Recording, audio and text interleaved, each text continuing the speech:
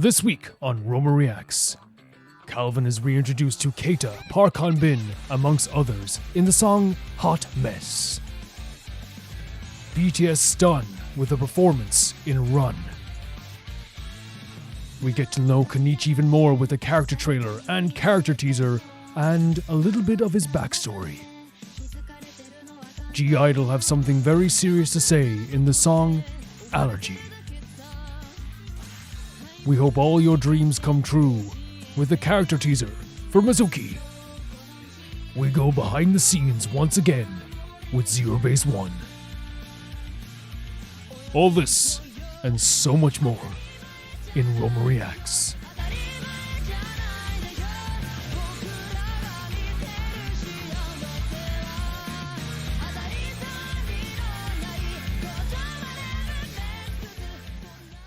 This is Roma Reacts, a series where I watch patron-submitted videos with all of you guys, and the first video is sent in by Ali, and they say, hey now, the starter squad reactions are finished. I wondered what to send next, and then I thought, why not share some music I love with you? I hope you enjoy I love, I think it's SZA?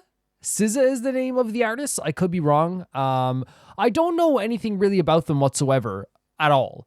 I do know that I think they like dress up like an alien sometimes, but like that's the most I know about it. Like literally like never on my radar whatsoever. But let's hear some SZA for the first time in my life. Let's go.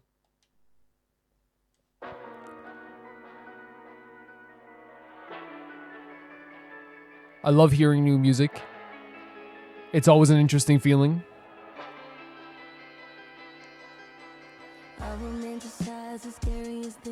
Oh. Jesus.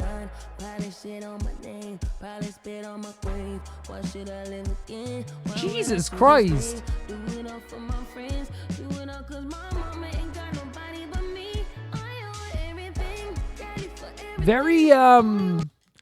Very like personal lyrics, right away. Very personal, like almost from the get-go. And like almost like it's talking directly, you know, like as almost like a conversation almost as well. Like very personal lyrics so far. Talking about her mother as well.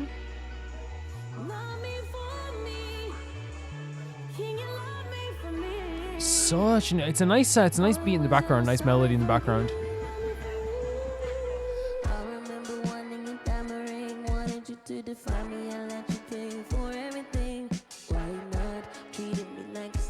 Wow.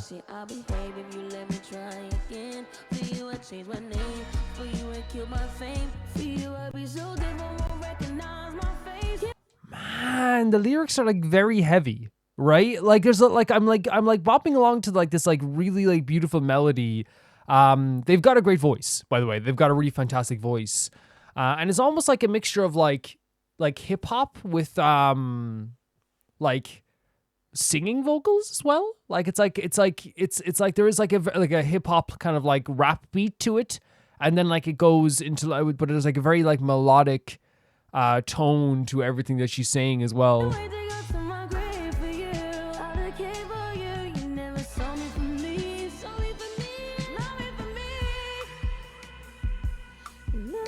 So it's like almost like asking like someone to like, you know, love them for who they are. Yeah, it's like you have to see me for who I am. I put on a different face for you. I did all these changes for you. I would do all these changes for you, but you never loved me for who I am. At least that's what I'm getting from it.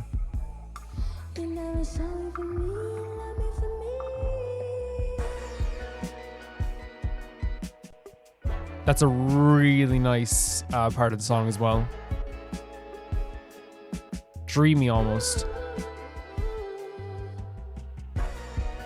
It gives me like almost like nighttime thoughts vibes, right? Like it's almost like, you know, the dreamy time when like, you know, everything pops into your head, you know? At least that's what the music is giving to me. Great voice.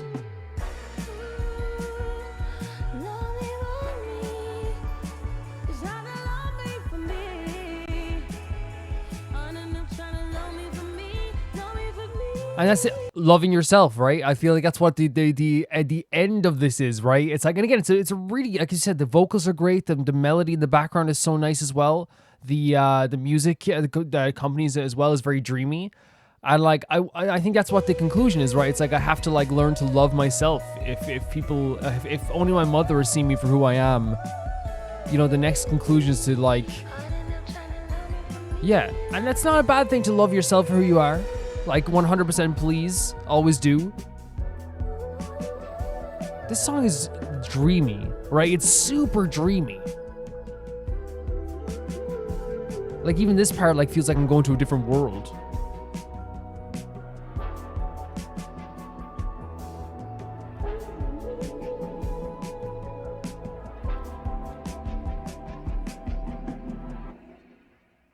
Okay. Is that it? Okay. Yeah, like I said, very dreamy vocals. It has like again like this rhythm to it that does feel like it is like a rap song or a hip hop song, and then it breaks out with this like very melodic, beautiful tone, this dreamy tone, as we said. Very like smooth, right? Very smooth. It's one of those things where like I feel like, you know, if you didn't understand like the language it's spoken in, I feel like, you know, you would feel it was like a very not straightforward, but a song that you'd be like, okay, this is like a beautiful R&B song that like is about like loving someone, right? And it's like, and then like the lyrics are very, very like, I don't know, it feels like it's like, again, it's like a breakthrough, a conversation, but then it turns into like a breakthrough for themselves as well, where it's like, okay, I'm very much like, you know, have this person that isn't treating me the way that they should be treating me. They don't love me for who I am, which is so important. And being me is so important. That the last verse of this song and the last chorus of the song kind of comes to a conclusion where it's like, I have to then try to love myself enough because these other people that I've had in my life, apart from her mother, have not loved her for who she is. At least that's the way I give her for who they are as well. Now I don't know if I says as an alien as well, so like I don't know what the gender terms are, to be honest. So you know what I mean. I don't know what you know what I mean, especially when they dress up so crazily all the time. And the thing is as well though, like I wonder if like that's why, you know, a song like this is accompanied by someone who dresses up like as an alien all the time as well, where it's like, and maybe like an inward expression outwards in kind of a way.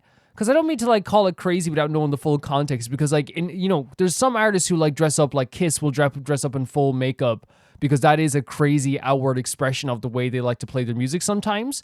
Or like it just looks cool in some cases too. But for all I know, for SZA, it could be a situation where like she is using that as an expression of herself. And I think that's actually like really, really neat as well, if that is the case. But I don't know. I'm not sure. That's why I got from the interpretation of this music. I thought, again, very melodic, very dreamy, very, very cool stuff. Thank you for sending us in, Ali. A little cough for you guys, a little clearing of the throat. The next video is sent in by Leon, and it's Sonic Mania Adventures 3 and Knuckles. The little yellow dude is called Ray, the Flying Squirrel. He's from the arcade games. The Sega Sonic, the arcade game Sega Sonic the Hedgehog. He hasn't shown up in any of the modern games, and Sonic Mania Encore is the first time in years we've seen him. Seen he or Mighty Armadillo in the game. Okay, so it's like new characters that haven't shown up in years. We always appreciate that. Let's check it out. Sega.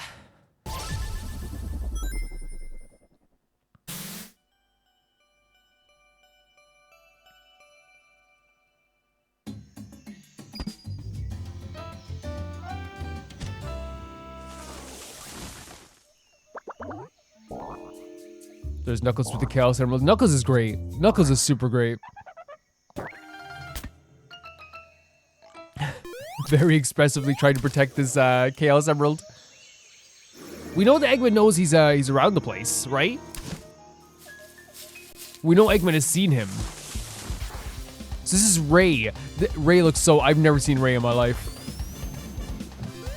If you showed me Ray, Leon, at any point, if you showed me Ray before this, I would tell you that looks like, that's like a made up. I'd be like, that's a made up character right there.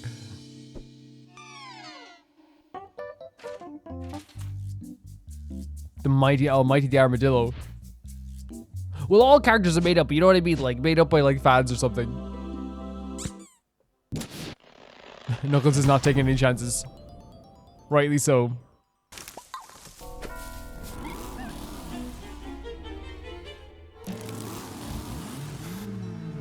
Oh, wow. Like, rhino wheels. The points on Knuckles' fists. Oh my god, look at the colors. It's so pretty. This looks so pretty. I always felt like the points on Knuckles' fists like would hurt so freaking bad if you got punched by them. Oh my god.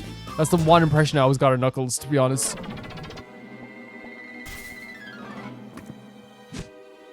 The chaos symbol's gone. Wait, is that... It says Sonic. Oh, he's gonna trick Knuckles again.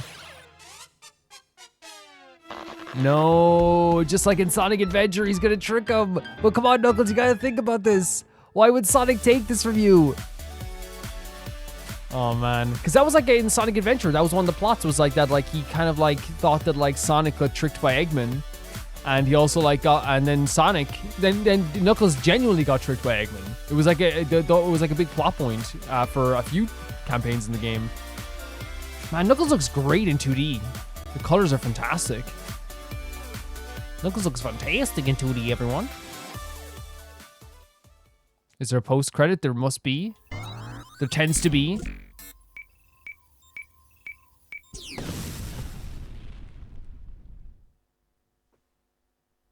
Sonic Mania Plus. So yeah, this is like... I have people all the time coming to me and saying, first of all, before we talk about that, we should talk about like the actual, because you know I get sidetracked very easily. Yeah, I love the colors. Again, I'm a big fan of like silent movies, from a long time. Not even like silent movies, but like I love like really old like comedy movies. And like one of my favorite things about like silent stuff is that like a lot of these actors, you know, who had to transition into like spoken word stuff, like weren't able to do it, but like a lot of them were, and a lot of the ones that were able to do it also learned how to do like very amazing expressions that like really helped out like in the actual voice stuff as well. But what you're seeing here is something that like is as we said last week, is a very Tom and Jerry-esque thing as well. It's a very like, you know, Looney Tunes thing as well, even though Looney Tunes will somehow have spoken word things as well. And like what I love about this is that like that gives me that energy of like having like to be able to like Knuckles is able to show exactly how he's feeling without having to say anything, right? You can see how like Ray even was feeling Ray's personality through just facial expressions and actions. And that's such a good cartoon. If you can do that without saying a word, it's fantastic. Obviously, like my favorite cartoons of all time have spoken word stuff in them as well. Like, you know, Foghorn Leghorn is very much a spoken word, you know, cartoon when I watched it as a kid. My favorite cartoon of all time is actually the Grim Adventures of Billy and Mandy in terms of like a cartoon I watched as a kid. And like they have a spoken word stuff as well. But like I really feel like you know, to be able to do this with such, you know, with such little dialogue is actually pretty fantastic. The colors are really great as always. I love the fight scenes. They made the Knuckles look like so freaking cool. Because yeah, thing Knuckles may be like a little bit silly, and Knuckles may not be the smartest, you know, person in the room, right? But that doesn't mean he's not like a really good creature person dude. And also like he's tough. He's tough as nails. He really is. So this is great. And yeah, the sidetrack thing I was going to say was that like a lot of people have been asking like when's the next Sonic game coming. The way we kind of do it on the channel always has been like the same way, is that like we won't really play games one after the other on the Let's Play slot. I'm not a massive fan of doing that. Not because I don't love playing, you know, like playing a game, a series all in a row, but like even in my own life outside of the channel, I tend to not do that. I tend to like, you know, I'll play one game in a franchise and then I'll come back to that franchise maybe like a month or two later or a month or three later. It's because it keeps it fresh for me. Now, I know like the method on YouTube is 100% to play all of them in a row. I just haven't, it's not really the way I do things, honestly. So we will come back to it at some point for sure. Thank you so much, Liam, for sending it in. The next video is from Alligator, and it is EVNNE Hot Mess. So this is actually a group that like I know some people from already. So I'll probably go back and do a one-pack deep dive after this, but I did want to send Evan this week in celebration of you finishing Boys Planet. I've been watching Boys Planet. If you don't know what that is, it is a Boys Planet is a show that is a survival show. It's almost like an X Factor or American Idol, but in this case, like it's about finding a new boy band, basically. And it's actually been very, very fun. In some cases, it's been very, very stressful. But yeah, this is their song they released recently. They're managed by Jellyfish Entertainment, but like ZB1, they're all from different companies. But for all of them, were on Boys Planet. So a lot of familiar faces. Keita, star, is the leader. Park Bin in the top 18, another star. Lee, the one who did the rapping over me, and also is like, fairly underrated, I would feel. Sungyeon, the other really great singer that did the high notes, he's fantastic as well. And was the only ZB1 boy in Say My Name. Yunso, the Backdoor, and K in Home. Also fun fact, he's cousins with a member twice. Oh wow. And was in Say My Name and Gang, Park Jiho of Limousine.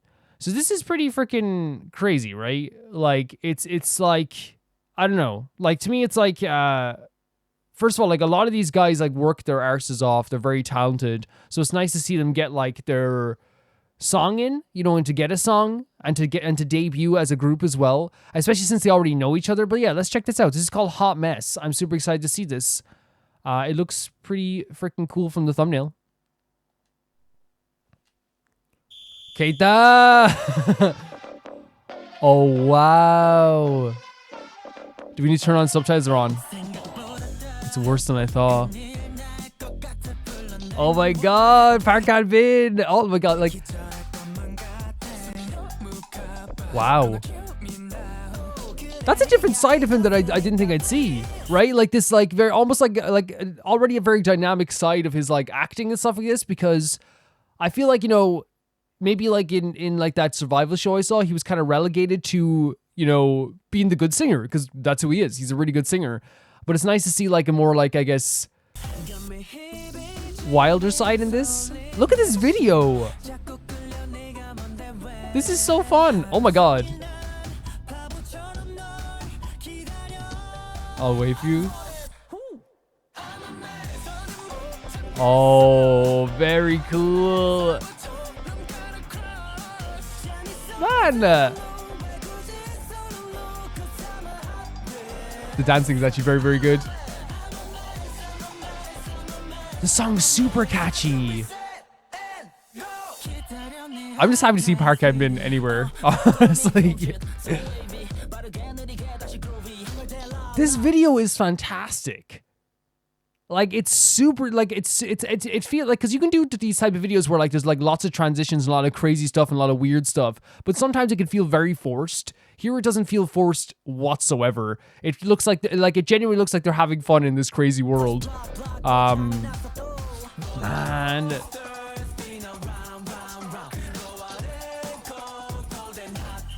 So talented.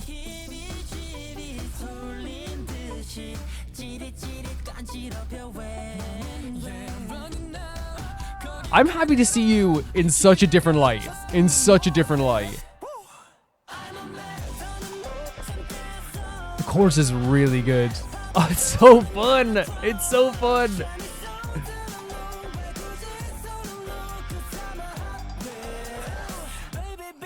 Great stuff.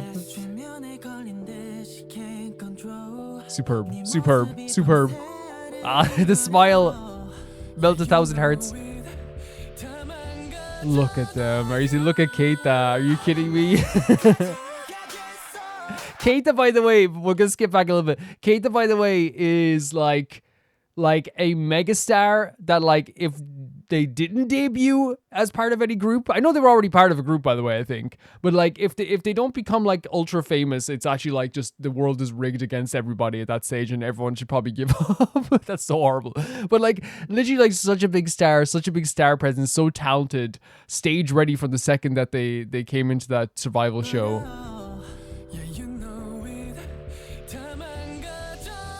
Look at these guys. I'm so happy for them. I know that's like I don't know, like that's like my first reaction is I'm so happy for them.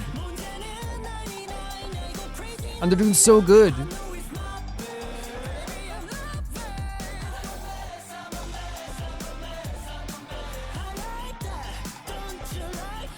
Yes, we like that. Like, this video is so good. It's so good. Be my hot mess, sweetie. What a way to end that as well. Like, oh, it's okay. They're still going around taking pictures. Great stuff. So is this their debut song? Oh, we're getting a little nice thing at the end.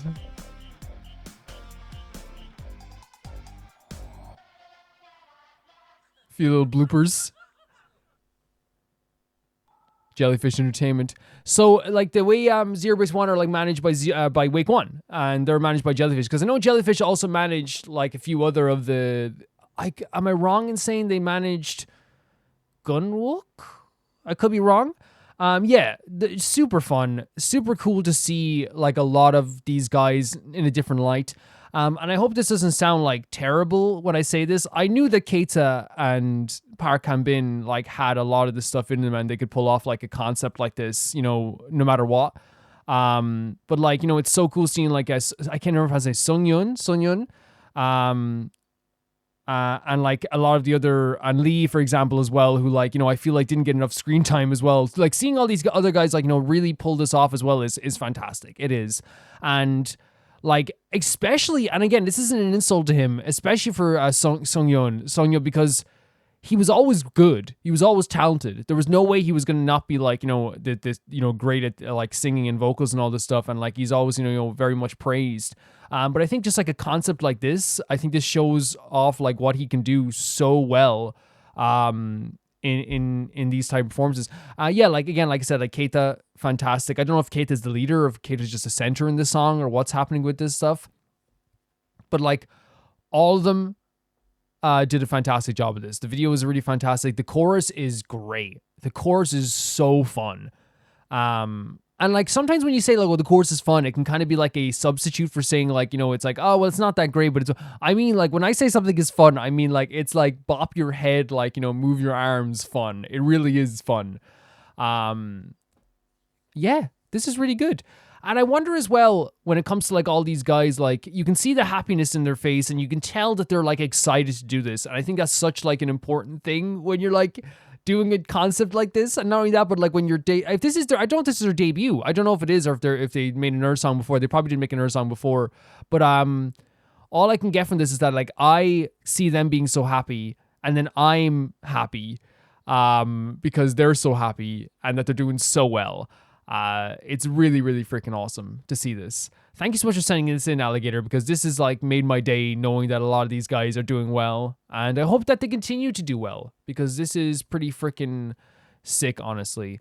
I don't know if it's like a thing where like the opening shot, by the way, is like Keita blowing the whistle. And I think it's such a freaking good idea. He is to me, a really like, they have like a lot of videos on this channel here. I'm checking out the channel here. So they have other music videos for sure.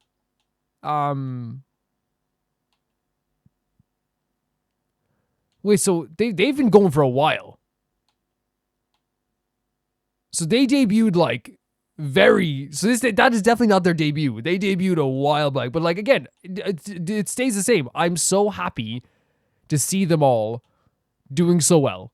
That's the main thing I would say. I'm so happy, and to see them in a different light, because it's so important. Because sometimes in any survival show, whether it be like I said, like I know it's different, but like, you know, when I grew up watching X Factor and stuff like this with my family and stuff like that, or like you watch American Idol or America's Got Talent, which is again very different from like what the survival shows are kind of like. One of the things that happens is that like you don't really understand exactly their full extent of their personality until they get into like, I feel like the actual groups and the vocals that they're doing after this.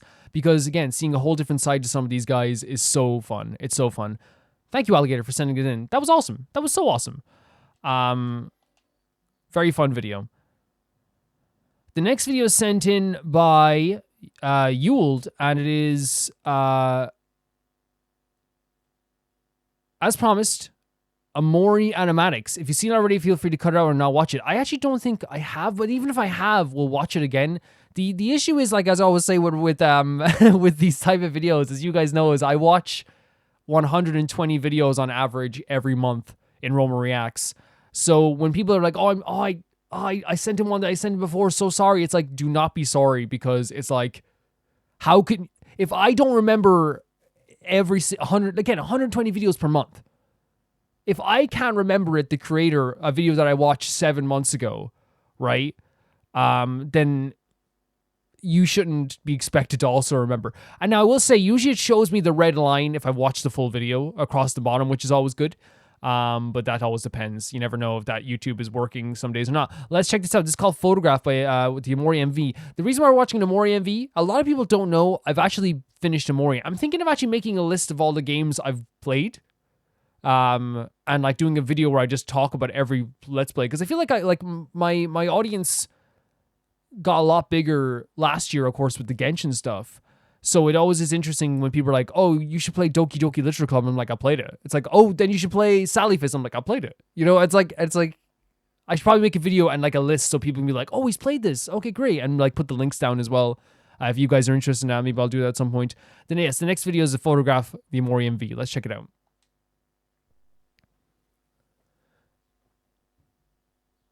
Flashing image, shaking images, in-game spoilers.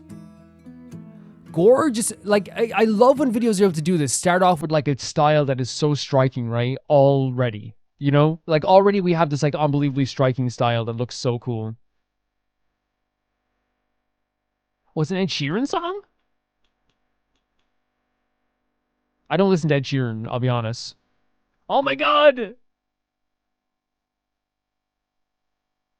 Oh, I know this song. I'm gonna be like, do I know this song?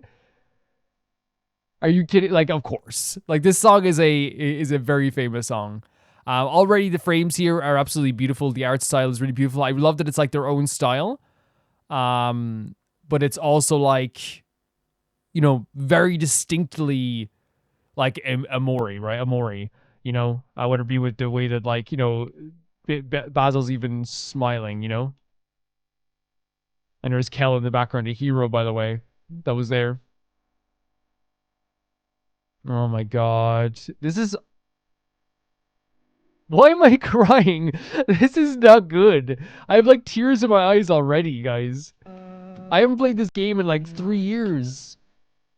But it hits so hard almost instantly.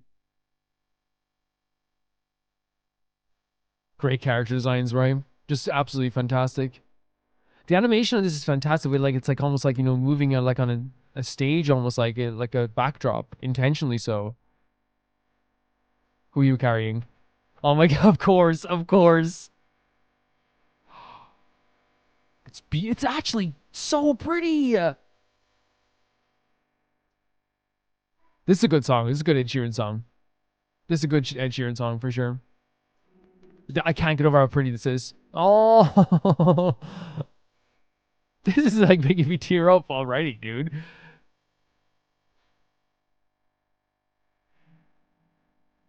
Do you think I should start like putting you know, ask people, is this video gonna be emotional? And just like, no, because I would never do that, because I feel like what makes like Roll React so great is that it's an emotional roller coaster. I talked about this yesterday in the Patreon chats, how I love how like if any neighbor heard me talking about this stuff, I would be like, you know, I go from like, wow, what a great song to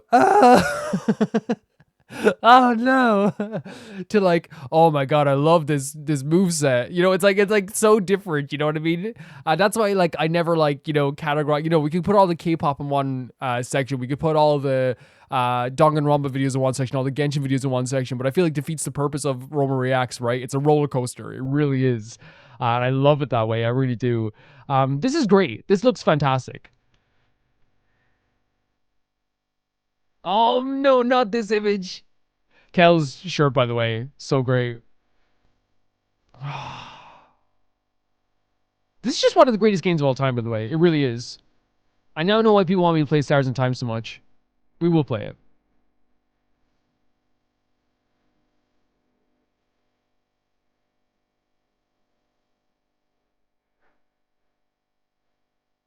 Look how great this freaking looks. Those black socks, so iconic at this stage. Oh, that freaking book.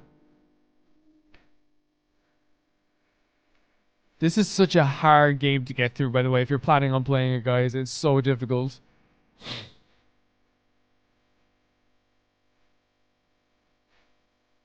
Hard in terms of how emotional it is. Look at this. White space as well. All the stairs, don't even show me that. This is amazing.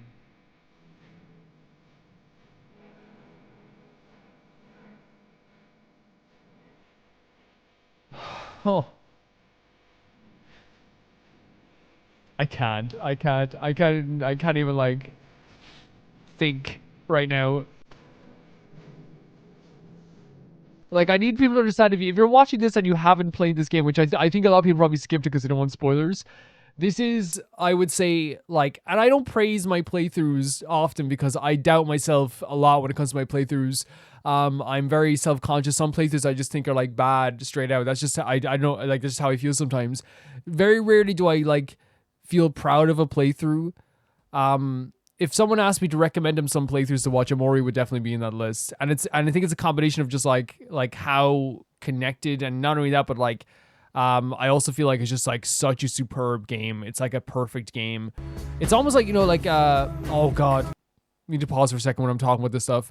It's almost like we just played Little Misfortune. That would be one of those games I'd put on that list as well. And a lot of people disagree with me, by the way. I want to make that clear. Like, when I'm like I think one of the playthroughs I'm always like, oh, I'm not very proud of is like Mario Galaxy 2. Like, I wish I was like, I think I like, I know I always say I let some people down with that playthrough.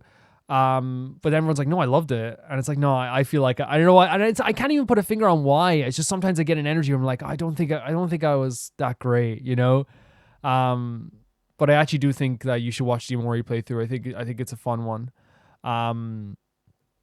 But yeah, this is like beautiful. The emotions are coming through the screen at me. Like, everything is hitting again. It's kind of crazy because like what happens with me in video games sometimes is that I will have like a very forgetful brain when it comes to some stuff, and then other stuff will like hit me like out of nowhere where it's like, oh yeah, that and that and that, you know. Amori was like such a crazy time. It really was. And this is like, this is bringing all those feelings back of that playthrough. It really is. Oh my god. Major, obviously this is like major stuff that happened here.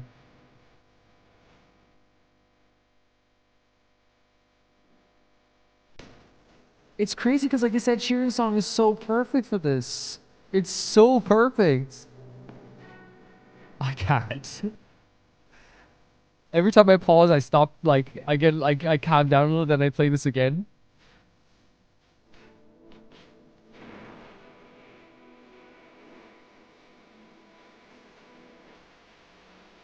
So beautiful. And it's beautifully painful, right? Like, and that's how I describe Amori. It's beautiful, but it's painful. There's nothing in it that's, like, like, pretty in terms of, like, that doesn't come with a, oh. There's nothing in Amori that comes with, like, it's like equivalent exchange. If you want something beautiful, you have to give a lot of yourself. I have something to tell you. I have to tell you something. That's how bad I am at reading right now. It's crazy that we're going into a Genshin VR video next. That's what reacts. It really is that. Like, it's crazy. Amori is one of the most well-crafted games in the history of the universe. It really is.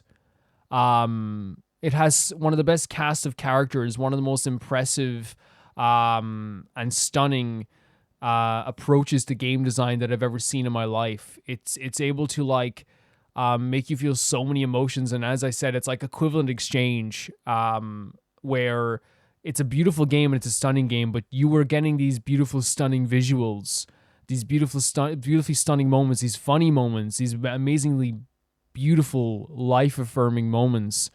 But you have to trade that. You will have to like give a part of yourself if you want those, which sucks sometimes. But it's also like you will like I guarantee you if you play this game, you'll be connected to this game for the rest of your life. And really, it's one of those games where like, sometimes I'll go back and I'll watch a trailer for a game I played years ago, and I'll be like, oh man, like, yeah, like it's not hitting me that hard. And it's just like, okay, I probably played a while back. And like sometimes I'll listen to a song from a game and I'll be like, it almost sends you through a portal. I think we can all agree that's like a very relatable feeling. You know, when you listen to a song from a game a while back and like you get like sent through like this universe, this portal that like is almost like a different world. And I feel like that's what it's like when it comes to what you call it. That's what it's like when it comes to like Omori.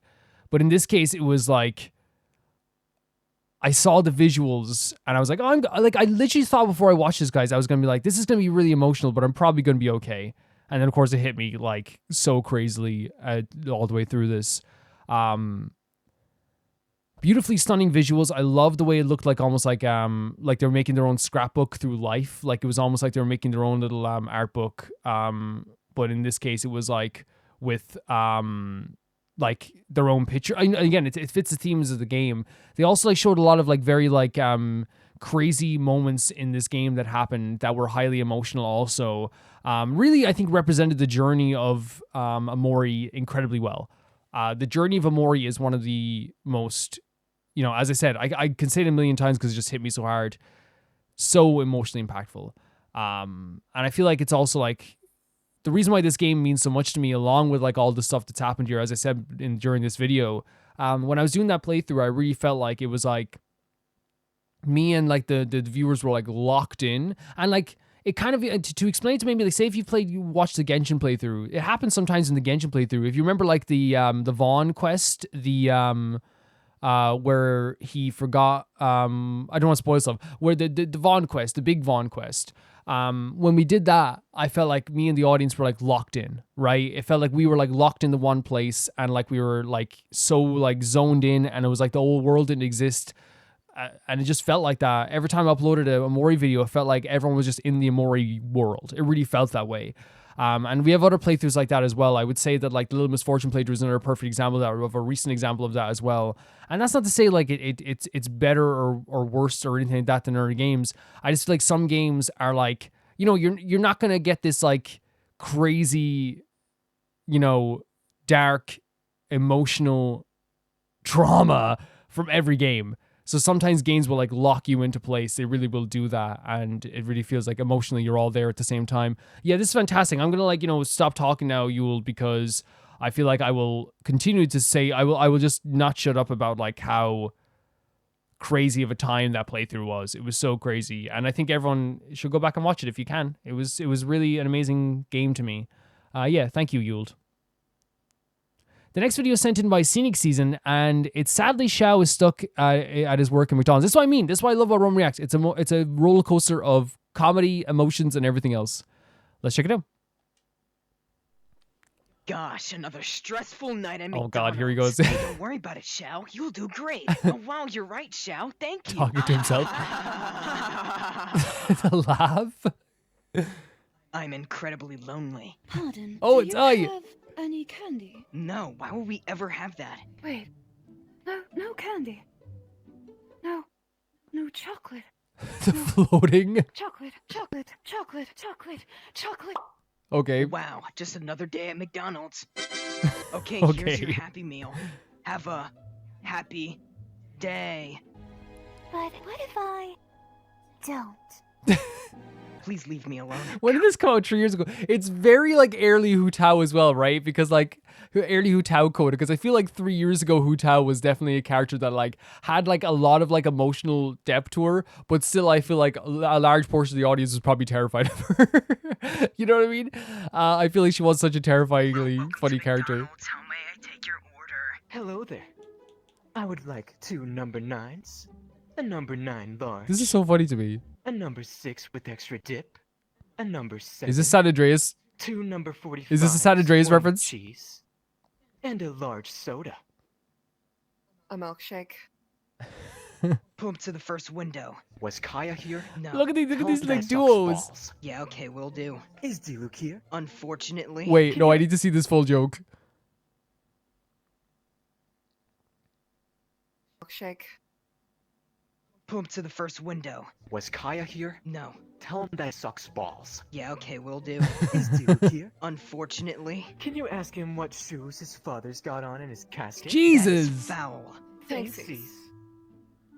We know Kaya would never Kaya say here? that. Can you leave? Hello. Hello. I would like to. Why is Chi-Chi going up to the driveway actually so, like accurate? Because Chi-Chi's very efficient with this stuff, you know? Order. I can't read. Oh, that's a shame. Have you seen my mom? She dropped me off here and she said No. like No, some no, sort of no, dream. I no. don't know what's going on. You what? Wanna like go play some Legos? Like I brought some of my No. No thanks. Like is there a play place around here? Yeah, actually we do. It's in the back.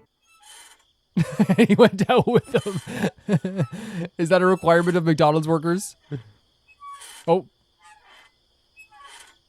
Excuse me, ma'am. Can you please get down from there? No, because I'm Beto of the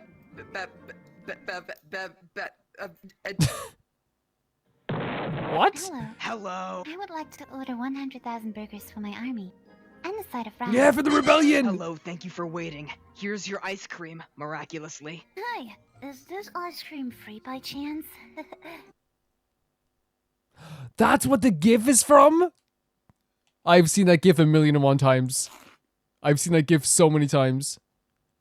Yummy. Hey, comrade, Stop. I don't get paid enough for this. Oh, I think boy, that's what I love Tartaglia so much. There's a reason why I called his team that I have for him on my game Is He Okay? Because I really feel like that's everybody's like interaction apart from Zhongli with and us as well. Well, Paimon maybe, but like with Tartaglia, which is like I don't get paid enough to like deal with this. But like I for one I'm like personally like every time I see Tartaglia I'm like I know this is going to be like either very stressful, crazy, or out there. I'm all here for it. I'm like, please, let's go. Boy, I wonder what you want. That's grilled fish. Woohoo. Woohoo. Oh, ich bin Fische, die Prinzessin der Verurteilung. Und ich hätte sehr gerne einen Give her Burger everything she wants. und dazu Pommes. Mit Ketchup. Okay. I do not get paid enough Yeah, for true, this. true, I Xiao. want to speak to your manager. You are the manager. Oh, yeah. Hi, can I get a coffee? Mr. Albedo, not again. Last Happy Meal goes to you. Oh, the last one for me. They're cheering like it's a sitcom. A cameo. And this is 3 years ago, so like Kazuha's like I want one of the a most popular Happy characters in the Meal. world right now, You know, right? I would've, but Still like, is. Kokomi took them all. Oh god. In the ear? No! The pain. Yeah, I know. Must be hard. Hi, can I get a Happy Meal for my son? Mom, I don't need Happy Meals anymore. I'm a big boy now. Happy Meals are less expensive. We're getting a Happy Meal. Make that 2 Happy Meals. Wow, looks like you guys have some unresolved parental issues. Excuse me, mister. I shit on the table. God damn it! I got Stop. on you. Razor would do it. Let me guess. The usual. The tray's a bit off there. Xiao. What is that? Is it Coke Zero? There's Morox on the outside there. Honestly, like, very fun stuff, right? And, like, there's obviously a few times there where I was like, oh, yeah, that character would do that. But, like, that's not what it's all about. You know what I mean? I just, like, jump to the defense of a character regardless if it's true or not. Like, I really feel like that's, like, you know, what it's all about. It's like, of course, like, Xiao's not working at McDonald's. It's just a funny, really funny thing. But I really do love that they have like a lot of like it's almost like they take all the characters, they take like one aspect of their personality, take it out of them, turning it up to 300 from where it was a 10 and it turned up to 300 and like it's like a whole different energy to it completely. It's just like really like almost like a really fun way of like expressing again love for Genshin. And that's like I know it's weird to say that about a Genshin VR video, but like I feel like that's how I feel like every time I watch one of these videos, we're just like, yeah, this is super funny, but also like someone took the time to do this, and that's freaking awesome. I think like comedically, the way they interpret like, you know, Xiao working at McDonald's is absolutely fantastic. Because I feel like Xiao is someone who is very caring, very understanding. But he also like is someone who I feel like if he did work in McDonald's, it would like ruin him. You know what I mean? It would be so like, again, because fast food work is hard. Retail work is hard. Working with like people constantly is hard.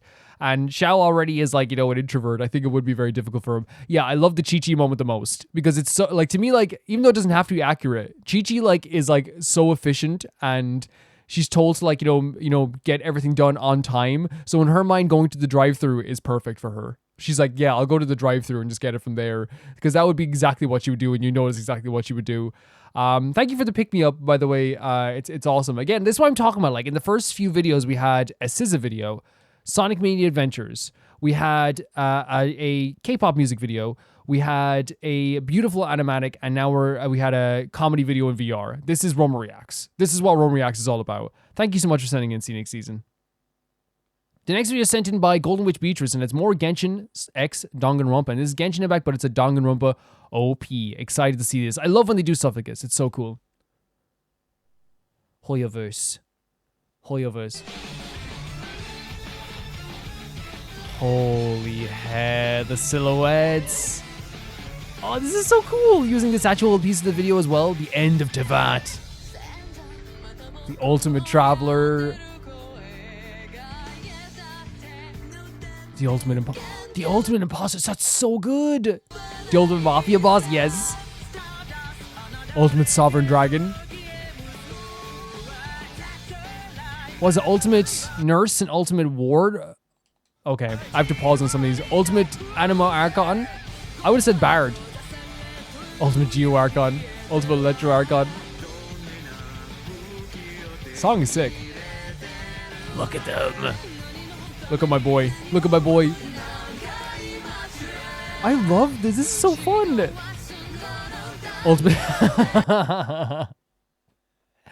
They had to do it. They had to do it. By the way, this is a great PNG of Vaughn. He looks fantastic. By the way, I love the ultimate hack guy. Whenever they call him hack guy, it like fills my soul with joy. It really does. This song's great.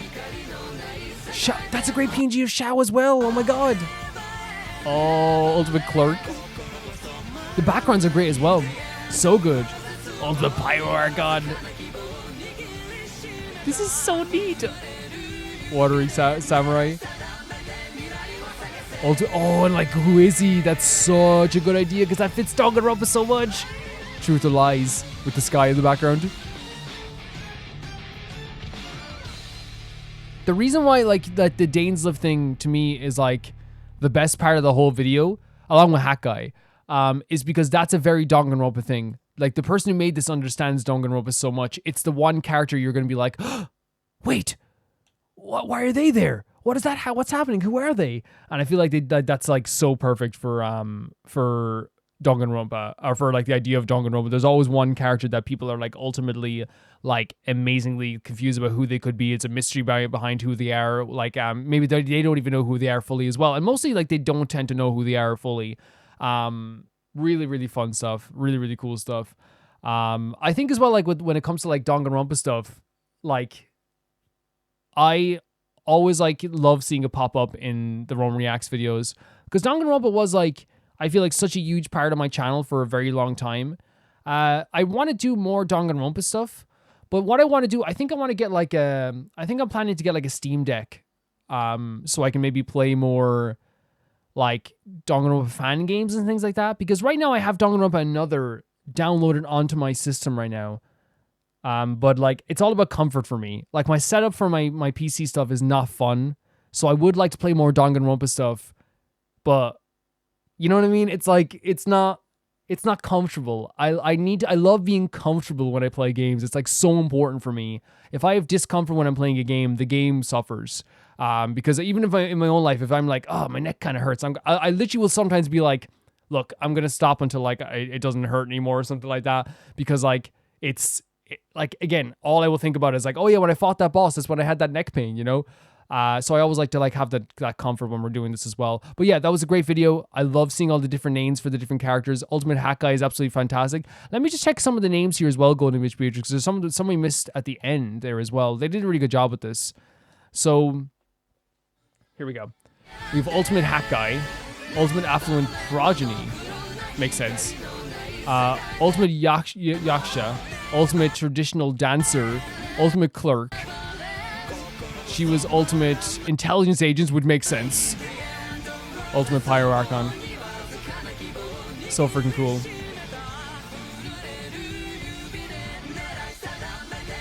Very cool. The way they did this was so freaking sick. Like, seriously, legitimately so freaking sick. So thank you so much for sending Golden Retrievers. This always like makes me smile seeing Danganronpa stuff, especially when it's mixed with like the stuff I already love, as I love as well, I should say, in Genshin. Yeah, I will be playing more stuff. If I think a Steam Deck is the way to go with a lot of this stuff, because I can hook it up to my capture card and everything, and it'll be fantastic. Thank you. The next video is sent in by Juliana, and it's a little bit about an animal Kachina's design is supposedly based on. Okay, so it's the Sleepy the Shashka is the internet's newest meme animal. I've never heard of this beautiful creature. Oh my god. I want to hug. Is it a rabbit? Or is it a chinchilla? We don't care. It's a viscosha, We love it anyway. And it's going viral. That sounded like I was saying we don't care about the information in the video. I meant I don't care about I will love it for what it is. Always looking sleepy. Are viscachas a rabbit chinchilla hybrid? That's so pretty if so. Why do they always look sleepy? And does that make them easy prey? Let's find out about this adorable furball, the viscacha. Viscashka. Viscachas are Shashka. native to South America. Oh my god. And there are a few different species of them, but today we're going to focus Look at on 'em. the mountain viscacha. With their furry coats and pointy ears, you could easily mistake them for a rabbit. But you would be wrong. They're closely related to rabbits and chinchillas, but viscachas are unique. If you see them during the daytime, that's usually their chill time. Oh. They're most active during dawn and dusk. They're so cute. So sleepiness is not their most surprising characteristic, but it makes them look adorable. Yes, 100%. But do you think it makes them an easy target for predators? Although they look drowsy, they're expert climbers and move extremely Can I fast. say that the person doing the voiceover for this is fantastic? Like, they're doing a really fantastic job of making this feel like if I was like first of all, right now I'm already like glued to this, because again, they're doing such a good job of like asking these questions, and then I want to actually know the answers to these questions. But I feel like you could show this in like a classroom or something, or like you showed this like your niece or nephew, and it'd be like fantastic. You know what I mean? I feel like it would like really, or your child or something. I think it would really you could show this to your child. You really could. And it would work really well too. Maneuver around the rocky They did a really good terrain, job of they explaining have the stuff fleshy already, or like pads having on a their great feet, so they're perfectly suited to their way of speaking. habitat. They also find safety in Heck numbers, yeah. so they live in groups. Look at them all. And they use a clever warning system to make sure the whole group knows there's danger. Their loud, abrupt whistles sound like a bird call. Isn't it nice that they look after each other? Aw. And they've evolved another valuable trait from living high up in the mountains. At these altitudes, water is scarce, so they get all their water from food. Their diet is strictly vegetarian, All right. so they usually eat grasses, moss, and lichen. Lichen? But they'll eat anything that's plant-based.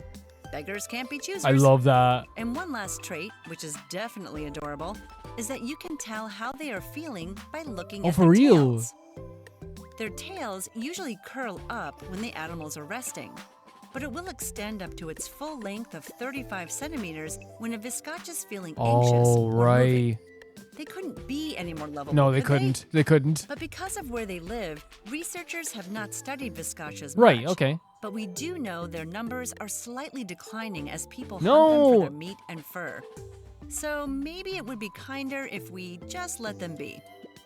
They always look sleepy, but they're experts at surviving. That's what viscachas do. And that's what makes them crazy creatures. Honestly, like, the fact that like it like ended up on like, hey, they're getting hunted, like, oh my god, man, please no. Like, I understand, like, that's like the world, it sucks, right? The world sucks. We gotta like I know this, but that doesn't change the fact that I would like them to not get hunted. You know what I mean? Because again, like, I understand that there is like a how do I say it? That there is a a market for like that first stuff still. But personally, like I just like would rather like people wear fake fur. I really would. It looks just as good in my opinion.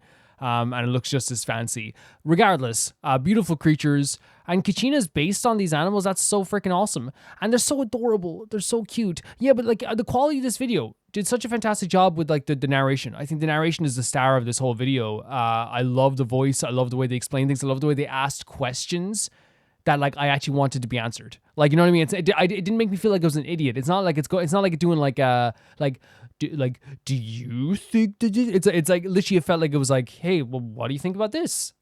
And I'm like, yeah, I do want to know the answer to this. Yes, it's awesome.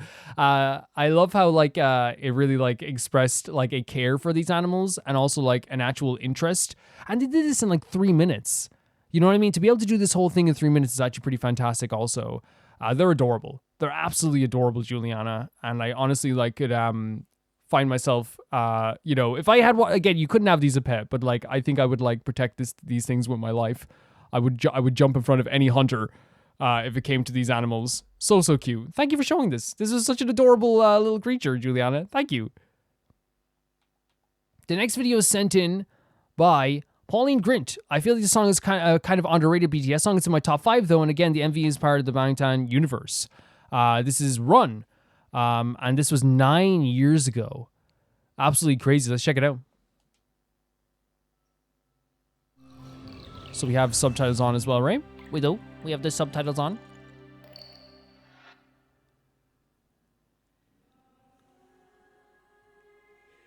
Interesting, like, empty space starting off in, right? Like, whoa. Very cool effect. Into the water. You look very cool. You look very cool right now. Overcast vibes with the sky as well.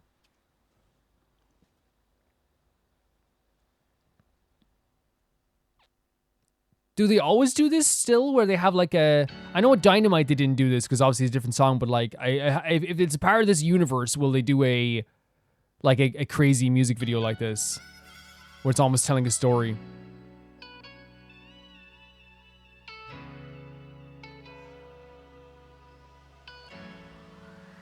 Very like soulful riff playing here.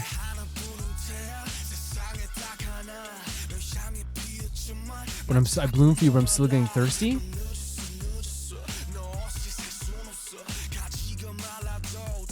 It's crazy that this video started off with like it's very slow moving. It showed someone like almost like falling below water. My Irish accent comes out sometimes. Falling below water.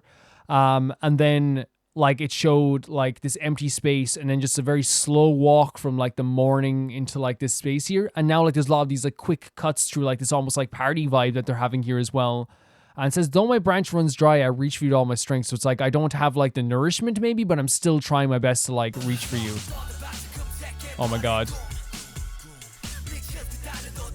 They're very cute. Oh, don't be doing, like, honestly, if you want to do graffiti, you're allowed to do it. Honestly, I think graffiti is actually very, very beautiful as well. Especially with, like, you know, a lot of, like, great graffiti artists are really fantastic artists also.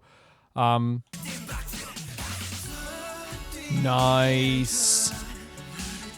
Please let me run more. Let me run more. Oh my god, you're so cute. You're so cute.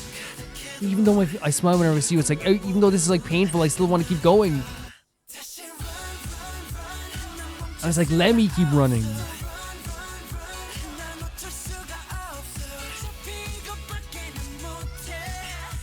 These outfits, so pretty.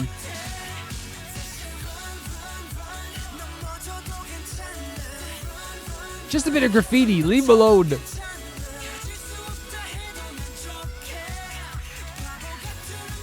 This foolish destiny?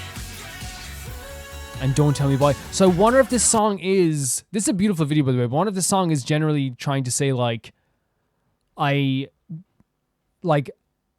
Don't tell me to leave because I want to continue this relationship or want to continue this feeling of, like, running towards you, right? And if they maybe say to them, like, hey, I'm done. or I goodbye to them, then it's like I can no longer have that feeling. Maybe things are still freaking tough where it's like I don't have the energy to run for you anymore. I don't have the like I said, nourishment. When I say nourishment, I meant more like you don't have the, how do I say it? Like you don't have the encouragement, maybe, as well as another word for it. And even though you don't have that, they still want to do it because like it still is something they're like addicted to. They said foolish destiny, which is like, it makes you feel like you're an idiot, but it's also like I have to keep going, right? You make me cry. So it's like, yeah, you're making me cry. Love is a lie. They're saying, is love a lie? Looks like snow almost. And everybody's telling him it's over.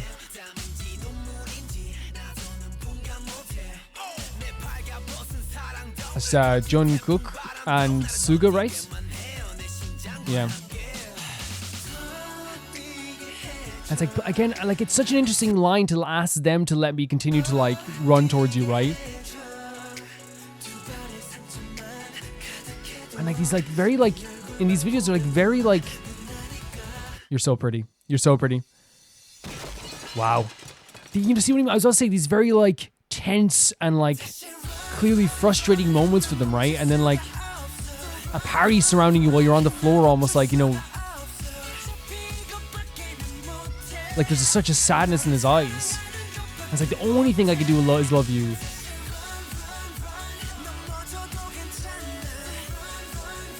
It's okay to be injured. Can I say as well, like the music is like really, really, you said it was underrated, and I wonder if like it is, I don't know why it is or isn't, because I don't know anything about BTS. But I find like the verse is like very short, but like it's very impactful. And then like the chorus is like incredibly memorable. And like with the lyrics as well, it makes it like, you know, hit pretty hard. It's almost like you're like, oh my God, that's how they feel, you know? Foolish Destiny is such an amazing turn. They look so cute together. Look at this.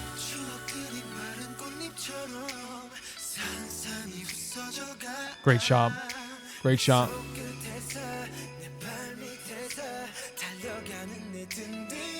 Behind my back. Oh, the card with the butterfly on it ear as well. Let me breathe as well.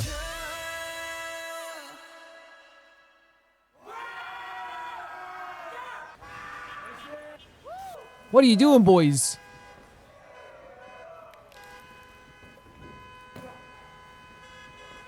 So obviously they're portraying characters here that are like very much like, to me, trying to fill a hole with something. You know what I mean? That's what it seems like to me.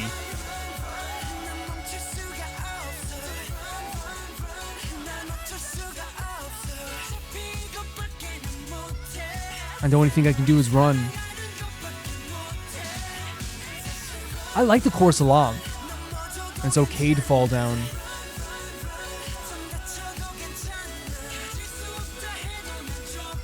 Interesting. It's interesting that like in the last video, Jimin was in the bathtub as well.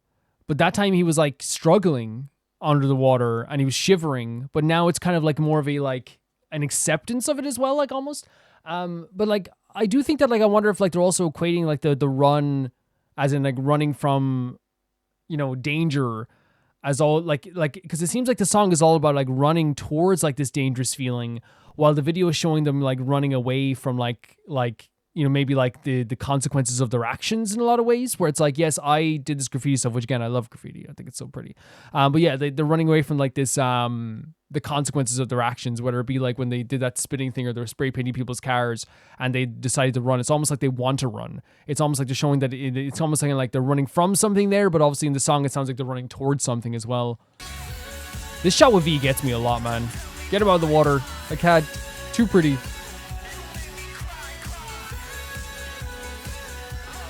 And love is a lie as well. So stunning. And that's Jungkook, who is the youngest, I believe, of the group, right? I believe so. And a smile as well. It always worries me when they're closing this off and there's like 2 minutes left. It always worries me.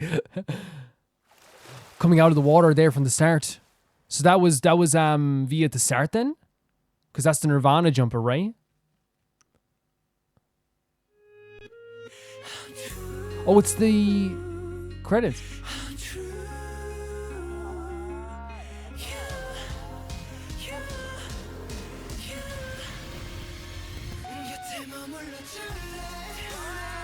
Very pretty song. Very pretty song. Look at them like again, like them having fun is like such a like a really great experience because like, and it's also like, you know, like, oh, V is so cute. So handsome. And the thing is like they're all like handsome lads, right? Like Suga's like a stunner 10 out of 10, right?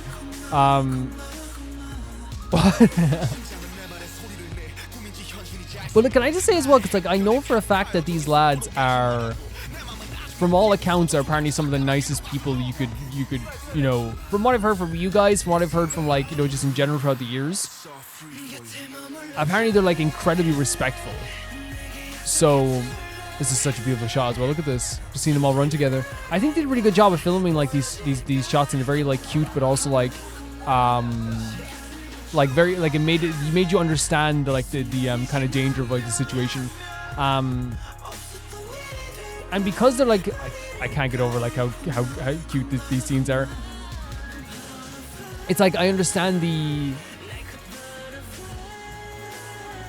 This is a really, really nice song as well, isn't it?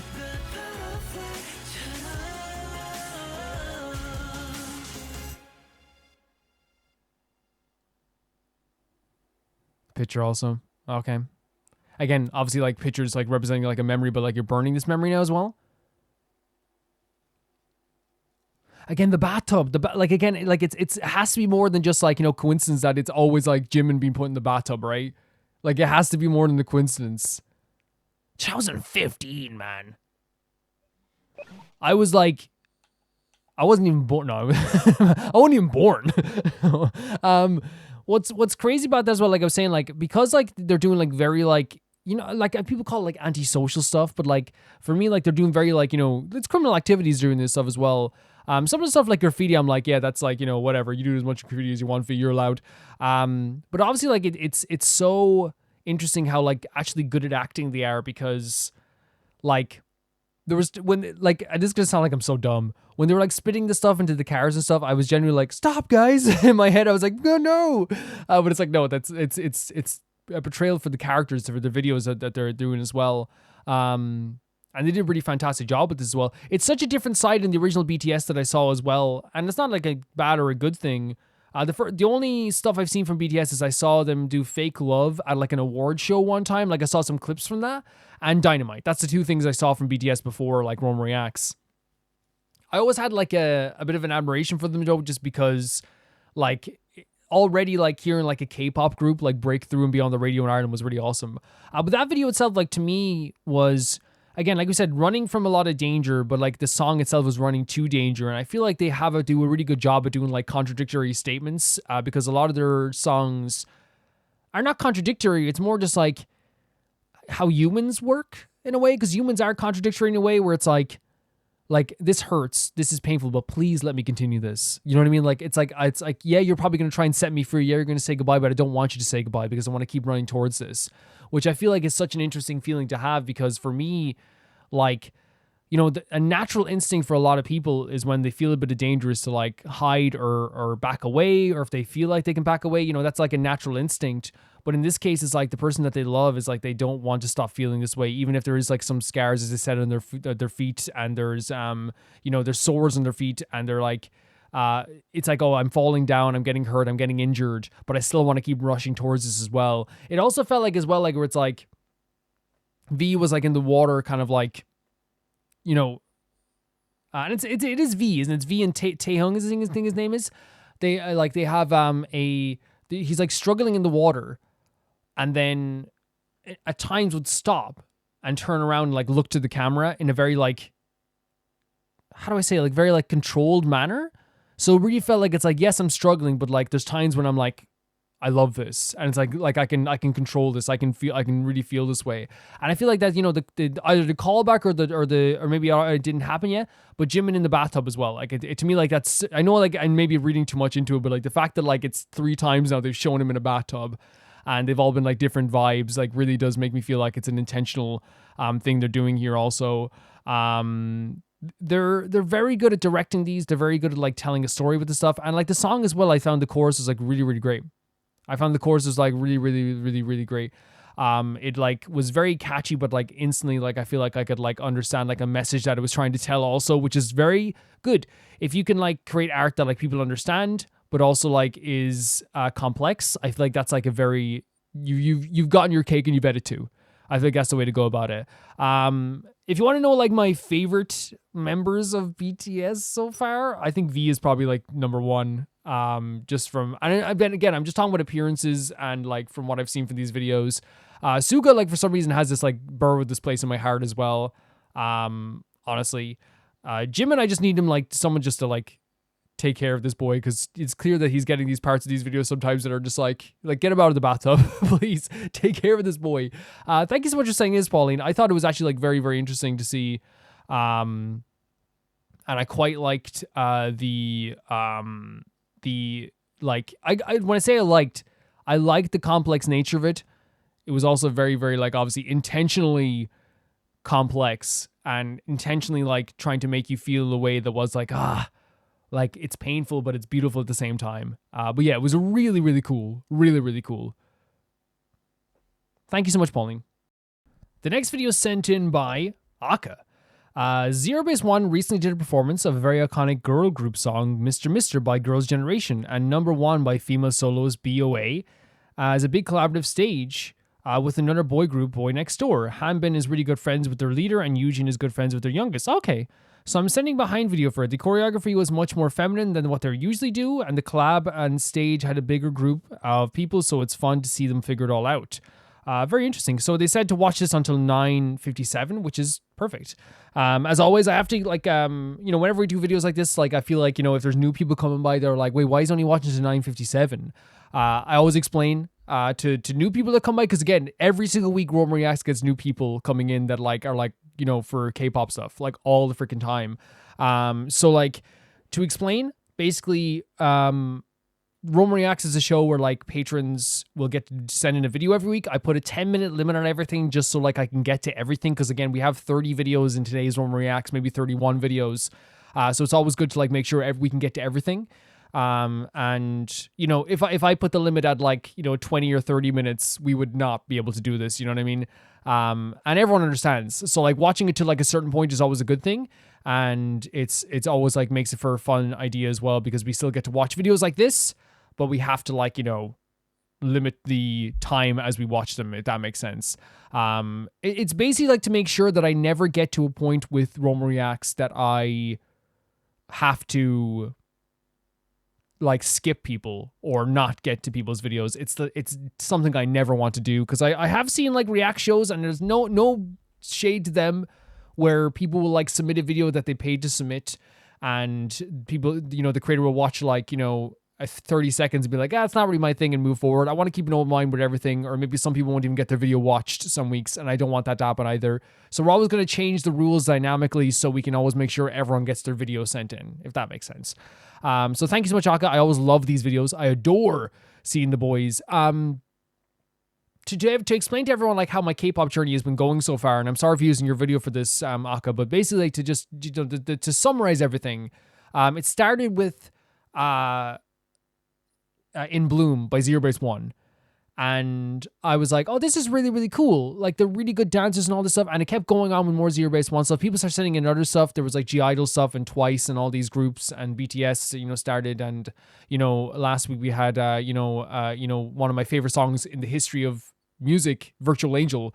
Like we have all these groups that are sent in, and it's really got to a point where like I'm like, wow, this is like amazing. This is so amazing. But one of the things that I think is so important about K-pop that you don't always get with like a lot of other groups that I've listened to for years is that there's some groups, not every group, with ZB1 especially, there is like a constant flow of like funny content and stuff like that, which I think is great. I tend to like not watch some of the funny content, if I'm being honest, because I want to watch it with you guys. So we kind of stick to either like stuff like Boys Planet or very long videos, so that can't be watched on Reacts, because I kind of want to like watch them with you guys. And it's the same with music videos. Like after I heard Virtual Angel, obviously there's this urge to go off and listen to all the other songs by that group. But the way I do it is like, I love React so much and I love watching this stuff for the first time with you guys. And that's the way we're going to do it, because I really like it that way. Yeah, let's get into this. This is a behind the scenes video for Zerobaseone. Let's check it out. The reason why it's at 9:37, by the way, is because I'm an idiot. They said start from 9:57. And I thought they said start from 9:57. They legitimately meant start. I thought it meant like start from 9:57. But no, it was actually start until 9:57. So that's why it's like this here. I already set it up that I reread it today. So let's send it back to the start.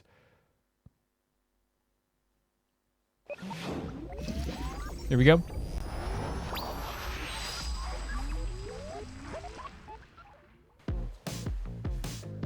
Today's shot. Oh my god. Such a pretty face. And there's Matthew coming in with the new hair. The hair is so nice, by the way. Like, when Matthew, I think, always like, is that a doctor's outfit?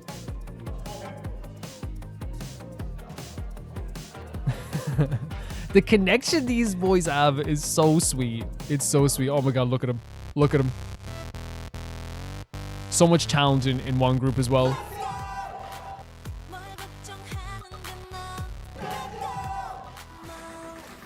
Good work elevating the vibe, as he definitely could.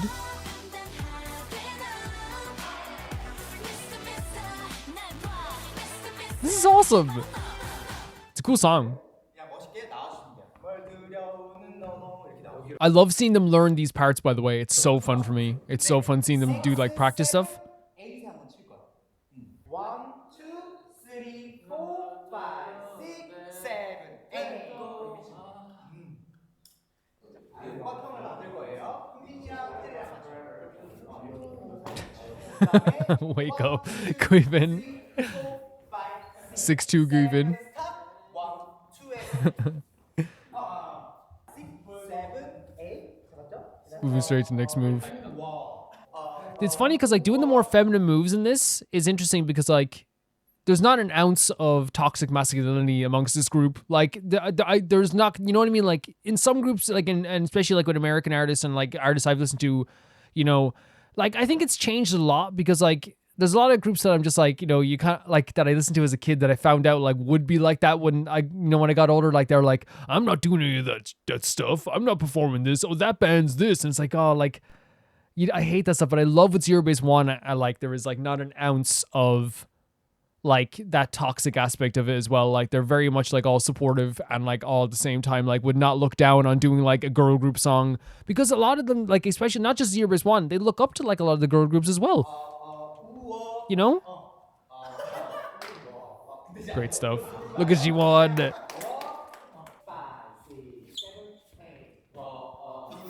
The timing issue. Gosh, today. There's gonna be issues, right? There's gonna be issues. Guivin really has like a perfect dancer's like frame, right? Like perfect. People would kill.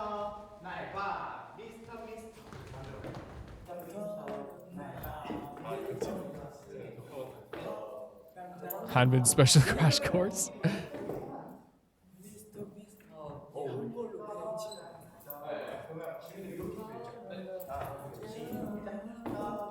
Hanbin taking back denim, by the way. You know.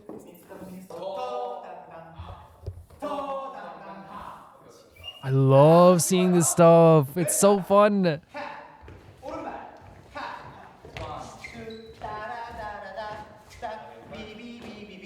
Confusing, a little bit confusing. And like the thing is I learned from Boys Planet is that today is not like a dancer first. Today is not someone who like was always confident in their dancing. So it's always interesting to see like, you know, how they progressed as well. You know?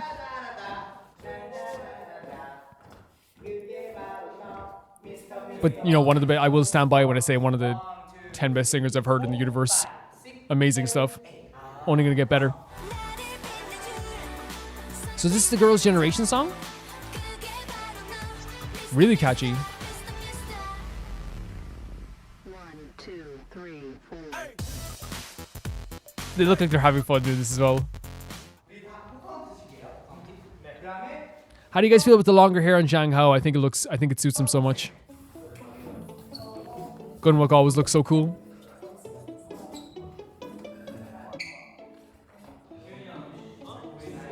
The lovey-dovey dancing type. Oh yeah.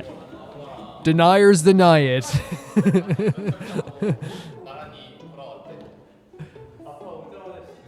A wet blanket ending.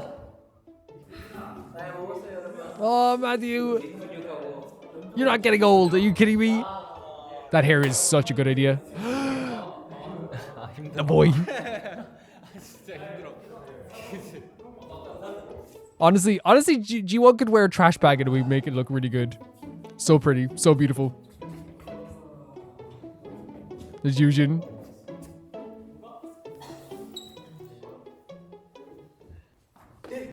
I do like that Hanbin is a very encouraging leader. From what we've seen so far, like with not only like in stuff like Boys Planet, but any like clips or shorts that show up my feed. And from what I've heard from Zerobaseone fans as well, is that like which I would consider myself like a Zerobaseone fan now. There is like a very fantastic leader there who's not very forceful, but like is very supportive, which is great. I love this so much.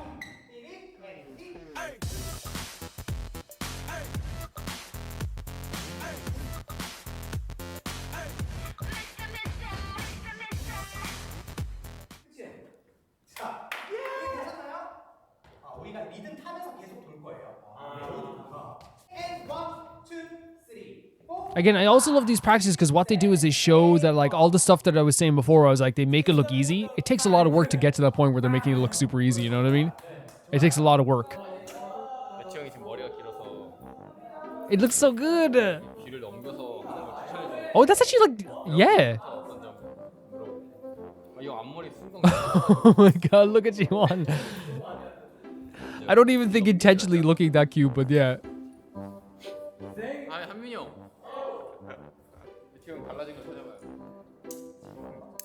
꽃보다 남자 아니야 이거?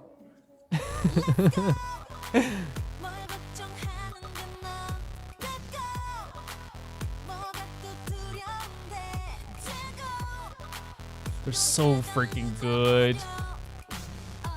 How come their like training outfits look like better than most of our actual outfits, guys? Let's be honest here. G1, oh my god. Most handsome man I've ever seen in my life. Easily.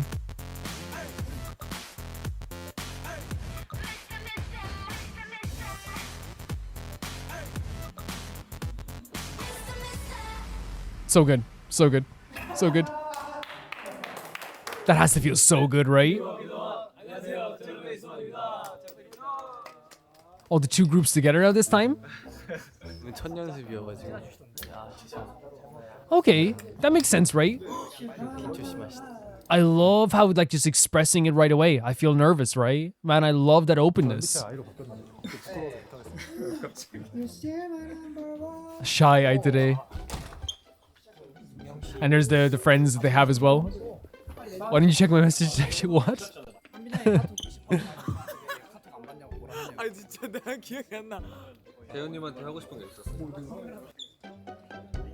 I love this. The wink.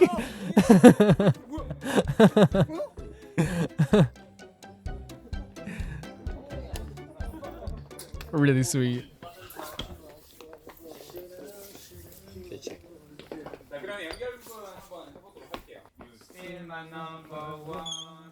I'm not used to Ricky being like so subdued, by the way, right? And not like so like drawn to the camera.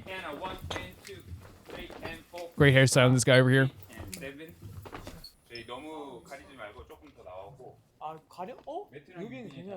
There it is, yeah. Okay, so it's like talking about the idea of like that since it's a larger formation, you need to have 15 members. There's going to be issues, right?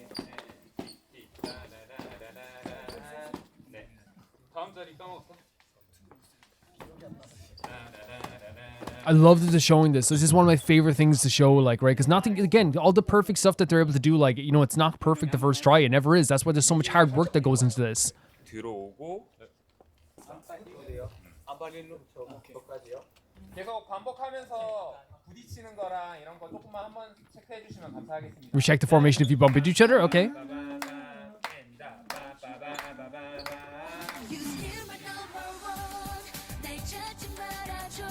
Again, I'm organizing this many people has to be so freaking difficult. Matthew, that's a great outfit. So good. Good work. Good work. Look at the smile of Good work as well when he jumps into the frontier as well. It's so good.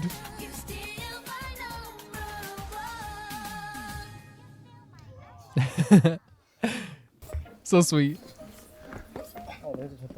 I adore their friendship more than anything in the world. I really do. Do you want to play a game? 이제 밖에서 산책을 하고 있고 이 냄새가 이 냄새 괜찮은데? 오 어떤 냄새인지 김지웅 인생에서 제일 잘생긴 1등 The best looking guy among us? 김지웅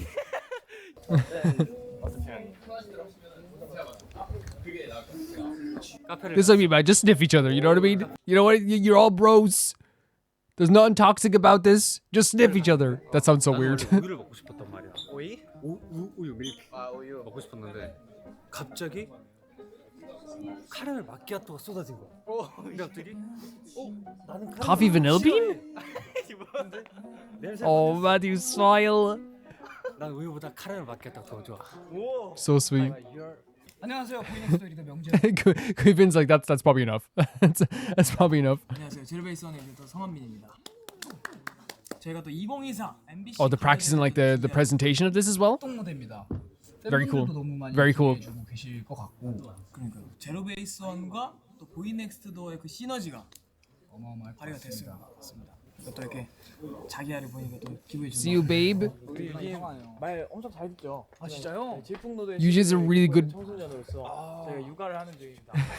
벌써 질풍노도까지 갔어요? 잠깐만, 우리 애기는 지금 아직 Oh my god, again, the two babies. 저는 운아기 형을 운학이라고 안 하고 운아기 운아기 형. 운아기 영화예요. 운아기 영화예요. Does that mean baby? 두 명은 아니고요. 한명 여기. 아니 누가 봐도 여기 운아기. The babies insist that they're not babies. It's always difficult to like pause this stuff, right? It always is. But obviously that's just the way things go sometimes as well.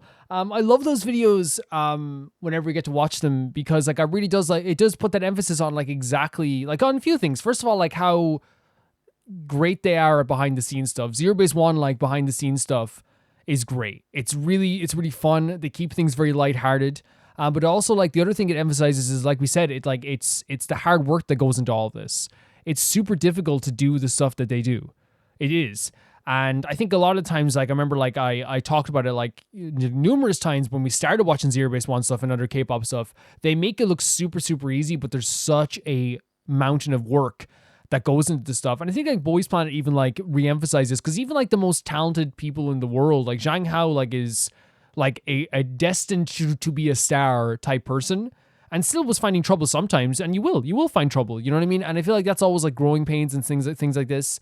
I love that they show like the mistakes that they can make. I love that they show like, because again, I feel like trying to portray people as just perfect never works because then what you get is like, you know, robotic feelings towards and like very maybe like, you know, you'll get people not seeing them as real people because that's what they are. They're real people who work hard, who like want to make like a very good impression, and that's something that like, you know, cannot be understated as you see in these type of videos as well. Like I feel like as well with the with a video like this, we also see like not only how far they've grown with time, but also like how like they like will approach like the camera that's in front of them, how they like whenever someone shows a camera in their face, how they like interact with their other members, how like, you know, they will like we have the comedic timing that they have with each other. I feel like it's so good to see these videos. And I honestly, my biggest impression of overall, not just this video, but any like behind the scenes video we've seen of Zero-Base-One is that this only strengthens the fans' love for these guys. Like, it can only strengthen their love for these guys.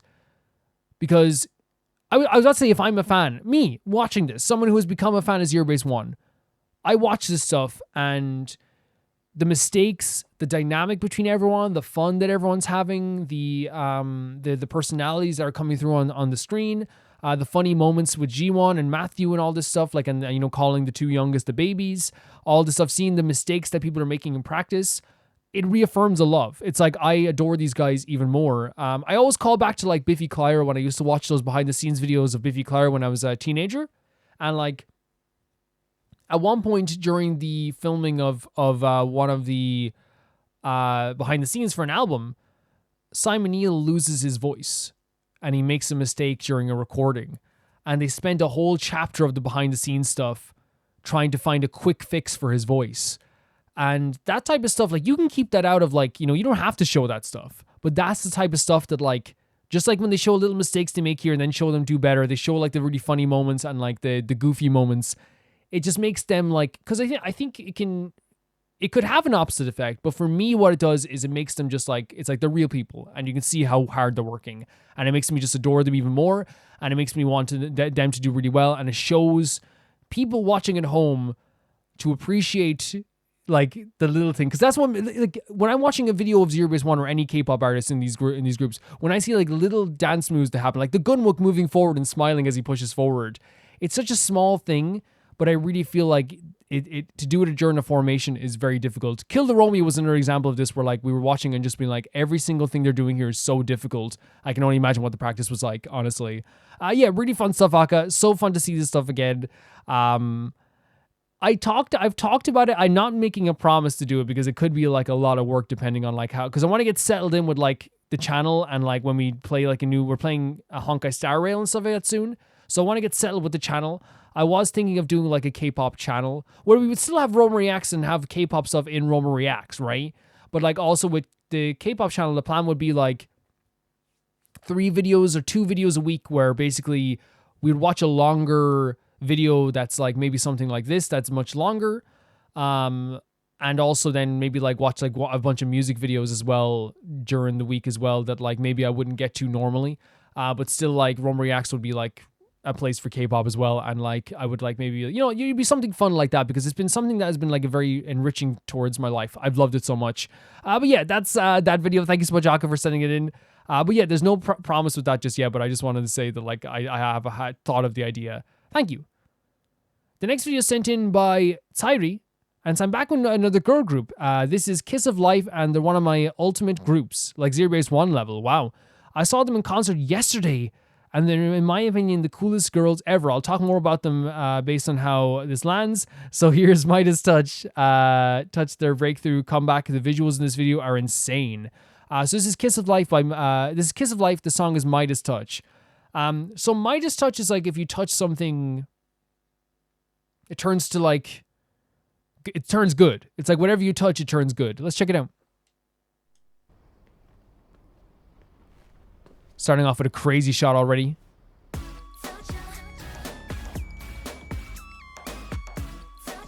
Such a freaking, okay, no, my God, such a really fun beat to start off with as well. So fun. Oh my God, very cool shot. Wow.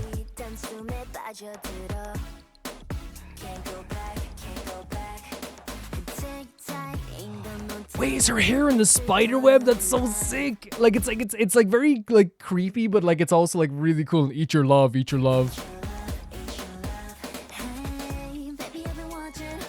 And a peacock, right? A sweet danger. The more fun it is, alright. These visuals are really, really cool. On top of a car? Beautiful vocals.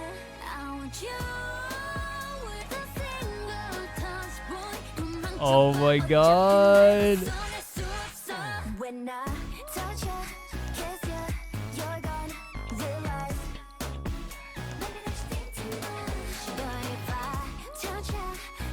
sorry, like the video just like was like the video was just like so it looks so freaking good. It looks so freaking good. It's like almost like a very like I know I say this sometimes like Y2K bops. Sometimes like I really feel like, you know, I love that people are still bringing back that kind of like R&B style from that era as well. It's like really, really cool.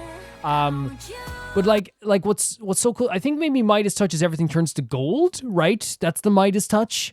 It's everything turns to gold. So maybe they're actually saying it's like everything you touch, like everything I touch is like, you know, again, what the lyrics are portraying to me is like, again, and the videos portraying to me is like this idea of like, it's like, hey, I'm dangerous, you know, like when I touch you, like you're gonna realize exactly how fun I am as well.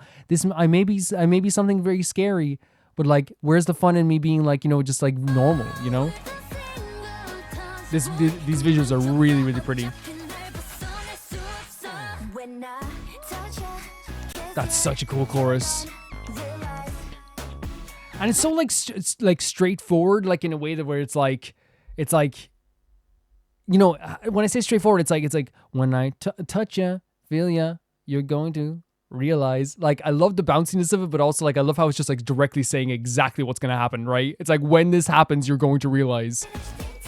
And so you're thinking too much.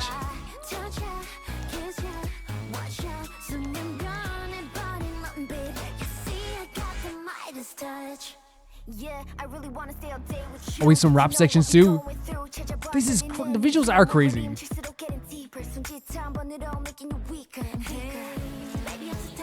On a bike. This boy's done. This boy is done. There's the gold. They are very cool, aren't they?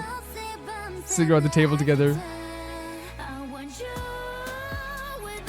The vocals are so good in this section as well, but they're all like they're very good throughout the song, but like that part is just really, really, really nice. I love the chorus. Is there the sound of like a droning alarm happening? This is a great shot as well. Look at this. These girls are working. Is there like a sound of a droning alarm in the background as well of this that they've added to the beat of the song? That's really cool. So it's like maybe there's an alarm whenever you like you talk. Look how cool this looks. The spider web is like a crazy visual.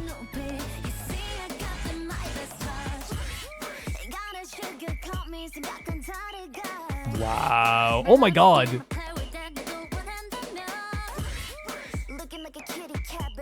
Looking like a kitty cat, but no one can handle it. Oh, that was nice. Looking like a kitty cat is such a great line.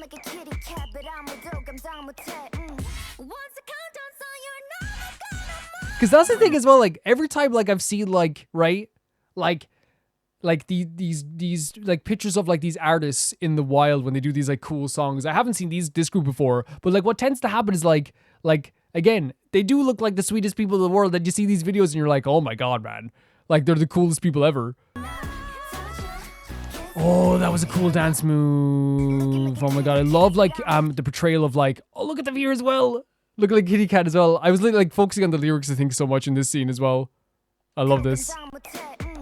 But like the little like kind of hand slap, like the fake hand slap, I love when they portray like a fight through a dance, this part. I love it, like and then kissing back after the slap as well, very cool.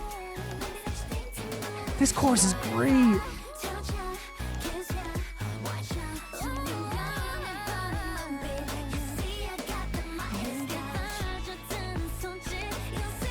This boy's done. This boy's done. Oh my god. They're like the shots when they're all together are some of my oh, it's going to the next video. We got mesmerized there. The shots when like it when they're all together, like the individual shots are amazing. Like the shot, like for example with the spider web was like my favorite thing in the video. It looks so freaking cool. But there's something so cool about when they're all together, like the kitty cat motion or even the motion at the end there as well. It's very powerful together as well for me. Like they're great dancers. Really fantastic dancers. I'm watching the video here as well, but I should show you guys this part here. Like they look so freaking cool together, right? And I feel like that's a good thing for a group, right? That's a good thing to have like a lot of power when you're together and like a lot of strength when you're alone as well. Because it will, you know, strengthen your, you know, portrayal, I suppose, as a group as well. But I love the way that they all look together as well. It looks so freaking awesome. yeah, the chorus was like super, super catchy. Like it was like super, super catchy. It reminded me, as I said, like almost like a really cool like Y2K like early 2000 song, which I will always praise to the end of my freaking days. It's a style that should never have been lost, but they really made it their own here as well. The actual meaning of the song, I suppose, is like about the idea of like there's a danger to me, like, but once you like get to know me, you're not gonna be able to actually like leave, right? It's like, you know, and I even was gonna say like, you know, call his mother and just tell him he ain't coming home. You know what I mean? Call this boy's mother and say he ain't coming home, okay? Sorry about that. He ain't coming home. This is really, really cool. And like they're really cool. The visuals in the song are really cool as well. I love the fact that a lot of like the lyrics in this were like how do I say it? Like it was like almost like directly just saying to this person exactly what's gonna happen, right? And like it still makes it feel like it's like super dangerous while also feeling like very, very, like I say, like very cute. I'm like a kitty cat, but what's you close? I love just the idea of just like talking directly to the camera and talking directly to this person, being like, yeah, when you come near me, this will happen, this will happen, this will happen. You're in trouble. I love that aspect. I love it. The girls looked amazing. As I said, they look really strong together, look really strong on their own and really powerful together as well. The dance moves are really cool too. I love a portrayal of violence sometimes through the dance moves. Like, you know, and that sounds so weird, but like a portrayal of like, you know, a fight through dance moves is always like really cool. And I love like, you know, the fake hand slap into like the kiss back as well. Cause again, it just adds to that idea of like this danger as well. These gals really have a cool factor that is unbelievable. They also like really feel like, you know, with the individual parts as well, they really made it like so that like it was so visually appealing that it was so easy to look at as well. It was like very, very pretty on the eye also. Really, really pretty on the eye. Really cool group that I actually haven't heard about at all. I think the first I heard about, I think Tyree also said in the Patreon chats that they were going to see them. So I hope you had a good time. Please go into the Patreon chats and say how this was, because this is freaking awesome. Talk as much as you want about them. This is really awesome to see. These guys are cool. First time hearing of them, and I'm really, really impressed. Really awesome. Thank you so much, Tyree, for sending it in. The next video is sent in by Xiaolao, and they say this story takes place before and during the Art Lucifin, the Ostrich long-term conquest of two empires to expand his kingdom's borders. Remember how it says how his carriage fell off the cliff? Well, his parents and Art died that day of the Millennium Tree Forest. He begged the spirits to bring them back from death and revive. That's never good. As a mud golem prank from the leech, it's only capable of lasting for 2 decades before it decays. Is that the same thing that happened to the... Yeah, okay. A lot of events went down, but it's a story of how this character's final memories began anew. No CCs needed. Let's check it out. It's called Neomara of the Inverted Gravestone. Let's check this out.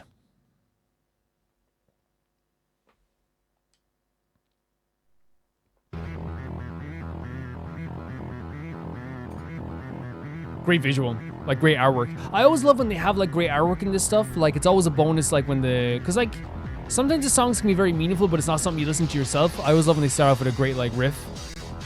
You know what I mean? Or a song that like that sounds like it could be in Tekken or something, like this one.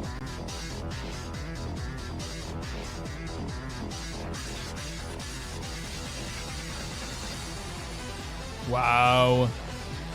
Very speedy start to the song.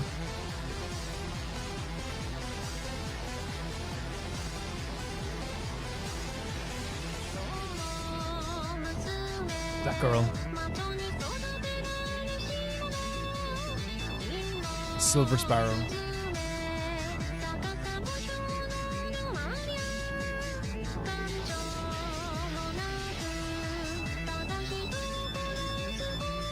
Man, that's like a lot of like what's happening in like That Was Her Doctrine, but like a lot of these stories are just like the Witch of Chaos. It's just like actually like absolutely just horrible people doing horrible things. It is like such a portrayal of a horrible world that is insane. Every week I'm just like, they're shocked.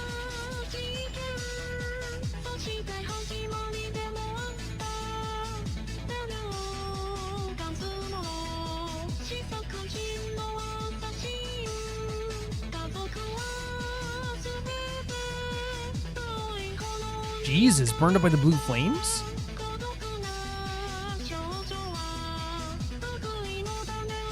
And a seed of malice. It's like carrying that seed that can grow, right?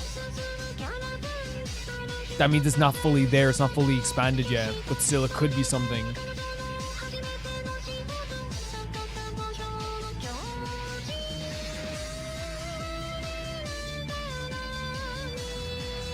What her name? Etched into a gravesite by birth. What? Great imagery though, right? The idea of etching someone's name into a gravesite when you're born. I suppose that is the idea of like we talked about decay there as well with the mud people as well. It almost feels like it is like this idea of like everyone is like racing towards their death in these stories, in my opinion. And like the way they say that girl as well, right? It's like almost like trying to disconnect them from like a humanity aspect as well, you know?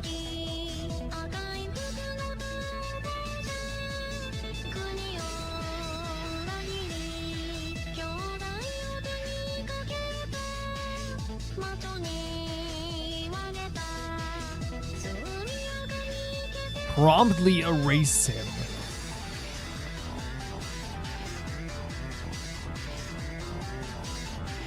Really, really energetic. It's almost like a fighting game, right? A really energetic piano interlude here.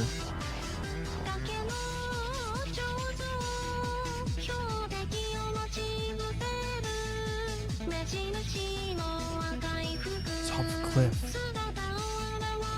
And like, very just like a boy that wasn't much older than her. Oh my god.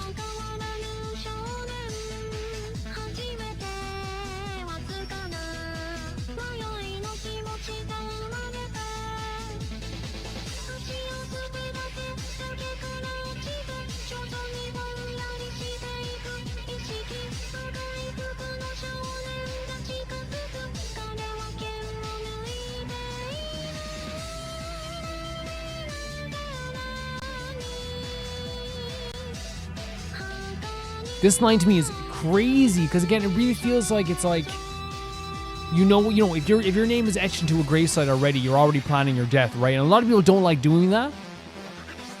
Really cool part of the song as well. A lot of people don't like doing that because it means like you're predicting your death or you're thinking about your death. This artwork's great, by the way. The boy is fantastic here.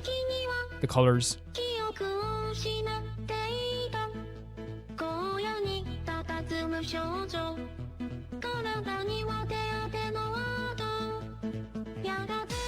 Again, the way they talk about it is like, you know, it's like, can I pause a second saying like the way that they do this, it really feels like it is like a separation of humanity almost, right? It really feels like it is like the way you're talking about it is like, traces of medical care. That you don't talk like that about someone, right? You say like, oh, they were helped by someone or they found like bandages on themselves. It really feels like, you know, they're talking about this girl like in an inhumane way, in my opinion, right?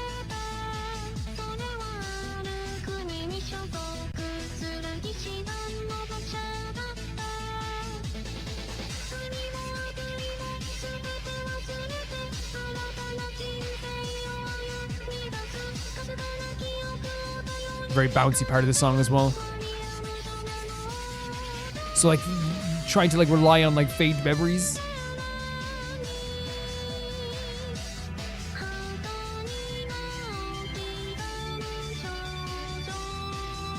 This is a great part of the song as well though. But there's no one now. Who knows that name? Wow. That's a very sick ending, right? Like, very sick.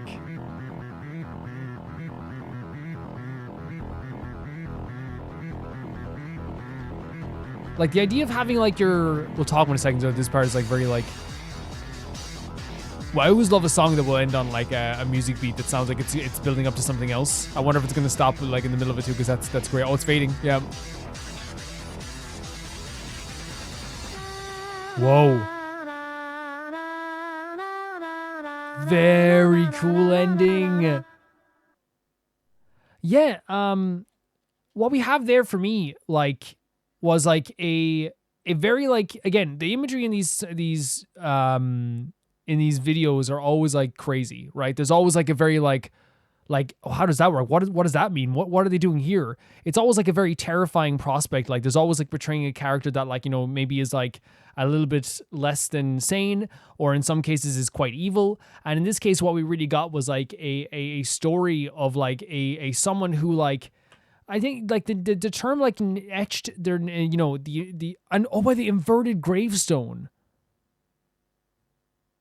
Does inverted gravestone kind of like sound like you're saying like that, like someone is like, it's like the opposite of death in a way, right?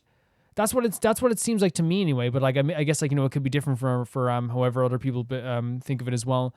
But they talked about like this girl who killed without malice, right? The idea of, once again, we're talking about like, you know, experimentation and like the idea of like, you know, creating something new, but also like something like, you know, dying as well. They talked about like, you know, assassinations and killing without like any remorse in this sense as well. And it is like, again, I feel like, you know, them talking about like, you know, giving this girl the seed of malice. You know, she's isolated from the rest of the world. So like all she has is to grow on is the idea of like the malice that was given to her. And that can be like a very horrible thing because like, you know, you are in a lot of ways going to grow up based on like your environment, right? And I feel like in a lot of ways, it's like, you know, it's like your name was etched onto a gravestone. To me, says, and maybe I'm interpreting this wrong, it's like they knew that like at some point the way you're living is so dangerous that at some point you're going to move towards your death, right? But also like in the end, it seemed like they were saying, since no one remembers that name anymore, then that gravestone is null and void. So the inverted gravestone, it's like no longer does that gravestone matter because, you know, you won't be buried there anymore. So I wonder if that is like a way to look at it as well. I think that's one of my favorite lines. Seed of malice is such an interesting term as well, especially with like, it's like, was it the isolated girl carried a seed of malice? That to me is saying like, you know, that it has, it can grow even more.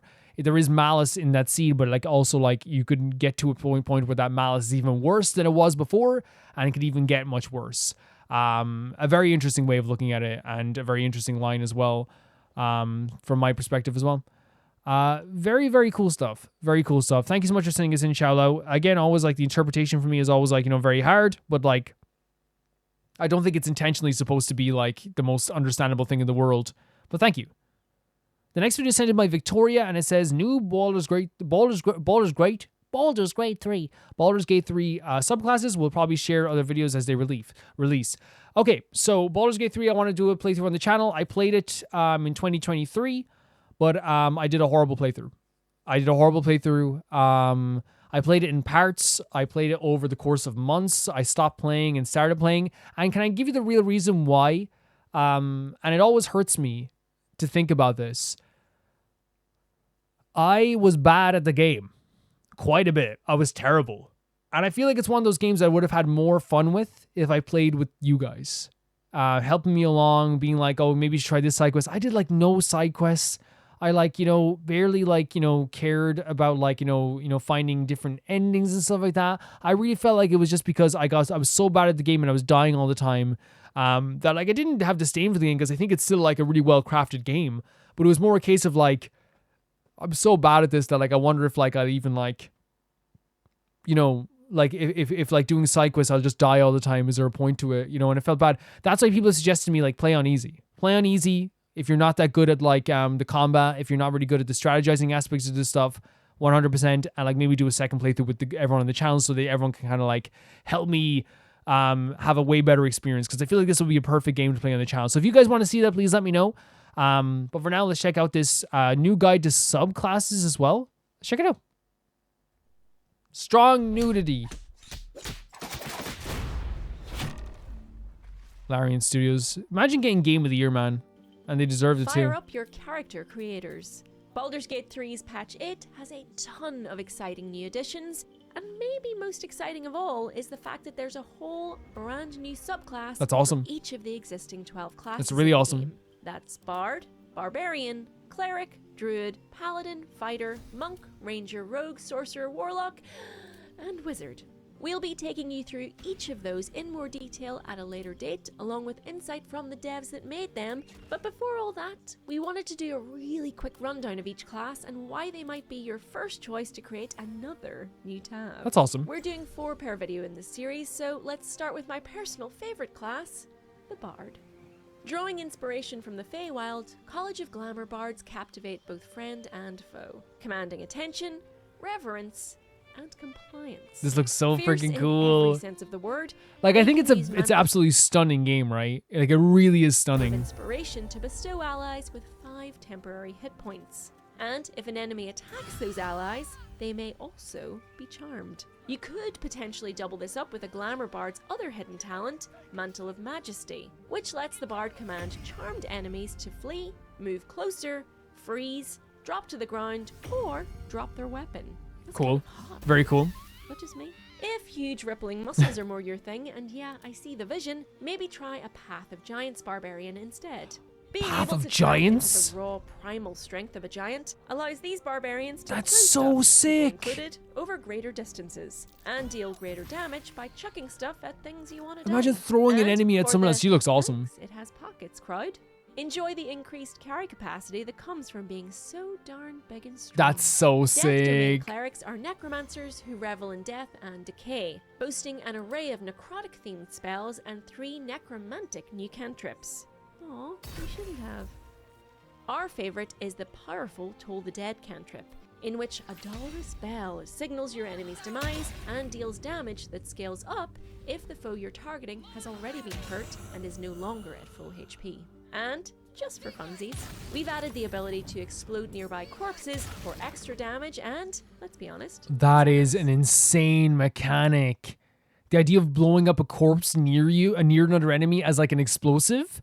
I know, I genuinely think that it's like the work that's put into this is insane. The final new subclass for this video is the Circle of Stars Druid. Taking their inspiration from the night sky, these druids draw on the power of starlight to guide their hand and add to their existing wild shape abilities Very cool. additional forms imbued with the infinite power of the cosmos. Circle of Stars Druids can access starry forms for their power, constellations that embody a wise dragon, a healing chalice, or a radiant astral archer. Each form is an option to enhance your role as a healer, fighter, or strategist. Radiant Archer The sounds archer awesome. deals radiant damage with arrows, the chalice restores hit points to you and your allies, and the dragon helps you deal damage with an added bonus to your constitution. It's just roll. so cool because there's no playthrough that can be the same, even in terms of combat, right? That's why I think a second playthrough would be so fun for this game.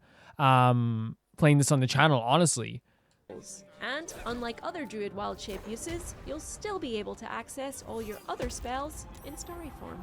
That's it for this Oh my initial part God, of our quick so guide neat. to choosing your first patch 8 subclass. Yeah, I'd love to If try one out of the these giant tickled class your for fancy, sure. There are still 8 more to go before you should make your decision, so do check out parts 2 and 3 before you rush back to Faerun. Who are we kidding? You're going to be playing all 12, aren't you? Yeah. Us It's a lot. And like the fact that this came out like what, 3 weeks ago? 2 days ago? I'm sorry, that's freaking awesome that they're still updating the game like this. Like that just shows such a care for the game itself. Like I think that's so impressive to me. That's so impressive. Like legitimately, they don't have to do this type of stuff. Like they got Game of the Year. They sold like crazy. It's considered one of the greatest games of its genre. I would love to do a second playthrough of this game and actually do it right this time. And I would play on easy, guys. I know it sounds so maybe it's defeatist. I'm not great at Baldur's Gate 3 combat, the kind of D&D style combat. When I play D&D in real life as well, I also I'm terrible at it too. I think I probably frustrate the DM just by going, I'll attack. And then it'll go, do you want to use your other powers? Oh yeah, this one. I'm not great at that stuff. Even though I love turn-based combat, I think playing on easy would be a much better idea.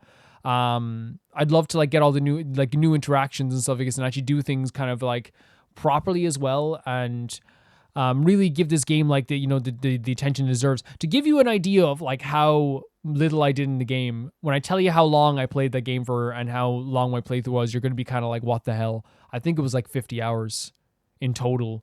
And that's not counting pause time, and that is counting pause time and stuff like that as well, and times where I got stuck. I remember I got that trial part of the game. I got stuck for 4 hours in that too. I was so stupid, and then I came back to it and I was oh, this is actually rather easy. And I'm not saying people get stuck in the trial part is stupid. The way I got stuck was very stupid.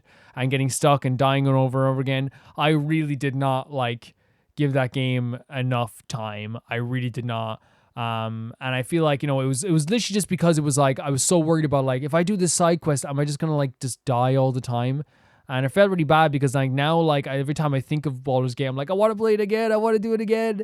So it'd be really cool to like get a better idea of it, you know, and especially with you guys, like, you know, as well, games are always like much more fun. So it'd be really cool to try that out. I love this type of video. I love that there's new subclasses. I also just love the idea that like they're still patching this game. The Giants class looks the most fun to me, even though the Necromancer also had a really cool ability too. The attempt with this is like Baldur's Gate 3 fans are going to be like in love with these games no matter what.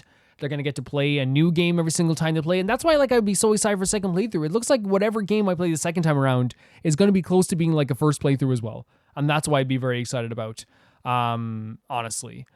So like, let me know if you guys would like to see that, because I definitely would like to play it with you guys as well. I definitely would.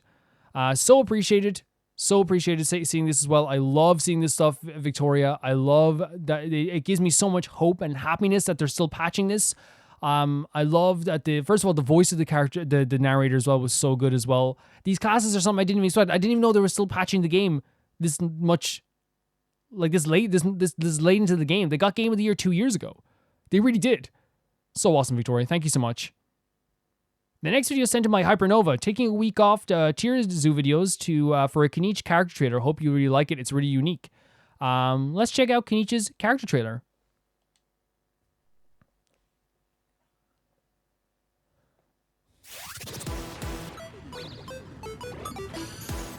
Oh my god, it's like a pixelated freaking fighting game. Oh my god. Holy hell. The music as well. The freaking house music. It's almost like dubstep, like. Oh, that's so cool. They're really showcasing like the different style, the very pixelated style. I love the pixelated in there as well. It's really cool. This is great. Oh, the pixelated explosion as well. This music is so freaking awesome. Oh my god, what's this track called? Look at the way he's traveling through the world as well. Oh, look! Like it's a map, like it's like a snake, like Snake.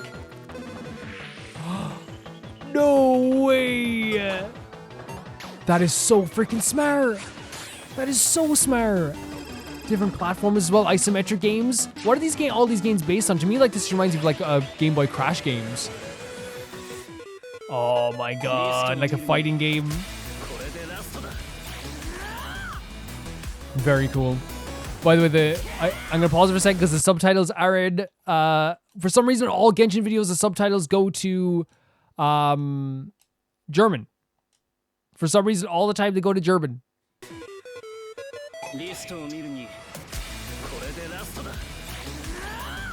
Great voice acting as well from this voice actor. I love the way that you use. Oh my god. Holy hell, the visuals. So sick. Is that a How doing all the really young kind of like, oh, did you see the way they did the Genshin Impact logo as well with the pixels in the background? That's a How, yeah. I love the pixelated thing in the background. Coin. Great voice acting. Looks so good as well. I love the dynamic, I really do. Very cool. Very, very cool. If I could say as well, right? I love and embrace the very modern aspects of Natlan in terms of like the pixelated kind of like video game style of Kinich. You know, I really adore that stuff. And like why like it like at first, like when I saw How for the first time like months ago, I was like confused. And you guys probably remember that video. I was like, what the hell is happening? In what universe is this like even a thing? You know what I mean? And then like, you know, when you meet Kinich and you see like the style and you see How and you see his style, all the pixelated style, it's so freaking cool. And it, like, you know, embracing is like what has been so fun about this. And that trailer itself that we just saw there, the music was awesome. They went full in on the video game style, which is also very sick. And they didn't shy away from it, which I love as well, because these trailers are really about, to me, like, you know, showing off a character in a very fun and beautiful way that's like really, really interesting. It doesn't have to be like one for one what the character is, but it does like feel like the character is like fully on display. And I feel like in this sense, we got like some really cool dynamic fight scenes, some really pretty like animated stuff as well, like the video game stuff. Like in the Mualani trailer, we got like, and in the Kachina trailer, we got some like really cool animated stuff that doesn't like happen in the game. That is just like a really cool style outside of the game. And I really adored that as well. Kinich is calling it Fiery Pursuit is like perfect, right? It really, really is. Because he is like such like a dynamic fighter as well. And they really showed that off here as well with like the connection with how also his tribal quest is also fantastic too. That was awesome. Yeah, I fully embrace this stuff. I embrace it so much. I love it. He looks awesome. He looks so cool. Thank you so much for sending us in. That was freaking awesome, Hypernova. So freaking cool. How did you guys feel when you first saw this? Because this is one of the best trailers I've seen in Genshin history. So awesome. Next video is sent in by Frambokalat. I can't pronounce it. I'm so sorry. I can't wait to play Sonic Adventure 2. Amy and Shadow are my favorite hedgehogs. So this is proof that Shadow and Amy belong together. Guns N' Roses. Let's check this out. I have no idea what this is. Let's go. So it's not actually Guns N' Roses. I literally thought we were gonna have like November Rain playing.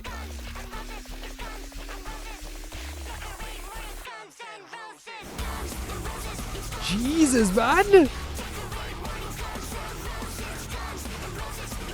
We have the screamo vocals in the background. You sounded so good. You were out of time. Oh, so they're singing together.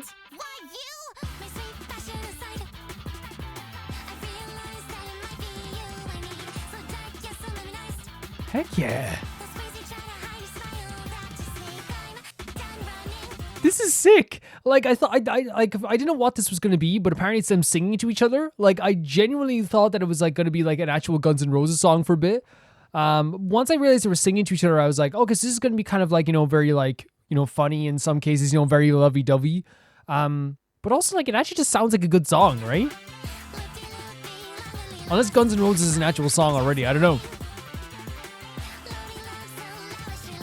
Loading Love. You've been staring at me for 30 seconds. What? Oh no, I spaced out. Marry me. Christmas Shadow. Wow, pat the back for that save. Right. I love me a sign. I realize that it might be me, you see, so bright and energized. This is like a very modern like metalcore song, right?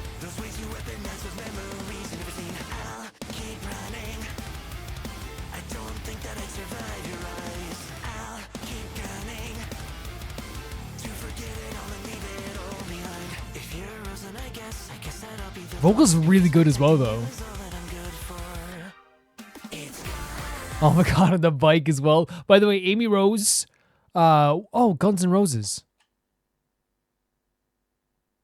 Amy Rose.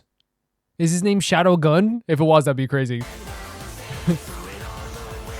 I think it's probably just more his energy, I suppose. The energy and both their energy. The style is really cool. Like, the artwork is really, really cool.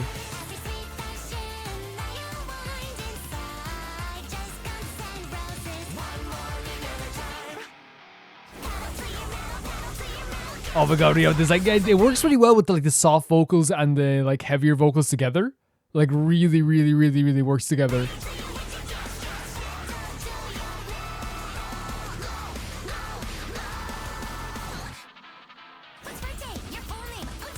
Oh, asking all these questions.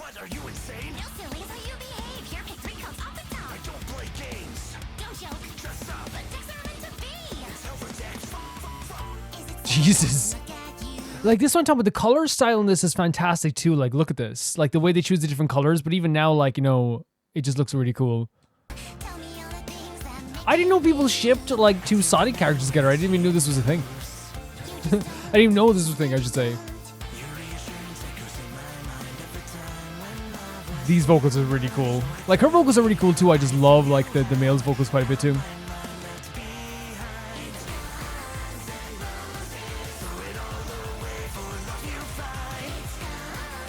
Because I imagine like the one true ship would have been like Sonic and Amy, but I think Sonic is not interested in Amy, even though Amy adores him. I think he's interested in a way where he like adores her in a different way, you know? IMO.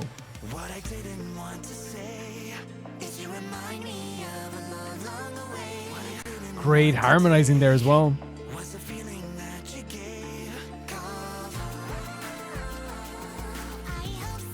Like the vocals are super, super good.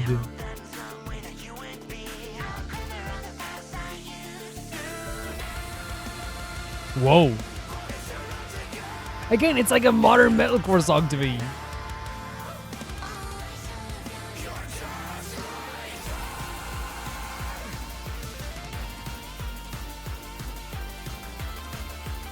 Nice little interlude as well. Yeah, I love the colors. Not that I cared. Right. What I Try that cool. Yeah? How about a concert? Would you like a concert? Is that an invitation for me? Shh, go by yourself. Nope, you're coming to see unless you wanna make a girl weep. Don't be making girls weep. She had a concert. Like, it's kind of sweet though, isn't it? Like, you know, it's like, it's a very funny video, but I think it's also very sweet, like the idea of like, you know, the, like, it's a dynamic that's also very sweet to me, which is like the sweet gal taking the very like dark and broody boy to like a concert she likes. For some reason, I just like, yeah.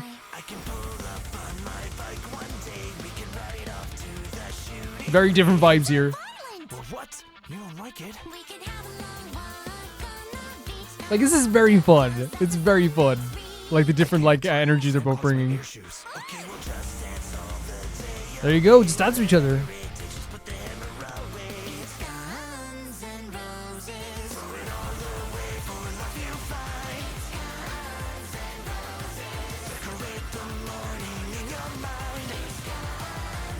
Like the harmonizing is like so surprisingly good. Not because I didn't expect like a YouTube video to have like good harmonization. It's just you know, I never know what like different fandoms are gonna have.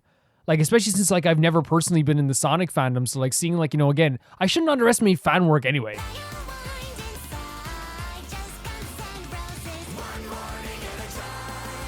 Nice, very nice.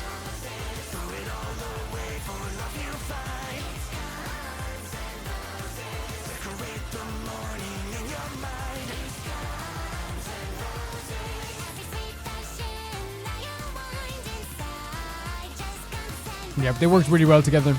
Really well together. Back to the original verse or the opening. And this feels like when they're most harmonized, right? And it's trying to lead to this almost. We can do this again sometime. Me too. What was that? I said, look out, there's a pipe bomb! Okay. Okay, so like different people doing vocals and things, I guess, for it as well. Like the thing is, like, as you guys probably know from me, like, I don't, like, I always like appreciate like fandom works and stuff like this. It's like something I always like appreciate just because like, I feel like they always work so hard to like appreciate the series that they've been like so very much like into, ever since they were like, you know, in some cases ever since they were kids. But in this case, like, it really does feel like it is an unbelievably cool expression of like, you know, a ship that is well known apparently, that I didn't know about this. It seems like it is pretty popular because especially with the views as well. I had no idea. I had no idea that again, I haven't even met Shadow in the game, so like, you know, I only know him from the shorts that were sent in before as well.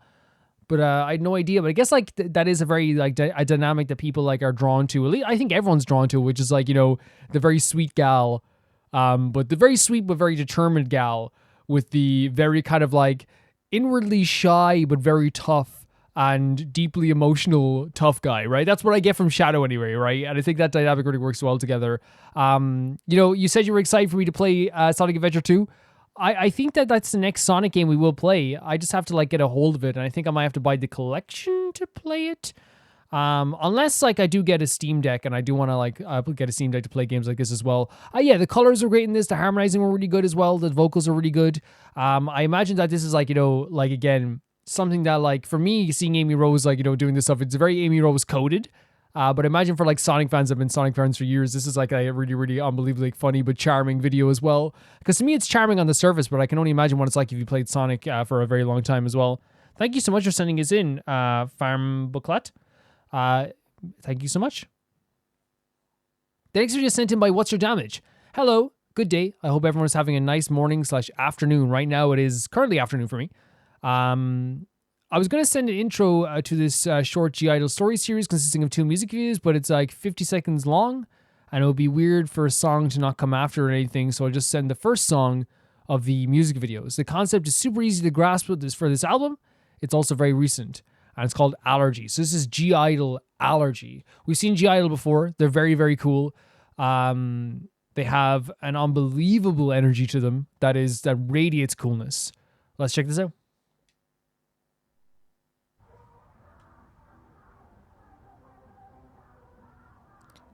Interesting, starting off with a very natural place, right? Am I right in saying that? Like, it feels like an unbelievably natural place to start off with, because usually like G-Idle videos are like abstract from the get-go, right?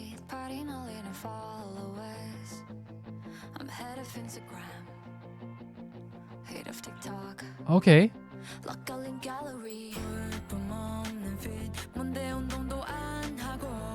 Man. I even think of myself as oh no. Hold up a second. Sorry, I'm just a little bit like, we're going to skip back a little bit because I was a little bit like mesmerized because this is a lot softer than like I guess we're used to as well when it comes to like G-Idle stuff, but like it seems like a very personal, like a lot of their lyrics are very personal, but this is like very like more than relatable, right? I think for a lot of people as well. And the Mean Girls vibes there as well. With the ransom note type text.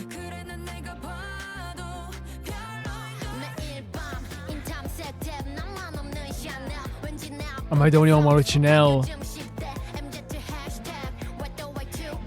It definitely is about image, right? It's about body image and the pressures that come along with that. No. The vocals are great as well, by the way. I'm gonna again, it's building up to something. The vocals are really fantastic too, but the video is just so like interesting as well. And the lyrics are so, I feel like, you know, something someone can relate to and maybe find some solace in as well. But like such a soft and like approachable song, if that makes sense.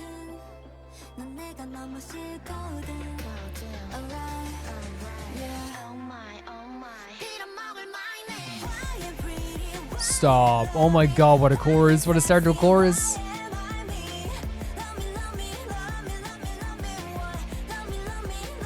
Love me, love me once. Oh my god.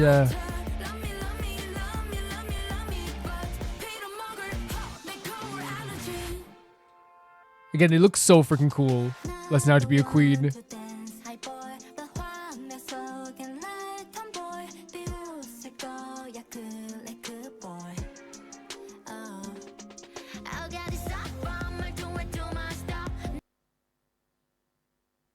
Wait, so again, she's saying that like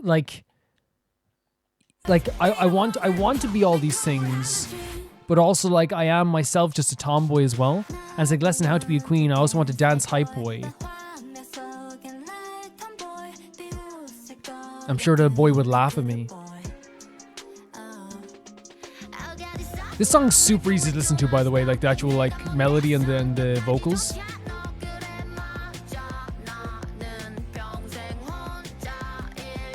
Wait. And like give me that admiration.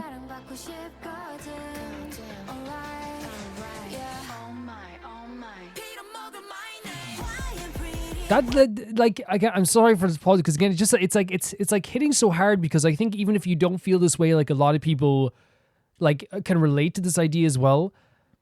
And the idea of like give me your like button, right? It's like we're like looking for admiration, looking for like that dopamine hit of like someone hitting like on your picture, right? And then comparing yourself to other people too.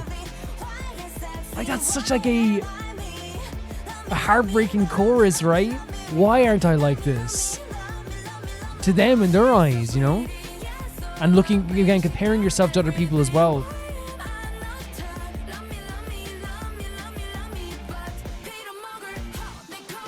My mirror allergy, so then allergies in the mirror.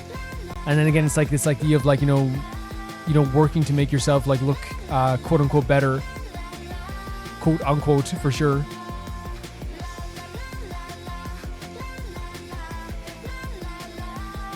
Don't worry about him. Don't worry about him. It's a really interesting video as well.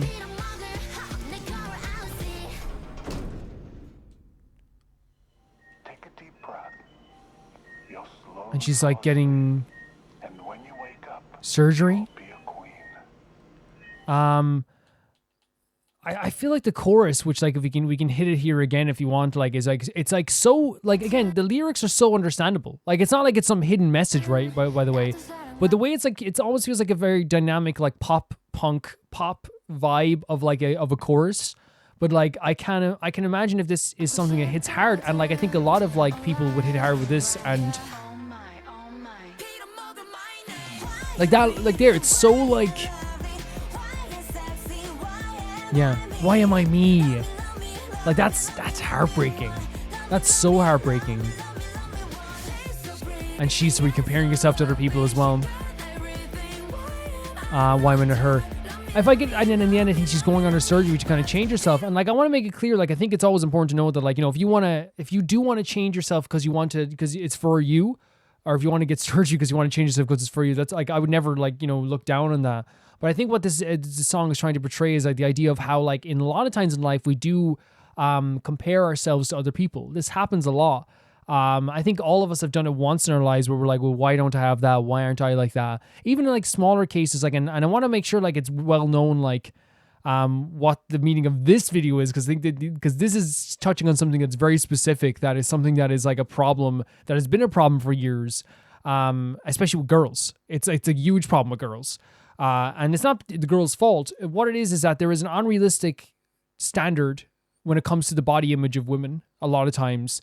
And like men have it too, of course, too, and men feel that way as well. But I think this is maybe touching on like either the overall thing, or maybe it's like I really feel like, you know, as well, a lot of girls could definitely relate to this also, because there is this thing, and it's happened for years and years, where the portrayal of girls in media or in magazines or in whatever Instagram stuff or whatever, or workout videos, has always been like this type of thing, and it's gotten better, but it's still not great. Like I feel like what happens is that when it gets a little bit better, it manifests the kind of like doubting yourself, like comparing yourself to other people's pictures, manifests in a more like sinister way, because like it was very on the nose, and now like it's like now it's kind of like this thing where like it's a very big thing to be like relatable, and I feel like in a lot of ways that can like also be something you compare yourself to as well when you're looking at a girl's photograph, or you're looking at a magazine with like a very famous person, and comparing yourself to them as well, which is not a good thing to do, obviously, because, you know, everyone's like an individual and everyone, like, you know, is amazing in their own ways, and people go like, oh well, you're just saying that, but it's so freaking true. Like it's like, it's hard not to compare yourself to other people, but like who you are as your own person is so important. It really is, to me personally. And I think that like one thing that I would definitely like say is that like one of the things I always heard was like, you know, don't compare yourself, because everyone on Instagram, that's their best day. They're showing themselves at their best most cases, right? So you should never compare yourself to that as well. But I think what this song is trying to say is that like it's not trying to give you a fix for this, as most music is trying to make you feel something and make you react to something. And in a lot of ways with this as well, that's like why it hits so hard, is because it's saying how people feel in these moments, which is, why am I me? Why am I the person I am right now? I don't want to be this person. Why is that person look like this, and why do I look like this? Why do I feel this way, and why does that person feel that way? Why, me being myself, do I feel like I can't attract a boy, or I can't attract someone to talk to me, whereas this girl can attract anyone she wants to talk to her? And I feel like it's such a dangerous vibe to have, right? Like it really is. And for me, I would hope anyone listening to this understands that, like, please find solace in this song, and that's what you're supposed to do with sad songs. Like that's what I do as well. But also, like, I think, you know, this song also shows like how dangerous that can kind of be, and how far that pushes people, and how far that makes people feel, and how it makes people feel kind of like less than in a lot of ways. That feeling of like, why don't I look like this? Why aren't I me? And then they're going, well, she's so pretty, she's so nice, she's this stuff. And I feel like it's well, like it's not. I don't. When I said before, like it's like, you know, there's you know, you see a woman in a magazine, you see this stuff. It's not just like women, like, you know, it's a whole industry that's like, you know, like, you know, men are involved too, where it's all about like, you know, creating like a standard that is supposed to make people sometimes feel bad. And there's nothing wrong with like women portraying themselves as pretty in magazines as well. I want to make that clear too. I'm just saying that like sometimes when you do compare yourself to like people's best days, it can be kind of like a bad feeling as well also. And really, in reality, it's an old cliche where it's like, you are who you are, and you should trust who you are, and should love who you are. But it's very much the truth. Because I will say, if you can't find someone now who loves you for you, you will eventually. And the person that eventually loves you for who you are is the person who is probably going to be like the best person in your life, you know? Because the person that turns you down, or that doesn't look in your direction because you are yourself, it's not their place. They're not your compatible person. They're not your compatible friend.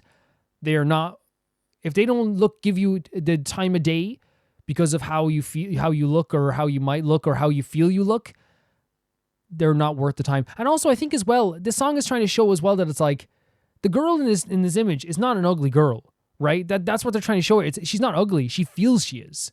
It's not about like, oh, they are like, oh, this girl's ugly. It's about like self-image will make even like the nicest looking gal in the world make themselves feel like they're, or nicest person in the world make them feel like they are less than.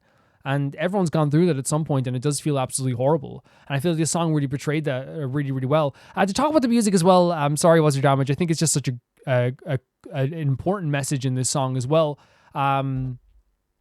The song was really catchy. It was really soft. It was very different from something that I expect from G-Idle sometimes, I think. G-Idle is, you know, very, very cool. They are very, very cool.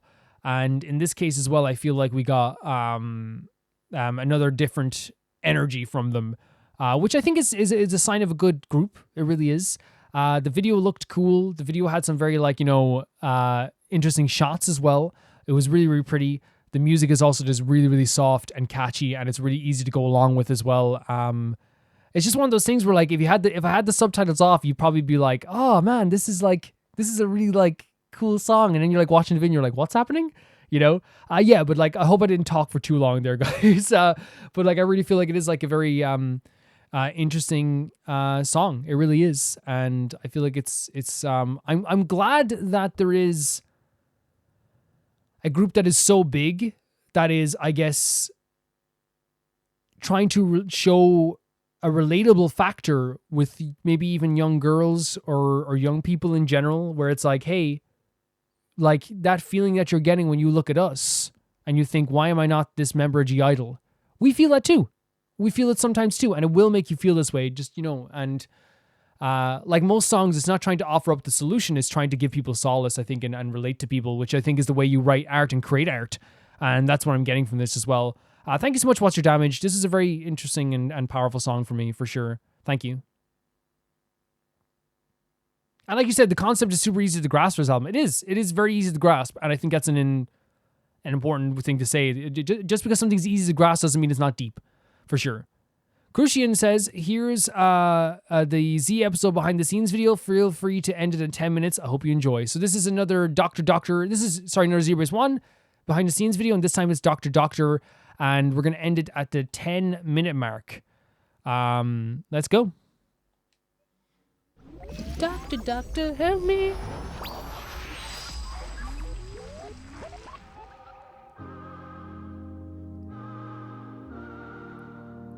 I love the storyboards. Singing duck. The mallard.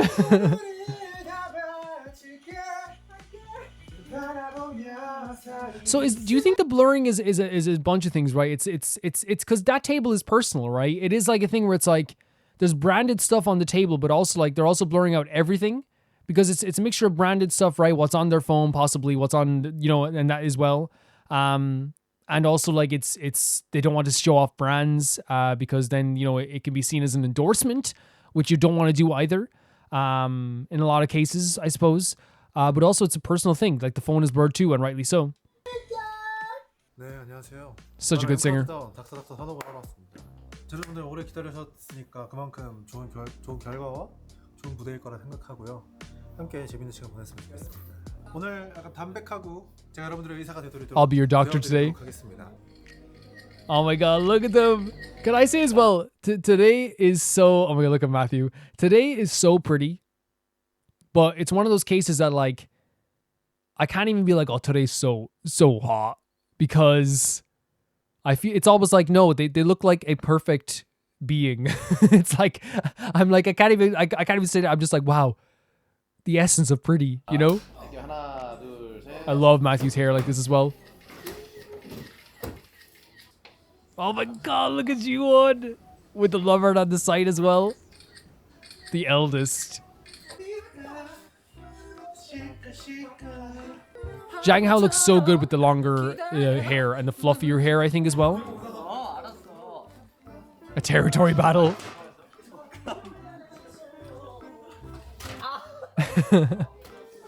Everyone's so good with each other. The dynamic's so nice. Oh my god, Ji-won. It's our private time. So nice. 여기 올 때마다 그러는 거 알아? 그래? 우리 올 때마다 우리 크러쉬 때도 여기서 이러고 있다가 이러고 찍으시면 안 되는데. 아 그래? Look at I'm sorry, but this look for Ji-won as well is so nice. Like, and it's two love hearts. And again, I think it's like Ji-won can like transform. Like he's always like the prettiest person who ever lived, right? But like Ji-won can like transform his look within like from video to video sometimes. When Ji-won has like just a short kind of hair going around, like just like the kind of like close to like the bowl around almost. Like almost it looks like Ji-won, but like a completely different vibe. Here, like this hair like also like gives him like more of like a like it almost like, and this is gonna sound so weird, it almost accentuates like his like the rest of his features on his face with this haircut as well. Like his lips are more pronounced, and maybe that is makeup too. Of course it is. But I think his makeup always looks really, really good too. 세트했던 것들 중에서 다 나중에 우리 그 진짜 큰 맨션 집을 싸고 A huge mansion. 우리가 세트 다 Oh, put a stage set. Oh, that's so funny. 집 안에. 예쁠 것 같아. 그러면 이제 And he's serious, is he? In Bloom Park? No, okay. The outfits are so good. You're gonna keep doing that. 그치만 이렇게 하지 않으면 리키쿤 나에게 관심도 없는 거. 너 관전이야? 이거 몰라? Jesus Christ. Sorry, no, Ji-won, I'm sorry. There you go. Like, stunning. Stunning. 얼른 보여주고 싶 그 생각밖에 없어요. 많이 치유될 수 있도록. Oh my god, I'm already healed. I'm already healed. I'm already healed. 하우가 저기 있어. 저희 하우 보여줄까요? So soft as well, right?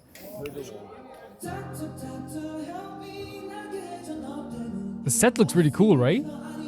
With the blue in the background as well. I love that line, LOV emergency. Oh, the baby. I want to make it clear, every time I say it, I have to say, when I call him the baby just because he's youngest, he's also a prodigy. I'll say that every single freaking time. He is an incredible dancer, like absolutely insane. There was a recent video that was shared around where they danced in Not Like Us, and like Yugioh is like pouring his heart into it. And it's just like, he's so naturally just good. He really is. Imagine what he's going to be like when he's like Ji-won's age. Insane. 근데 나도 지금 난 맨날 남정해 주다가 내 거 못 하거든. 그러니까 너 네 아이디어 다 나 뭐 하지? Oh my god, it's so cool.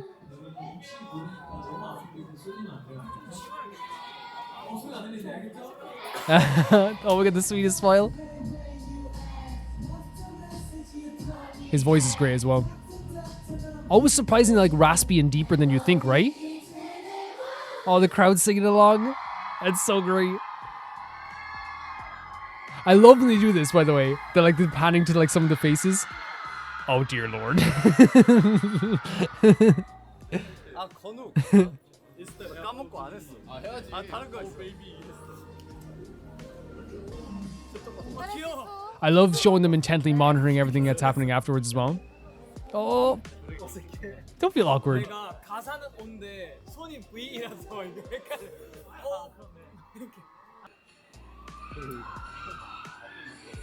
Goofy caught the camera there.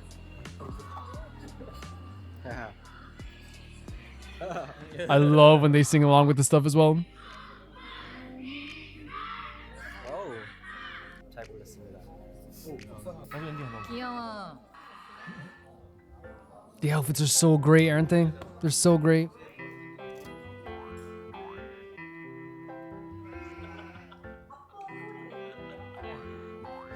자 여러분 최대한 원큐대로 가야 웨이진 할당량을 Oh my god, did they do like a promo? Oh, they pretend to be sick. Eugene actually looks sick. Someone help him. Like with the he actually is a good actor. Like I was ready to jump through the screen, be like Eugene. Poor Eugene. He looked like he actually had a toothache. I'm full.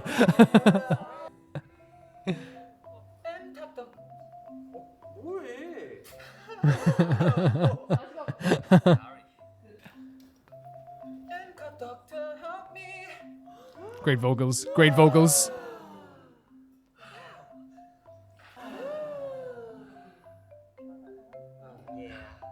Their acting skills improved day by day. I agree. I definitely agree.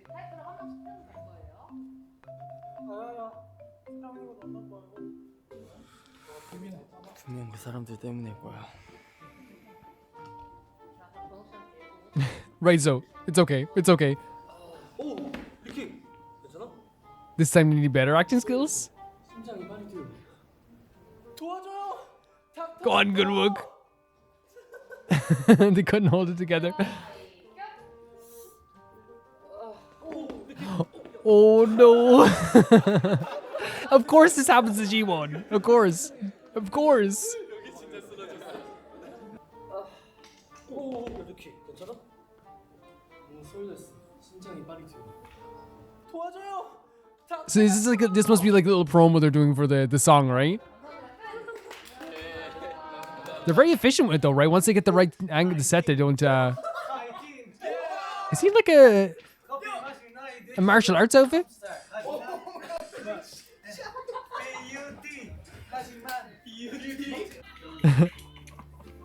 Don't be embarrassed. 저도 제가 왜 했는지 모르겠어요. In the moment, you were fantastic, and that's all that matters. 처음 봤어. 나는 유자 잘하던데? 그러니까 야, 내가 재능이 있어. BUT, 애기 T. 그러니까 그거 어떻게 해? Encourage him. Encourage him. Yes, very good. 됐어 그 사전에.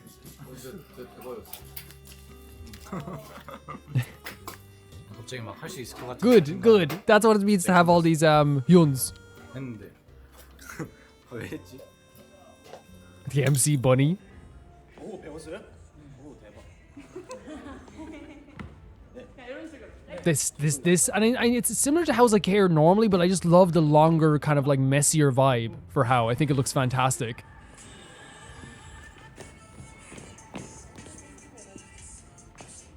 It fits the song more as well, right? It definitely does.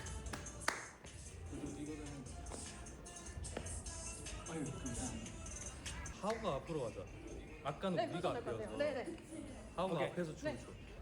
I love the directing on site.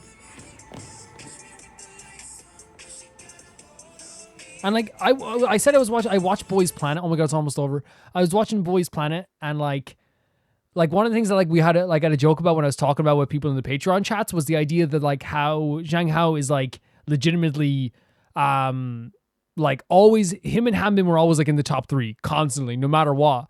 And the thing that was so funny about that was like while it's like, yeah, it just no surprises, but it's also like yeah, it's not a surprise. Like just naturally talented from the second they both of them came through the door. I would say Eugene as well, but like, you know, watching that show, I think Eugene lost a lot of confidence going through that show, but like he was like a prodigy from the second he got in there. He really was. And Guivin as well. And the thing is, like, I came into that show watching, like, for all the Zerobaseone boys who are, again, all talented, like, Gunwook's audition. G1's audition, all of their auditions in the Zero Base One boys, they all did such a fantastic job. From the start, they were amazing. But like I legitimately just remember like seeing Eugene audition, for example, and being like, not audition, the first performance, and being like so talented. And I grew to like, you know, adore everyone on that show, you know? Truly.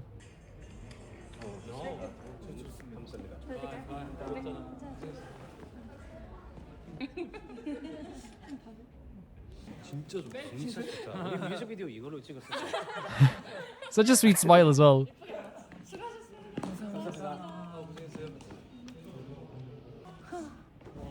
That's what's crazy. They're breaking records with a lot of their stuff, right? But still they're nervous because again, this is probably still very fresh for a lot of them, you know, and for all of them. I think now literally their new song that just came out, I think it's called Blue. Like I saw like earlier on Twitter, if I can find it. Here it is, Blue Paradise, actually right here. I literally was the last thing I looked up on Twitter. I checked my phone. Blue Paradise by Zero Base One is officially the highest first day sales in 2025 by K-pop artists with 810,514 copies sold and still counting on the first day. So far, they are the #1 K-pop artist of 2025 in terms of first day sales. Like, it's insane the success they're having. Well, number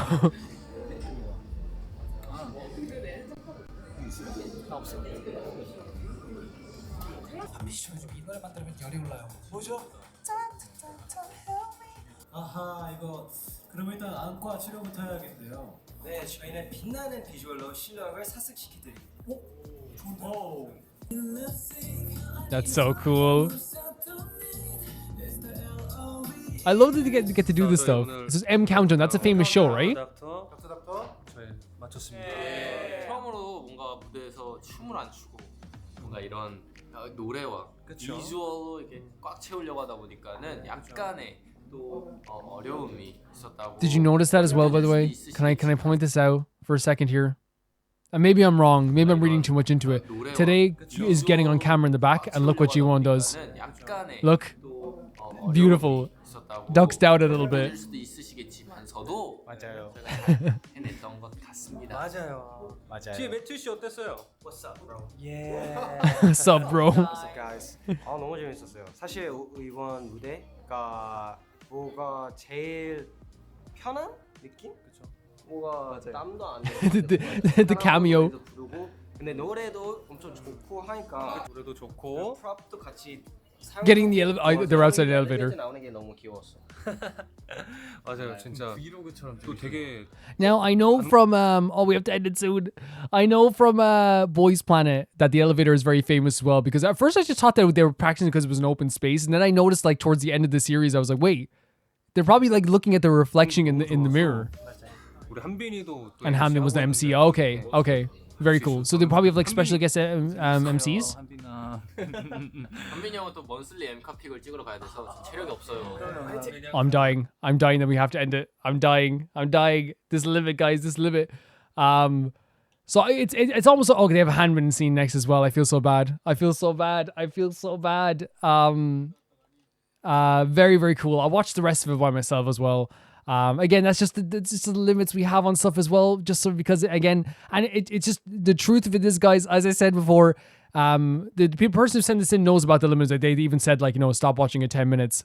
So it's not that bad at all. But like also like I think everyone knows that like if I and I love watching these, by the way. That's why I love like we do like the time limit and we stop at certain points. So I never want that to stop because I adore these videos so much. But like I said, like if like, you know, if I definitely played favorites with my boys Zero Base One and said, hey, 11 minutes for Zero Base One videos, I'm pretty sure like, you know, rightfully so, people in the chats will be like, hey, wait a second, you know, but still very, very fun. It's always fun seeing the behind the scenes stuff. This is like a lot of camaraderie, a lot of friendship. I love that aspect. Seeing them all together, a very sweet aspect of those boys is that they do have just like a very, very beautiful dynamic with each other that is so fun to watch. There's nothing about it that is ever like out of place. It really feels like they are so friendly with each other, but also very supportive of each other. And in this case, we just got to see like, you know, the behind the scenes of them going on M Countdown. them like doing it, like having their makeup set on, them having conversations behind the scenes, how much fun they have in between things. And again, I really feel like this for me makes them feel like even more human, even though like that's the default. They're humans, right? They're people, and they should be portrayed that way because that's who they are. And I really hope that like for other people as well, these videos bring joy as well, because I watch them and like I'm just glued to the screen. You saw it there, like we got to like the 7-minute mark and I was like, it's been 7 minutes already, because it flies by. I'm just like, like I could watch these forever. I really, really could. They're incredibly fun. They have incredibly charismatic. It's so, whenever they pick up a camera and they're talking to each other, like it's just like you're kind of glued because they are so nice to each other. They are so funny to be around, and they're just so pretty as well. They're so pretty. It was really nice seeing the behind the scenes of this too, especially going on M Countdown, which I believe is a big deal in Korea. It's massive. It was one of the prizes that you had in Boys Planet was like you get to perform on M Countdown, which is like huge. Like the boys were like, oh my God, I need to go on that show, which I think is really awesome that they portrayed it like that as well. Really fun video. Love seeing the dynamic. They looked amazing. We got to see the Prodigy Yugioh as well. We got to see our boy G1 as well, and all the boys also as well. It's so interesting how we started off our journey with Zerobaseone, me just being like, who's that? To G1. And now like we know all the names. We know quite a bit about them now as well. I've seen them go through a survival show. They've earned everything they've gotten. Like, because the thing is, I think sometimes, and here's the difference, right? I think sometimes, again, I want to make clear, American Idol, X Factor, they're all very difficult. But if you watch this survival show from start to finish with these boys, like I need people to understand like how much they've been through, how much hardships they had to work through, like the challenges, the dynamic they were in with everyone as well. It was difficult. It was very difficult, and I don't think anyone in the industry would say they didn't earn it. They earned the heck out of this, and they were super talented, and they worked super hard, practicing till like 5 a.m. in some cases. It's so awesome to see them here at this point. It's awesome, especially with like the sales that they're making now too. I now understand how K-pop fans feel when their artists do really good sales, and like you're like, yeah, it's like you're cheering for a sports team almost. Thank you so much for sending this in, Christian. That was awesome to see. The next video sent in by Asensa. Glad you liked the Dreamcatcher song. I have more to send your way. I like how much effort you put into analyzing. Thank you. That's very sweet to say. Here's one more. You got a lot of people interested in Dreamcatcher. I hope you like it as well. The reason I like analyzing things so much is because I always feel like, and I know some people don't feel this way, and that's fine too, because I've had comments before that like, and they're gone by now, that like on videos that people are like, you're reading too much into it. And it's like, okay, so I'd rather read too much into something and like analyze something to death than underanalyze it. And I want to say the analyzing is for me too. It's like, I love playing something and being like, oh, that's how that works. That's how that works. I was even playing Pirate Yakuza yesterday, and I remember being like, oh, that's why his father feels the way. And I was saying in my head, oh, he probably feels the way because of this and this and that. It's fun. It's really fun to understand things in that way. And I'm so glad you said that. This is so sweet. Thank you so much for saying that. So this is Dreamcatcher Deja Vu. Let's check it out.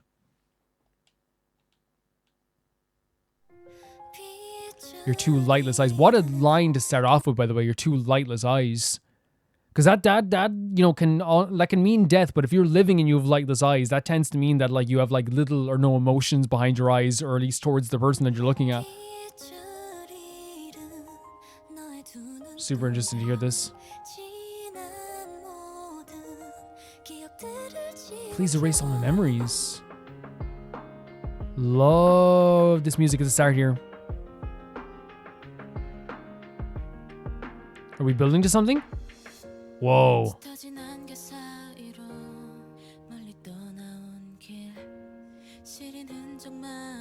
Okay.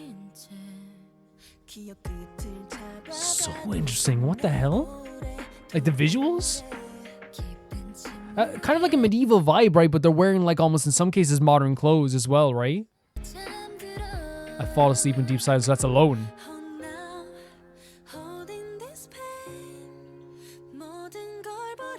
Holding the rapier? Last Supper vibes. Is that like a... End the scene for my eyes. sick. We were talking about last week. We're going to go back to that as well. We were talking about last week how it is kind of like something that I would listen to normally in my life when I was like growing up, even as well. Like the kind of like metalcore vibes. Bring Me the Horizon was brought up as well. They look lovely though, don't they? They really do. And by the way, the idea of like deja vu, you know, is when you see something and like again and again. And I feel like in this way, it's like I'm reliving the same day or reliving the same pain over and over again as well. Yeah, that's what it feels like anyway. So sick. So sick. So sick. The outfits are awesome too.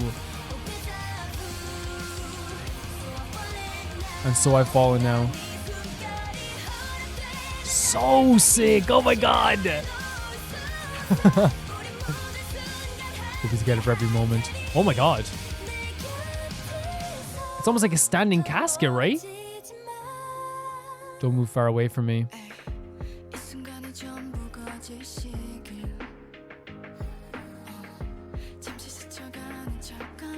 Right.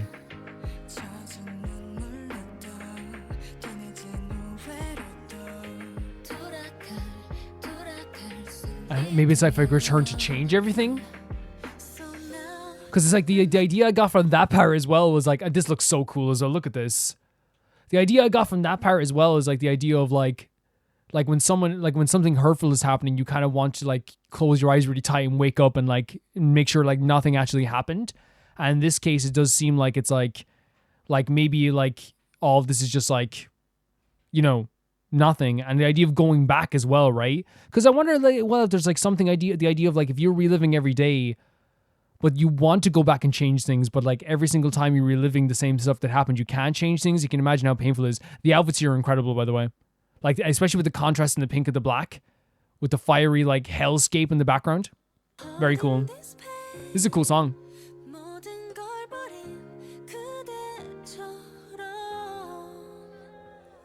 Dropping the sword though. Yeah, it's like a standing casket, right? Amazing shot. So sick. What a chorus.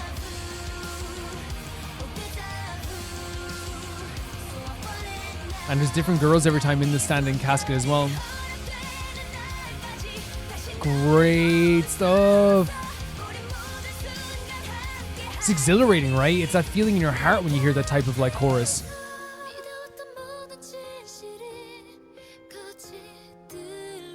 She looks awesome, the one in the black. That's such a cool outfit. Holy crap.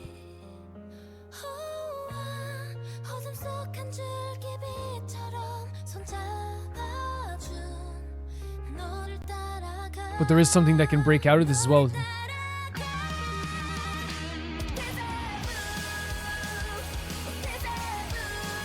I did not expect that. Sorry guys, I was just like in different outfit changes as well. Like this change as well. Even with the chorus like changing to get faster. So sick. The outfit change again. Again, a very modern outfit. Oh my god, it's so sick. I'm sorry, I have to skip. Okay, I'm sorry, wait. It's so sick. I'm saved now.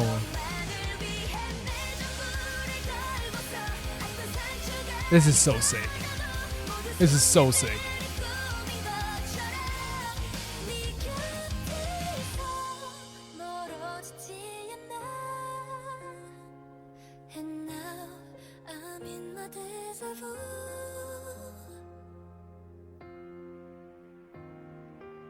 Striking. We love using that word because it's so true when it comes to like videos like this. Right in our heart, you know? Now, this is interesting to me as well. I think it's ending, but I want to pause here. I wanted to talk about this, but I wanted to listen to the amazing part of that song as well. These are very modern outfits, right? And now the backdrop is a little bit more modern as well, right? But at the time, it also feels like, to me, that the backdrop is also like, it feels kind of like classical or older in a lot of ways. Like there's pillars, there's like, you know, the idea of the vines, there's like very beautiful art on the ground. And I wonder if it is a case of like, it's like trying to show like, if you are talking about deja vu, it's like, yeah, I'm moving forward, but like it still feels like I'm in the same place as well. There's some lyrics at the start as well I found really interesting too. But I was just kind of really mesmerized by the idea of the song as well. The far part that it led to only hurtful remarks. And it's like I'm trying to like grab something, but like every time, like it's just like it's like and again, reaching for that hand later on, right? Where like they talk about you saved me, but every time they try to reach for the hand before, it's like the end of the dream. It just gets longer and longer. This pain gets longer and longer, which is really interesting as well. And I fall asleep in these times, which is I'm alone as well. Really cool stuff. I think like the one of my favorite parts at the end was like that speed up of the chorus, because it was really unexpected, but like it was really impactful too, because it almost felt like they were running a bit faster, at least like to, you know, get out of that idea of deja vu. But it also felt like in the end they were locked back into that space also too. They looked amazing, by the way. The outfits were incredible. The energy that they were giving was also incredible. They look awesome. They really do. They're just cool. They just really are cool. But they also feel very like vulnerable. You know what I mean? In a lot of ways too. And I think that's also like, you know, something we got from like, say, like G-Idle, or we get from like some like Zerobaseone videos and any music videos we watch as well. Like we can talk about the SZA video earlier as well. I love the idea of like someone who like can portray like a very tough exterior, but like through their lyrics can feel very vulnerable. You know what I mean? And that's awesome to see. It really is. Really cool video. Really cool video. That was clearly trying to like portray, I think anyway, the idea of reliving a past that you wish wasn't true, right? Reliving the stuff that you said in your head. And it's not just like literally reliving a day, but it is kind of like in your head, you're like, I shouldn't have said that. I wish he didn't say that. I wish she didn't say that to me. I wish they didn't say that to me. I wish like everything you said was false. I wish his life was false.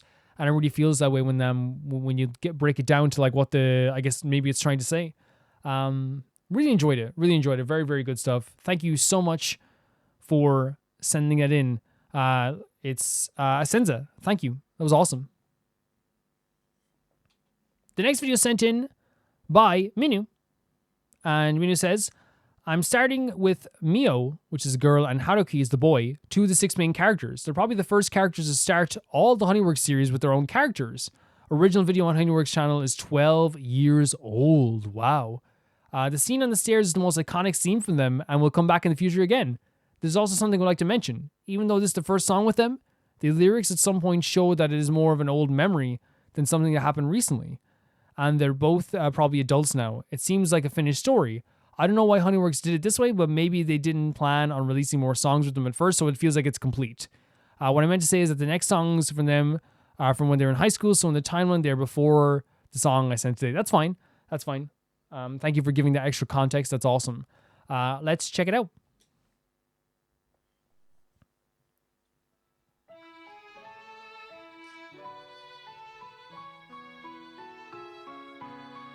They always have very cool style here with these Honeyworks videos, and we're starting off with the drawing of a book. A picture book. So it is like okay, so if it's doing a picture book of your first love, it's probably going to be like maybe a completed book in a way. Oh my god, very cool illustration.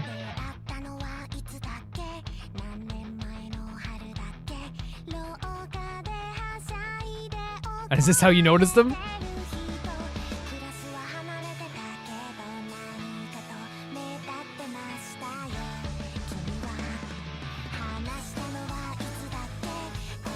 Man, these are, again, cool illustrations.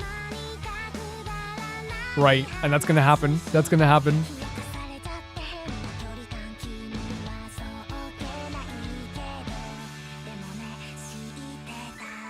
Okay, there you go. Sweet. So this is the iconic scene. That looks awesome.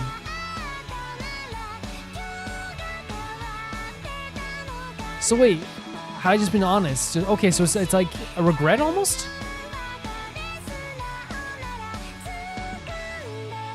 So maybe they like later on they didn't end up together, but it's but like I think Minu was saying as well that like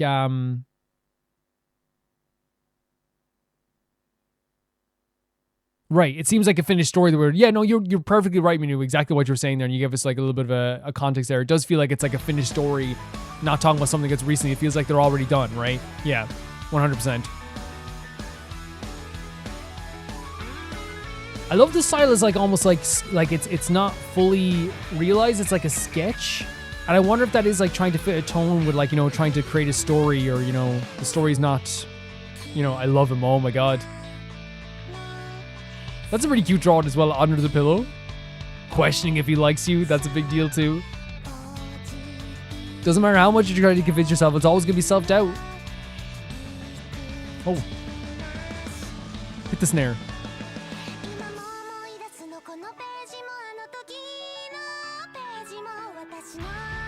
Really love that was always stay.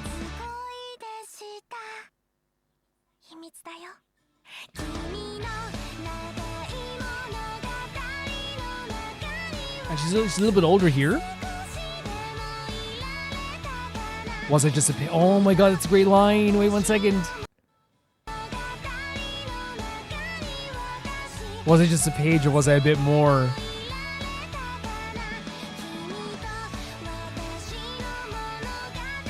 That's such a great line. Even through the uncertainty, it's like, I'm so glad we met. Yeah, there's a finality to this, right?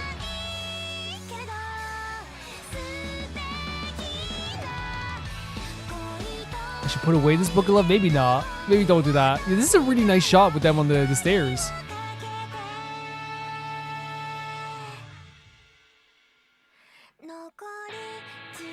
To cross that 10 centimeter gap, is that on the stairs, like them between them? That's very cool, isn't it? Man, there is like a very big... Oh my god, it's almost done. There is a very big like finality to it, right? For sure. I thought the lyrics are fantastic. Like the one obviously lyric we were talking about that stood out there for me was like the idea of like, you know, in this book of your love, was I just a page? Did I mean something to you? Because you meant a lot to me. And I think that's what there was a self-doubt there when you're talking to the character of Mio, right? And Haruki's the boy, Mio is the girl. And it really feels like there is like this idea of like, you know, self-doubt, which I think like, you know, a lot of times with two people that like each other, there is doubt on both sides.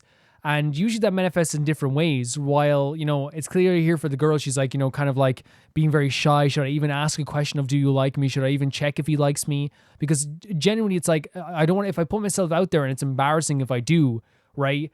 Which is not really embarrassing. Like, you know, when these people, actually, I think it's a bad expression when people say the worst people can say is no, because, you know, there are bad people in life, you know what I mean? Especially in like, in school.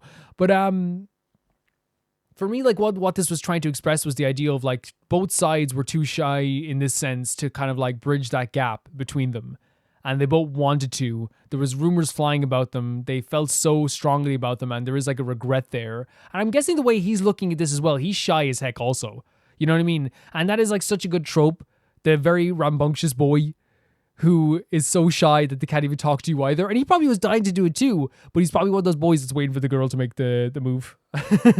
Would you say so? At least that's what my impression is as well.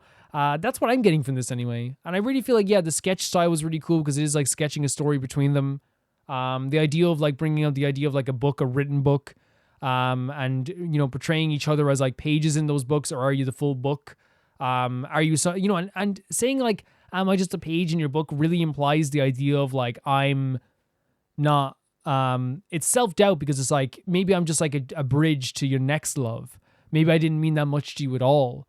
But there's also like this really, to me, a big feeling of regret because you're like, why couldn't I just like, because it seems so trivial when you're older, right? When you're trivial, you're like, man, if I just freaking like move 2 inches closer to this boy and talk to him. But like, I need people to understand, even now as we're adults, it's not that easy, isn't it? And you will always regret those moments. It's not that easy. I should have just texted her. I should have texted him. Like, I should have just said hi. It's not that easy. It really isn't, right? So, like, don't put yourself down for that either. Yeah, really cool video again. Really sweet, and a really sweet interaction between the two of them. I can't wait to see more about these character stories, Manu. That was awesome. Thank you. The next video is sent in by Colorbow, and it is Kenichi's character teaser. Heck yeah. Let's check it out. I hope you don't mind. I have like a water bottle with me and I've been taking sips. If you hear it, I'm sorry. But like, I think it's just a smart when we're doing like a big recording like Roma Reacts to have some water nearby. If you do mind, I'm sorry. I'm really sorry. I tried. I did try. Let's go.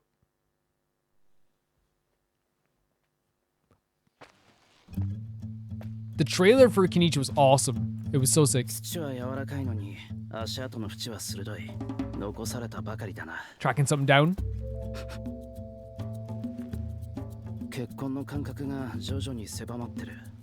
毒矢が効いたか。もう限界 I のはずだ。 love seeing him like this. This is a hero at work. それじゃこの依頼の値段を決められない。 2 million? こいつを八神のところに送れ。それじゃ高すぎる。 It seems very high. 金が多いのを指摘されるのは初めてだ。だが The music as well, right? Pre-adventure song here. 代償を払ってもらわねえと。ならちょっと安すぎるな。キーニチ、腕が立つんだろ。でなきゃこんなうまい話は回ってこねえ。どうするかよく考えるこった。ああ、ただしお前もな。 This is so slick. Great transition. Oh my god, and all the cuts on him as well. 要点を言え。あの連中子供をさらいに来たんだってよ。 Oh, so they were in the wrong. This is a really cool like cut in as well. なるほど、竜を狙う常習犯だったか。毒は半日で消える。 Did you? Oh my god, Kinich fixed him up. 200万じゃ足りないようだ。 Great stuff. おう、竜狩りの小僧、もう終わったのか？いや。 Oh my 提示したもので god. は足りないと伝えに来た。は？どういう意味だ？アハウ、こいつらは What? 報酬としてお前にやる。 Oh my god. I love that how it has like a moral compass in some cases too. You know, we call them greedy insects. Jesus! Honestly, deserved. 適切な値段だ。 The price this time was actually them as well. Because that's the thing is like we learned that from his character, his tribal quest. He's not all about the money, right? Yes, he deserves to be paid, but he's not all about the money. Like it's a different, like, you know, he talks about the consequences of actions and stuff that like, and weighing the consequences of actions. And I feel like not only was this really slick, but it showed off who Kinich is as a person and how he does business. You know, it's called Kenich's business. And I really feel like how he does business has always been like, or like as a scene here is like, if it's right to do, he will do it and he will accept the pay. If not, he will go back and like, you know, do something like this. And honestly, like I love that that's his character. It's a character who like is, you know, you can respect because he understands how much his time is worth, but also at the same time, he also does the right thing in the end also. We saw that again through all of his tribal story as well. It was really awesome to see.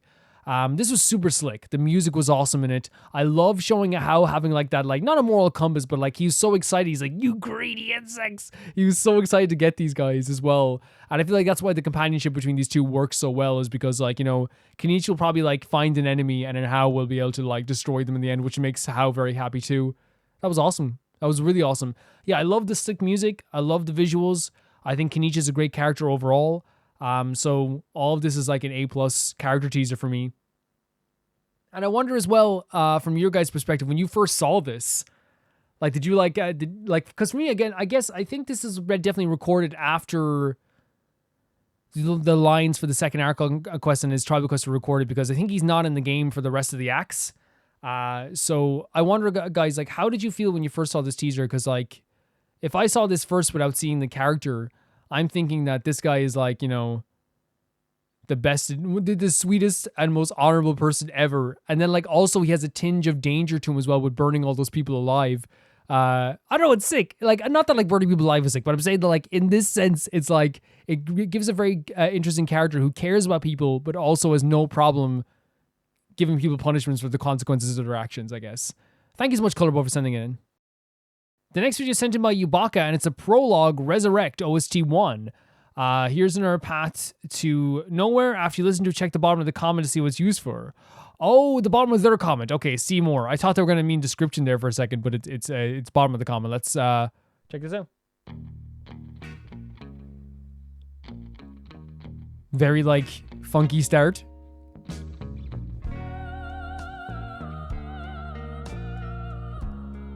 It's like such a like I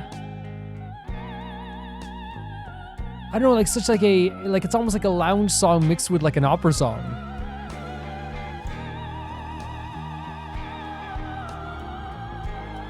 Like, beautiful vocals. Oh my god, the back vocals too. Very cool.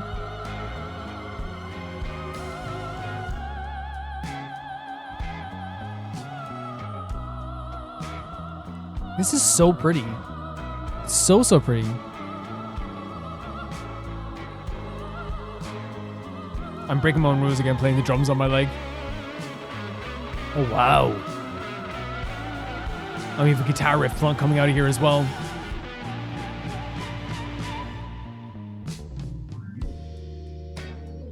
Ooh. Oh my god, that sounds so good. Way softer, but like really cool. Like the, I don't know what the instrument's called. I'm such an idiot. I might just be like on a synth. It might just be, but like, it sounds so good. So cool. I think it's literally like a piano.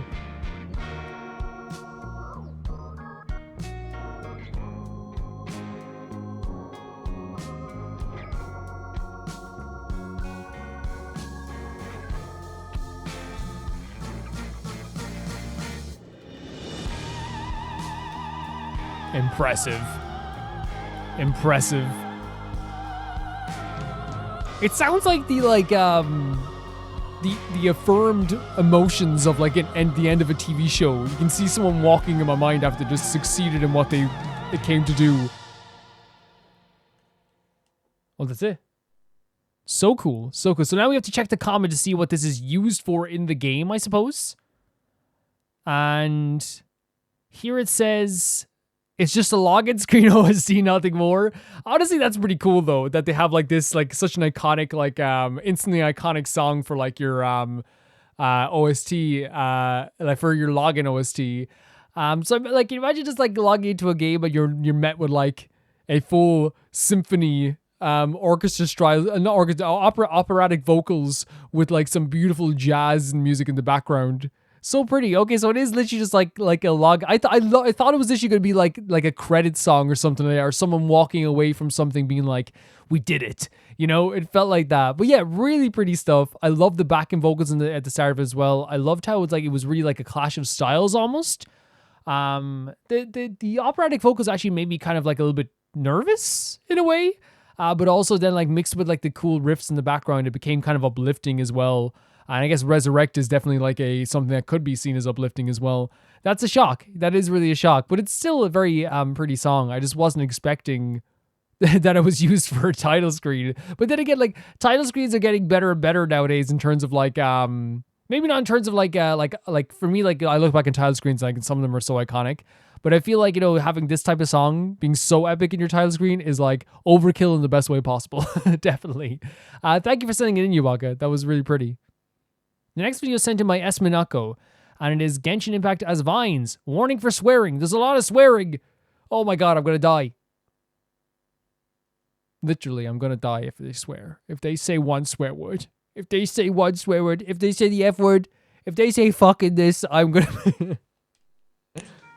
was in the 3rd grade, people treated me like a criminal because I killed somebody. Guys, get out of the way! It's the Lord! Study, we're all children of Jesus.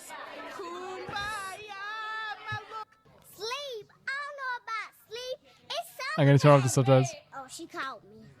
I experienced a heart healthy, and my heart No! has been severely damaged. So, John, if you're out there. So, how is everything? John, if you're out there, Totori. A little dry. How about now? You ever want to talk about your emotions, Tian? No. I do. I know, David. I'm sad. I know, David. Please, God, just let me have one good day. Oh my God, you again? Give it a rest, buddy. Hey, bro, what do you Oh no, that's Tiny Dancer Girl, by the way, who did I think she did the Tiny Dancer song, you know, when you don't know the full lyrics of the song. The souls of the innocent. A bagel. No. 2 bagels. This bitch called me ugly. I said, bitch, where?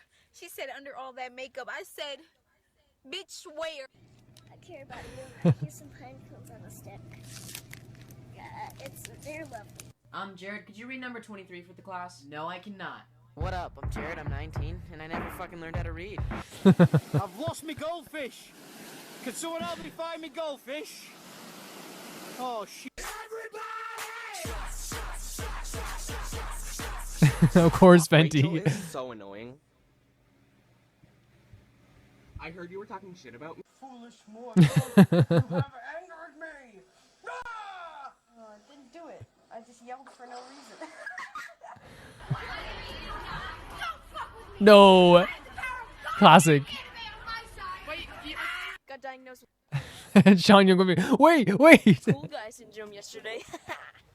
So now I take Adderall. Look at Very litty. freaking bats. I love Halloween. Why do you like Halloween? Wait, did you say they love Halloween?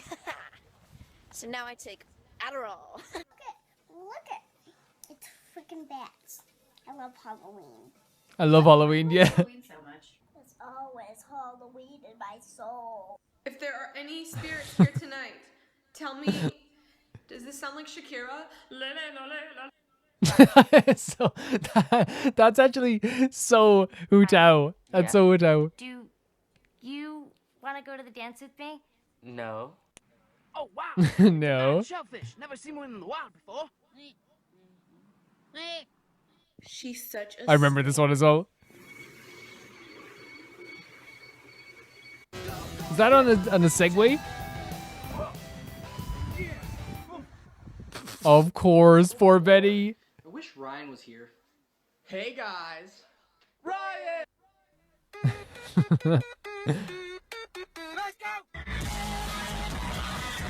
Actually, yeah, very much so. Very much so. Lasagna.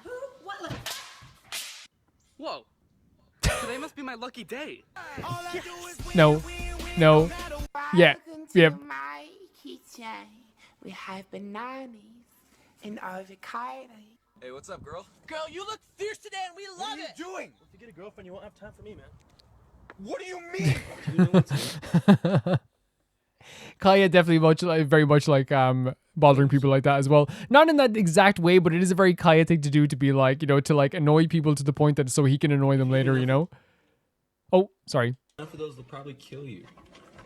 Really? Yeah. I'm here to mail this. All right, how heavy No. is it? It's pretty heavy stuff. Divorce papers. And then how much does it weigh? I thought you cared. Yeah, why are your eyes like that?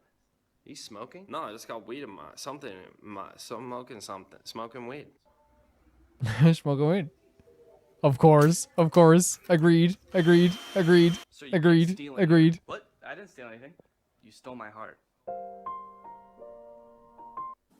I love No. people are telling me I'm like 9 years old. I'm 11, so shut the fuck up. Love is like Beauty and the Beast. Love is what you are looking at right now. There is no such thing as love. All I fucking wanted was fucking bangs. What the fuck? Wait, who did that to her? Like, we need to stop for a second, because if she did that to herself, I hope that was a transition haircut and she did it for a joke. No. Very much so. Very, very, very adorable stuff there as well. Some of this stuff, and like I love how some of them are like so accurate. Some of them obviously are just like being very, very, very funny, but like some of them are so accurate to the point that some of them hurt. They definitely hurt. And like, you know what this always reminds me of as well is how much of an impact Vine had, because like even though I never had Vine, right? Vine compilations were so huge at the point that some of these come up, I'm like, oh my god, I know this one, and I was never on Vine, ever, once in my life. And of course, like, this is like, it still hits me every time I see those ones as well. I think that when it comes to like, the Genshin characters as Vines thing, it's so fun to me, because there's like it's the character, you have, you've been around that character, and like you're able to also get the humor. It's like a shared humor where everyone's having like a bit of fun with the characters as well. It doesn't have to be too serious, I suppose, also at the same time. It's just super, super fun. And like, I really like think that some of them, like, I like were obviously just like, for laughs. You don't take it too seriously. You don't. Even if like some of them, it's like, oh my god, that was so hard, Because even seeing like the stuff with Vaughn, it's like, no, please don't feel that way. But you're like, no, it's not supposed to be taken too seriously. I love the Farina one where she's like shooting stuff out of her eyeballs, but like she's secretly powerful even if she doesn't think she's powerful. The one with the little girl with Fischl was so freaking funny, and the Hu-Tao one with the Shakira also. The Benny one with Fischl and Razor was so freaking accurate. It's not even funny as well. What is funny, but you know what I mean. It's so freaking accurate. These are really a good pick me up all the time as well, and it's really nice to have them in here as well. S. Minako, thank you for sending us in. The next video is sent in by Death Trap. And it's what if Yugioh was a first-person RPG? What if Yugioh was a first-person RPG? This is kind of like what the video we saw last time. I'm already looking at the thumbnail, and this card looks amazing. Let's check this out. That some Yu-Gi-Oh card effects can actually tell a story. Yes? For real? Not the art. Oh no, I do know this. Like on some descriptions of character cards and monster cards, they used to tell a story, right? I don't know if like it's different now, like even with magic cards and stuff like that also, but that's pretty the sick. Name, the card effect itself. Destroy this, banish that, add 1 or 2. In some archetypes, Yu-Gi-Oh's card designers actually tell a compelling story using not only the card art, but actually the effects of the cards themselves. In this series, we'll be taking a look at how Yu-Gi-Oh tells stories through card effects. On The Xyz cards are really cool looking, by the way. Even though like I don't use them myself, they're really August cool looking. 26th, 2022, the deck Such a building cool, set pretty pack. Tactical Masters was released in the TCG. Today, we'll be talking about one of the 3 premier archetypes released in the set, Runic. So pretty, Formerly that known card. as Mist Rune in the Japanese version of the Yu-Gi-Oh card game, Runic is an archetype that consists of spells, most of them quick plays, and fusion monsters that you can cheat out of the extra deck without properly summoning them. At the center of this theme stands the field spell card Runic Fountain that allows players in a never-before-seen way to activate quick play spells directly from the hand during the opponent's turn, which makes them extremely powerful. But besides being a powerful and competitively successful archetype, there's also a rich and interesting story on how these cards came to life, the design choices of their effects, and their strong connection to an already existing. Oh my god, look at these card designs as well. Look at the Grenader of Boss of Light is like so neat. Oh look, oh my god, Grenader the Boss of Doom. This is really making me want to like get into Yu-Gi-Oh again on like a competitive level. Archetype. This is the story behind the cards of Runic. The story begins with Runic Allure, a card depicting a masked magician offering the player a powerful ability. This figure invites you on a quest to defeat all 9 generator bosses scattered across the 9 realms. From the get-go, we learn that this archetype is actually connected to another. The figure in the card art of Runic Allure is actually Lopter, Shadow of the Generator bosses. Love this card design too. Grant you additional rewards for defeating each boss throughout the questline. And since all Runic cards banish a few cards from the top of your opponent's deck when resolving, Runic Allure sweetens the deal and adds a bit of a bonus each time you manage to achieve such a victory by banishing 1 extra card. Lopter will appear in the fountain each time you successfully win a boss fight to grant you with another power or tool to continue your conquest. In the spirit of video games and boss fights, Oh, that's so great too. I'm sorry, like the thing that like I love like the different effects and learning about these different effects.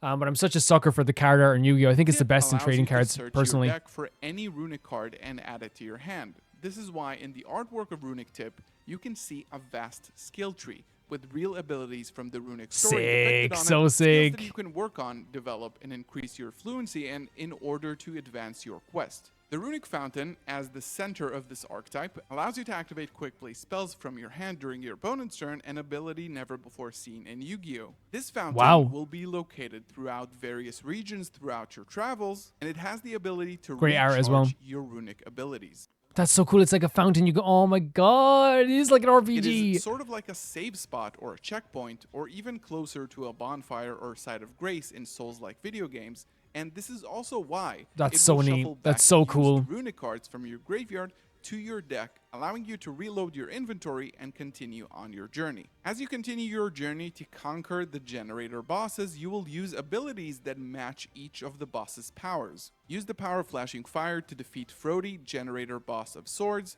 Destruction to defeat Utgarda, generator boss of delusions, and fight fire with ice, using the freezing curses to defeat Nauflar, generator boss of fire. Neat. Again, like I love that they're, because again they had themed decks when I was a kid and when I was playing Yu-Gi-Oh even like, you know, a few years back. But like I only played Speed Duel, so I didn't even know a lot of this stuff was happening. So it's like really cool to look at this stuff and see that they're like implementing such like a cool archetype into Yu-Gi-Oh. Whether last time we saw the fighting game stuff, this time being an RPG and actually having like real like world building stuff on the cards is so legit advance cool. through your adventure. On your quest, you will also have a runic phase at your disposal. Hugin can help you find Really pretty. fountains to recharge your runic. These designs are so As her cool. effect, adds a runic fountain from the deck to the hand, and Munin can protect your items and also So cool. heal you, as his effect gains you life points at the Having end of fusion each cards turn as well is something and you don't offers see all the targeted time, right? protection. Hugin and Munin in Norse mythology were Odin's ravens. On the other side, Gary and Freki, the wolves accompanying you on your journey, can help you in battle against powerful bosses, as their effects provide destruction protection, but also value when being destroyed. I love that by battle, they're sacrificing themselves to protect you and helping you continue your quest line. Lastly, Death Trap, you can definitely say this is true or not. I love that they're using a lot of fusion cards here. And like fusion cards were huge when I played GX. Like that was huge, like fusion cards, and I don't know if they made a comeback or something, or maybe there always were but like fusion cards were huge when I was playing Sleipnir, GX. the winged horse, will help you glide across the sky and dodge powerful enemies, using his effect to banish itself and an opponent's monster until the end of the turn to let you clear the path along the way. Sleipnir is also a level 9 monster, which works perfectly with the other level 9 generators if you're playing this in your generator deck, as easy access to powerful rank 9 Xyz monsters. The next So part sick. of your adventure requires you to steal the golden droplet from the dragon's lair. Using the power of runic slumber, you can put the dragon guarding the droplet to sleep, or by using the effect of slumber, make him not attack this turn so you can steal the droplet for yourself. You That's can then it's like an give the RPG golden quest droplets or a solution to an Ardell, RPG generator quest. boss of light, so she may unblock your path of advancement and let you continue on your journey. This is also depicted in the effect of golden droplet that actually bribes your opponent by letting them draw one card, So but cool. banishing 4 from Like the it's showing actual like RPG solutions in the artwork as well. It's After so passing neat. the generator boss of light, you obtain the necklace that has the power to break curses.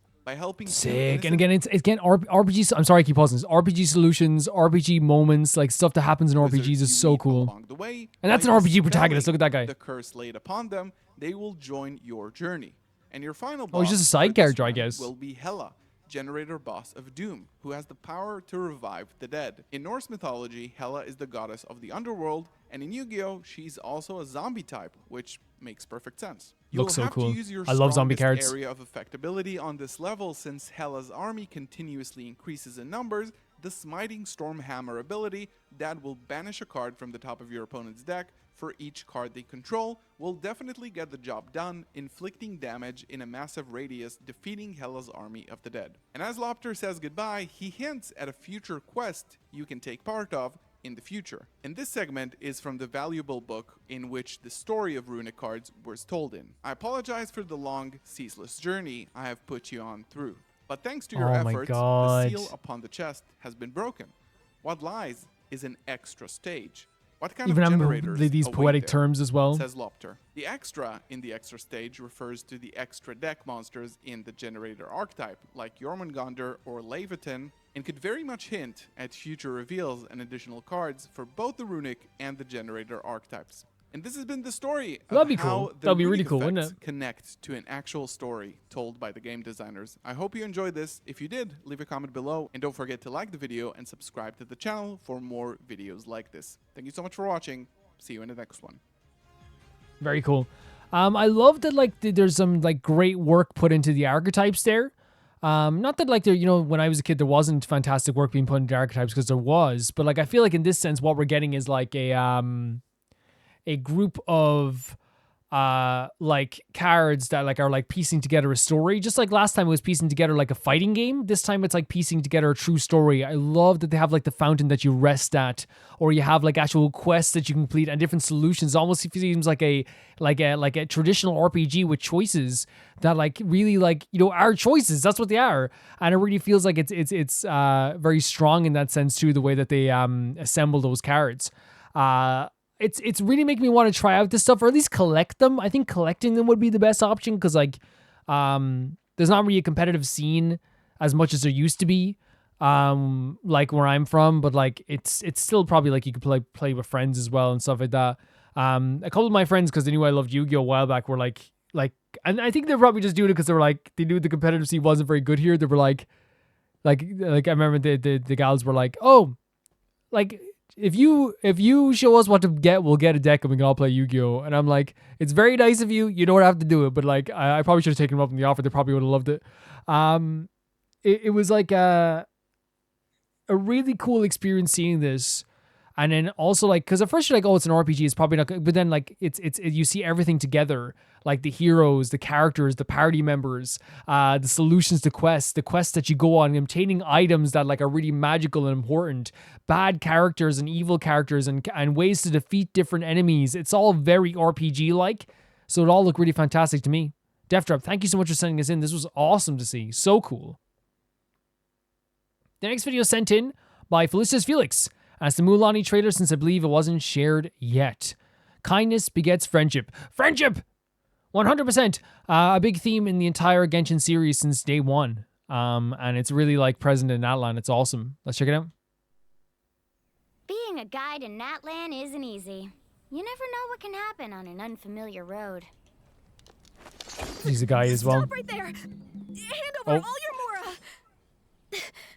You don't look very confident in this. I'm scared. You don't look very confident at all. Still, as the elders say, if you can solve a problem with Mora, might as well take the easy road. Wait. You're new at this, aren't you? Yeah, very new. Look at Mualani, the confidence. She's literally like, hey, take the money. This is for you. Not because you tried to take it, but because you're about to do me a favor. What? You know this area, right? Could you take us somewhere? Okay. The sweetest sweetheart Mualani. Oh my god, she just turned like a bad character into a good character in 2 seconds.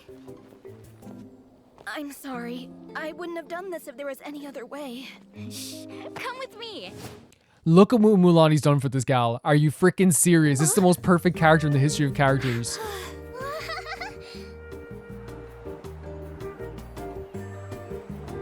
The music's so nice as well. Get a very like jazzy theme, but like with You're not a bad person after all. Not anymore. Look at their camping with her. It's so Show you more fun. places later. Yay! Being a guide sounds like a pretty cool job.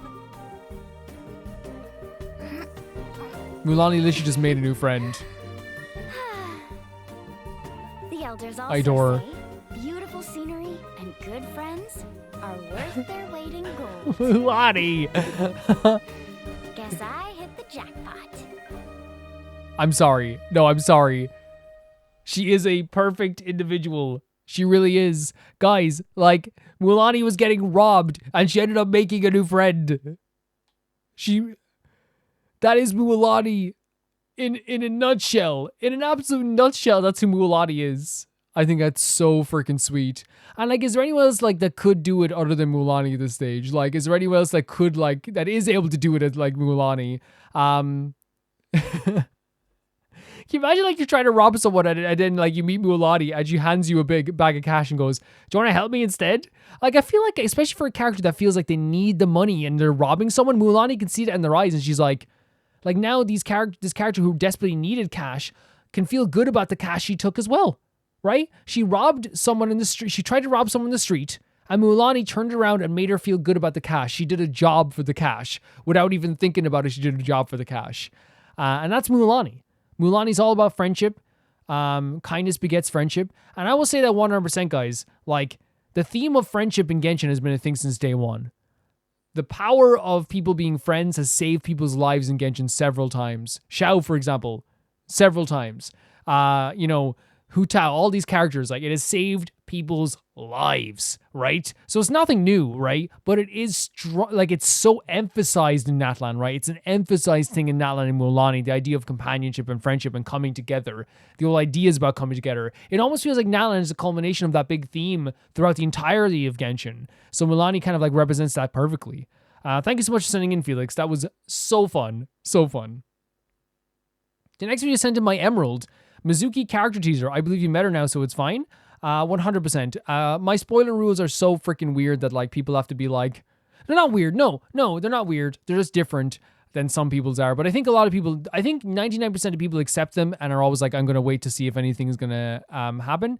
Emerald's always great with that. Everyone's always great with that. And like, it's so interesting in that way because how how do I say it? Like, sometimes you will an odd time get people telling you that what you think is a spoiler isn't a spoiler. And I always that's one thing I put my foot down with stuff, right? Because I can always be open to all stuff. And we have changed our opinion on stuff when it comes to spoilers, due to like people giving like their own opinion and stuff like this.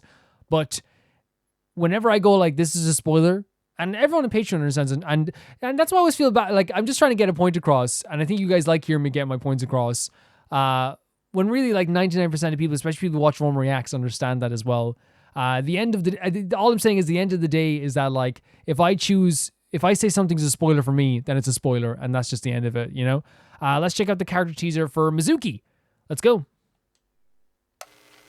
Mizuki's superb character so far. Oh my god. Look at this style, like an old video, like in a therapy session. Mizuki's such a great character. We can turn off the subtitles here for this. Such a pretty art style as well. And now she has to deal with all this stuff after all this long day. You okay? Be nervous. Come right on in. Oh my god. Oh my god. The art style is gorgeous. When we suppress so our pretty. emotions, our dreams are where they manifest themselves. And the deeper we bury them, the more likely they are to manifest as nightmares. Oh, she's showing all the different nightmares and things like this. It's so, oh my god. The music's awesome too. But this is a visual feast. Like, look at that. I'm not a kid anymore. I can do this on my own. Oh my god. Breaking through as well. Oh my god. The support that she could give you as well. I adore her. I understand. Look at this. This art's like its own movie. Everything bottled up will only worry them all the more. Stunning. Stunning. And look at the way she's so calm and talking about keeping it bottled up and everything. Just great. Look at this and helping, giving her that little hand. So amazing. I'm like nearly standing up out of my seat. And there's no harm in being a kid again. Once in a while. Yeah. And her saying you're doing great as well. It's such a meaningful thing to say, right? Wait, hold on a second here. You're doing just great. It's Yeah, okay to that need help sometimes just to hear that is so important. It's so important. Oh man.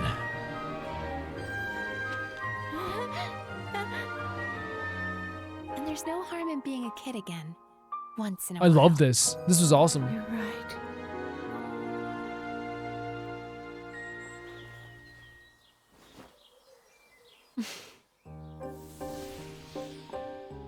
Mizuki's great. So great.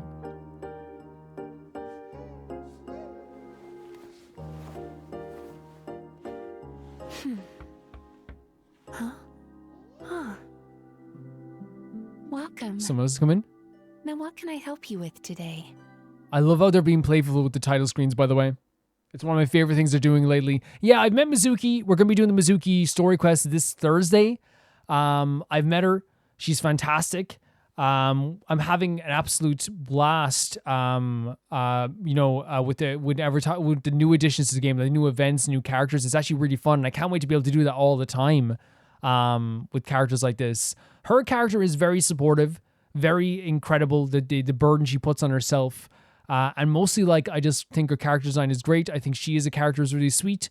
I thought her gameplay was really fun too, but the art style of this teaser is superb. It looks incredible. And I think that, like, you guys would agree with this. Like, it looks like it could be its own, like, magical movie. Like, it really, really could. And Mizuki as a character in general, like, I think, it's very new to everybody. But I haven't heard any complaints about her yet. And not that, it would matter either, because, like, I adore her. I think she's fantastic. And I love her story, and I love the bathhouse. But this was super, super pretty with some really great music. It felt really magical. It represented the idea of, like, nightmares and dreams, and, like, the idea of someone giving you a hand and, like, telling you you're just doing just fine. And I feel like that's what the umbrella was. It's like, It's like she was holding the umbrella for her, then she handed it to her. It's like, you can shield yourself from this too. And it's 100% okay if you want to act a little bit childish sometimes too. Gorgeous stuff. Absolutely gorgeous. Thank you so much for sending us, Emerald. That was awesome. The next video is sent in by Cat Sith. This is the animated movie Nehzha 2 second trailer. Only the first trailer was released internationally, so there's no subtitles for this one. So I think just pure visual reaction will be fun too. You know what's crazy? This is like the #1 movie in the world, right? This is legitimately the #1 animated movie of all time. Am I wrong in saying that? It like overtook something else? Or like the biggest opening weekend for an animated movie? I think so. It's crazy. Let's check it out. So you said there's no subtitles. Yeah, visual reaction's fine too, like you said. Because I think it actually looks great. That's the character had all the mess on their face. So sick. I got chills and I don't even know what they're saying. That's a great character design for an enemy. Oh, we're getting wars?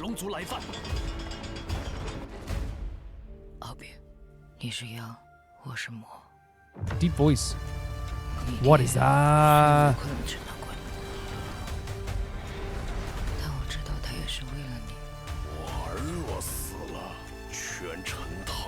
Great voice acting too.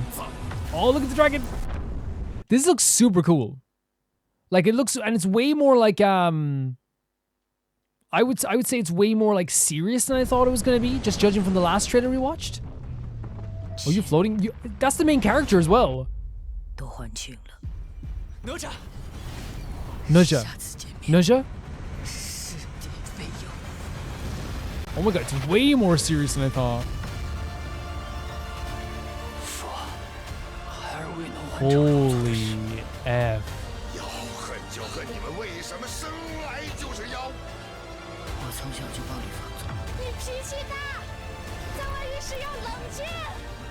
What the hell is that visual? What is... No, this looks sick. This looks so sick.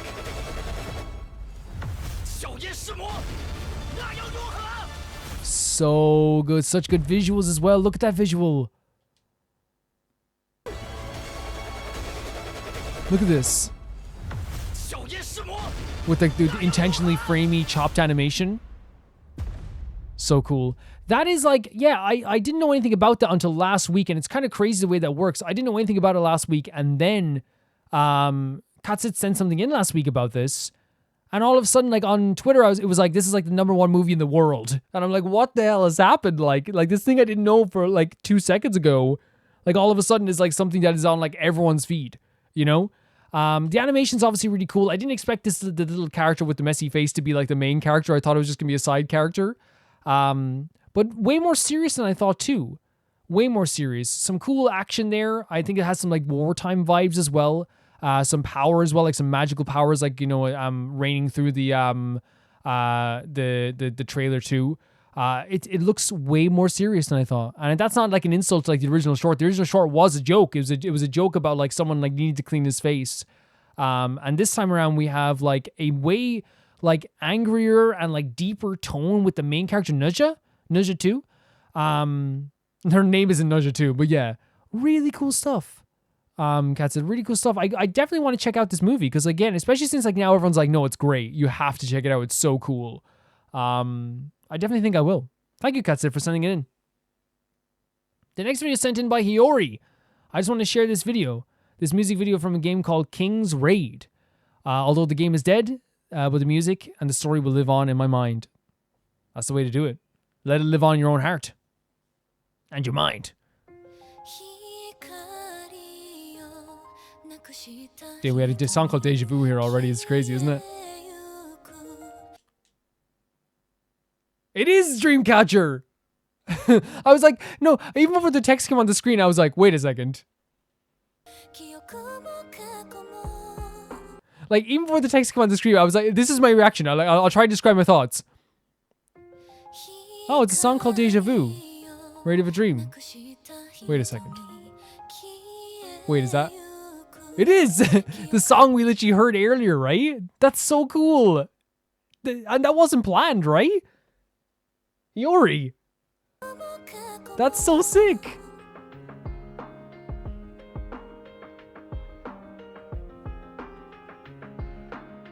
That's so sick.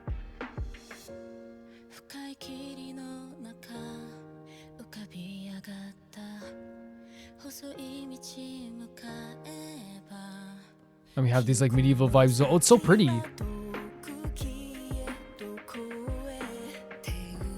So pretty. These character designs are so nice.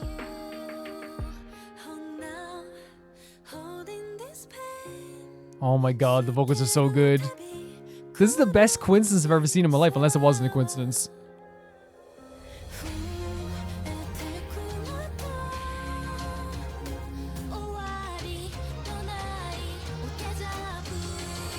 Is there subtitles?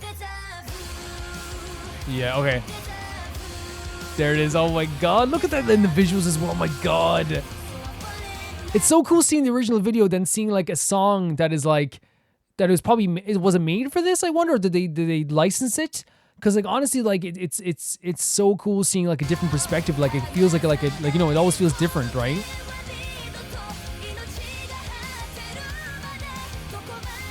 Oh my god. This gigantic creature. I love the character designs, the main character designs so much. And this song is about like, you know, reliving like the, you know, horrible memories over and over again. Oh, that's so pretty.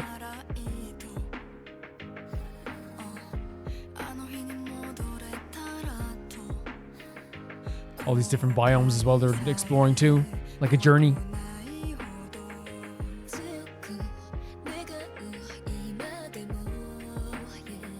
I love the visuals. And then we're back to this aspect as well.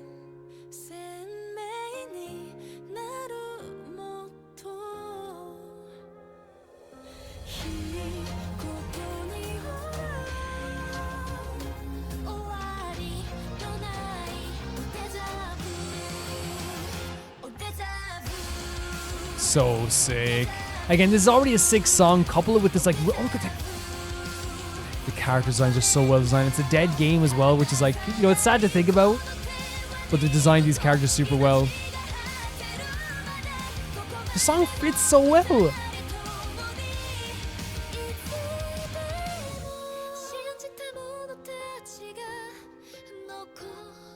Look at that done on his face as well. It's great artwork, even if it is heartbreaking. It seems like they remembered each other since childhood.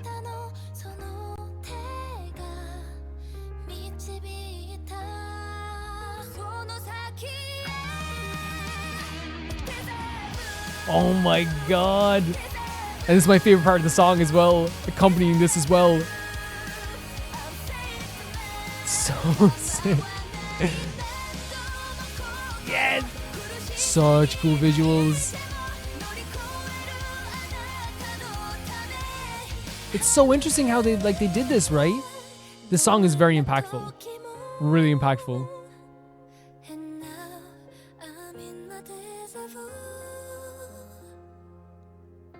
Who are these?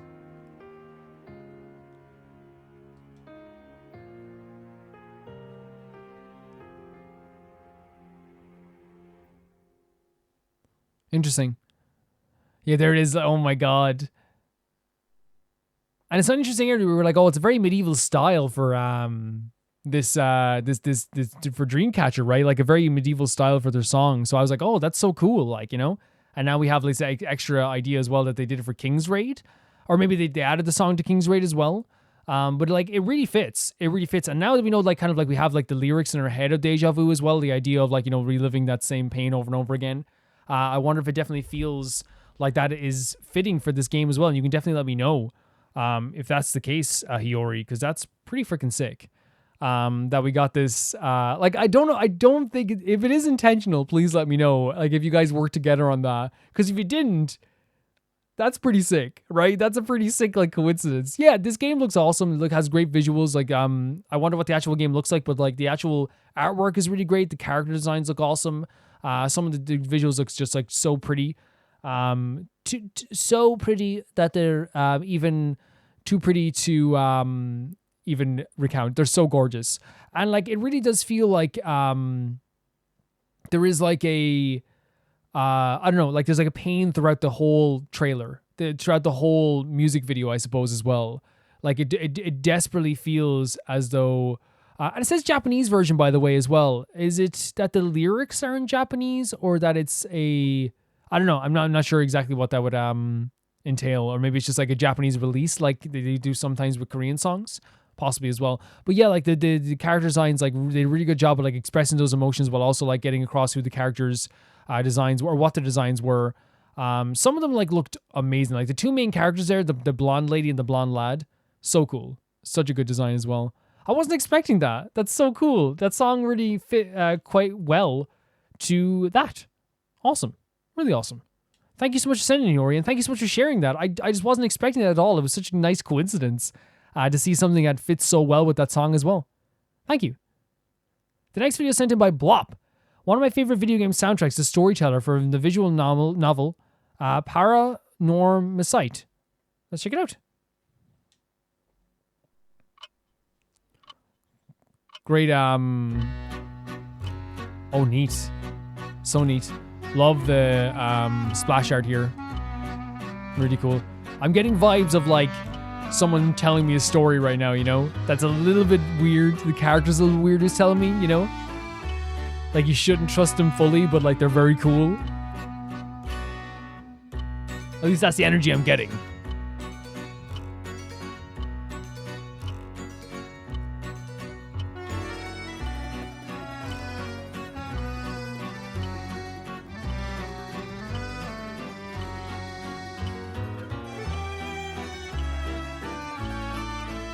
It's actually really pretty as well. You know, it gives like all those advice. Like I said, like it's like we're talking to someone like new. We're talking to someone like a little bit strange, or like we're like in a place that like, you know, is like a little bit like underhanded and a little bit seedy. It's like, you know, a mystery involved. It is a very mysterious song, right? But also like it could be something I could listen to for hours just as like in the background, like, you know, of a game. Sounds really cool. It's so pretty. It reminds me of Shadow of Memory so much. Shadow Memories being like one of my favorite games of all time, by the way.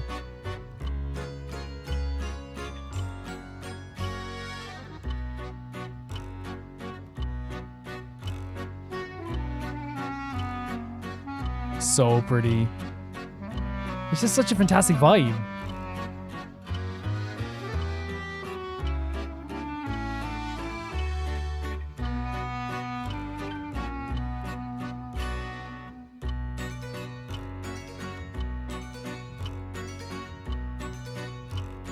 That's such a pretty part as well, isn't it? It's such a pretty part.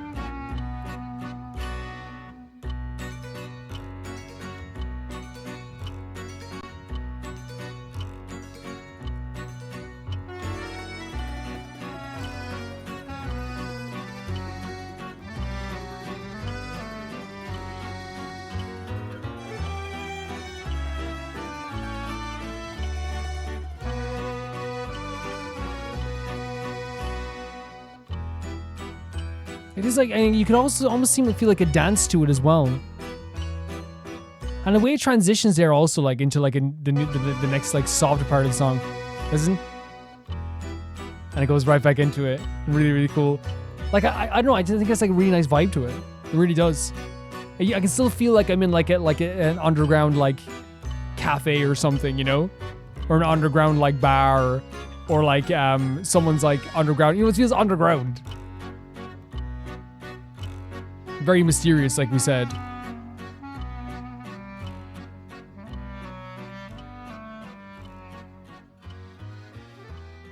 I just realized that the body is floating in the splash art there as well. Okay, that's it. Okay.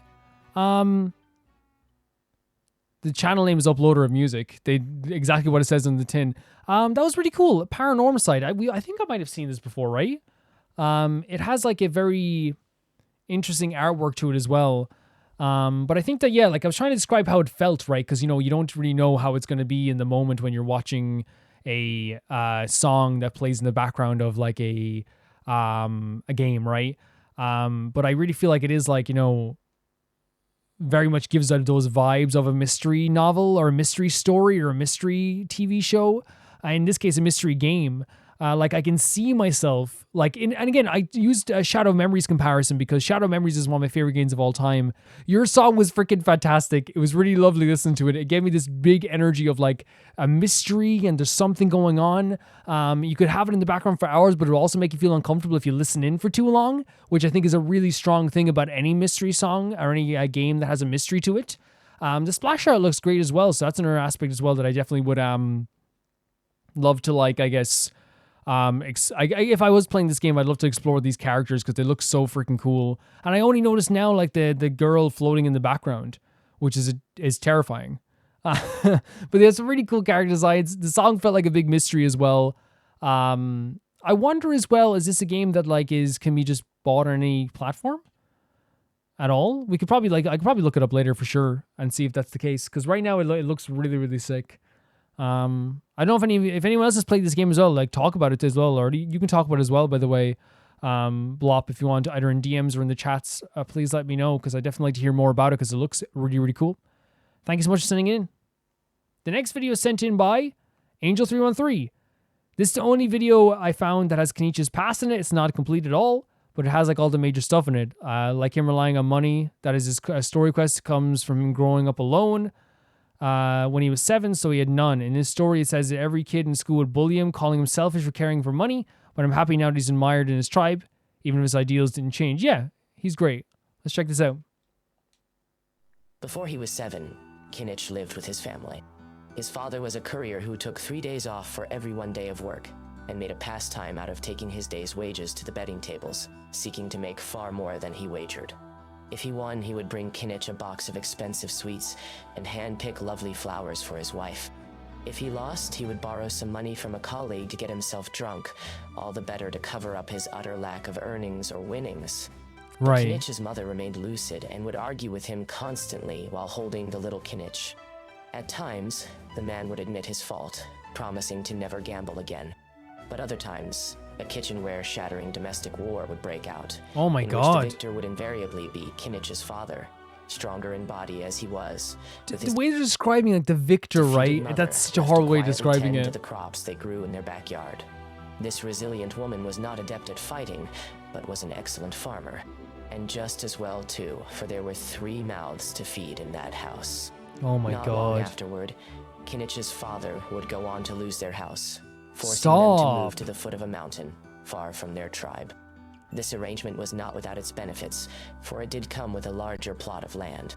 Here, Kinich learned to plant grain fruit, twist castor oil plants into rope, mix tapioca flour to make thick noodles, and learn the art of trap making to hunt for forest boars.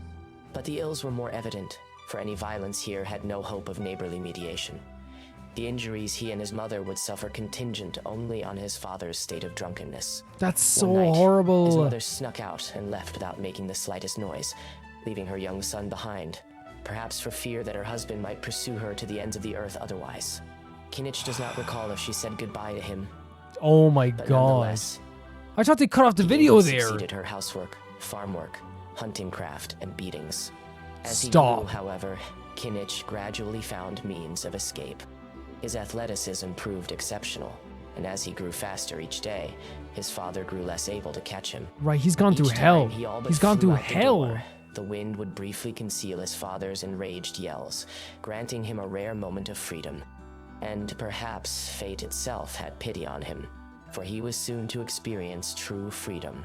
On his 7th birthday, for the very first time, he asked his father if he had news of his mother. No words were needed for the answer to present itself. His father pursued him, eyes shot through with hangover red, aiming to give him a piece of his mind. But long years of drinking had left the man's body with a shadow of its former strength.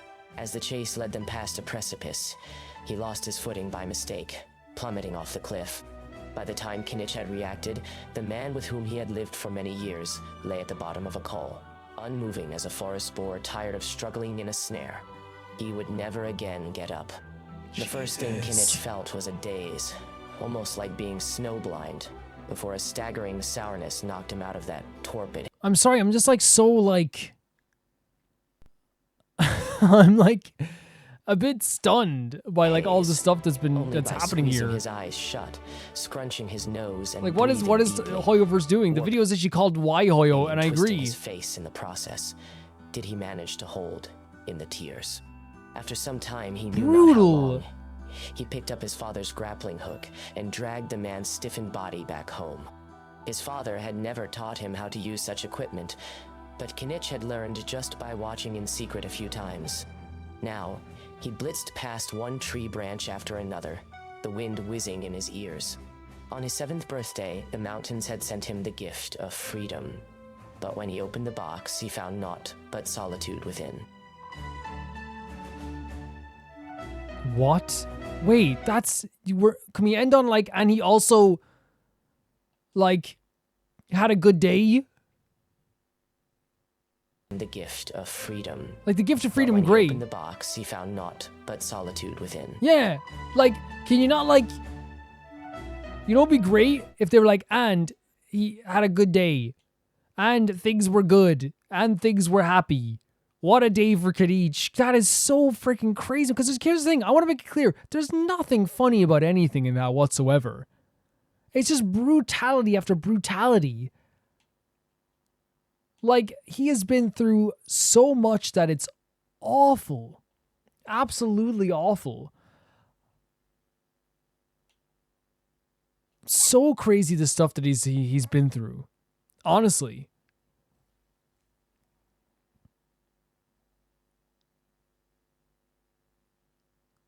Like, and to come out the other end and be like, so, and that happens a lot of times as well. Like, people will come out the other side and they'll be like, you know, one of the best people on the planet, and that is genuinely like what happened with like, it's what happened with Kinich, turning out to be like, you know, one of the best people in the game, one of the people you can rely on the most. And I definitely would say that's Kinich all over. I think we'd all agree that's Kinich all over. And in this sense, that's exactly what we get from this, is that like, it is a character who is like, you know, so appreciated now. It's actually unbelievable. So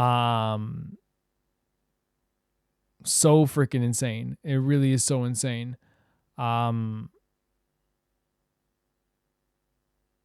Incredible to go through all that. Like, I'm just like kind of like sitting here in shock. Like, what do I even do with that? Like, what can I even do with that? Absolutely insane stuff. It really is.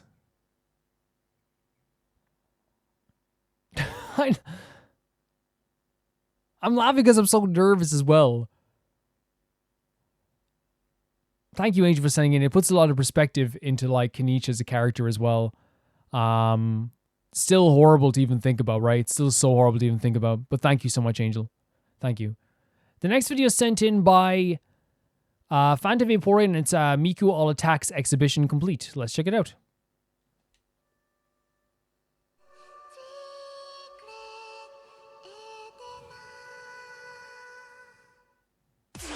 So it's usually just attack animations with this stuff as well.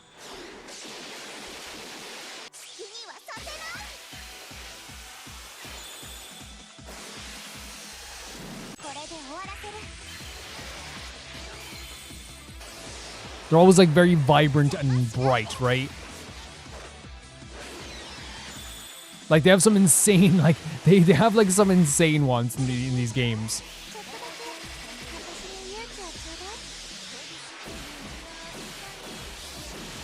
Like, look at that. It's like the end of the world.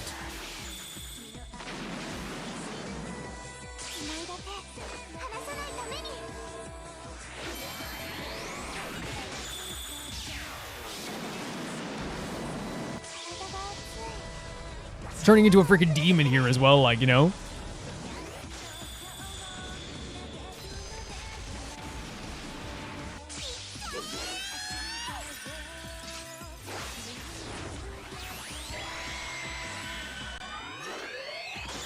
Like what?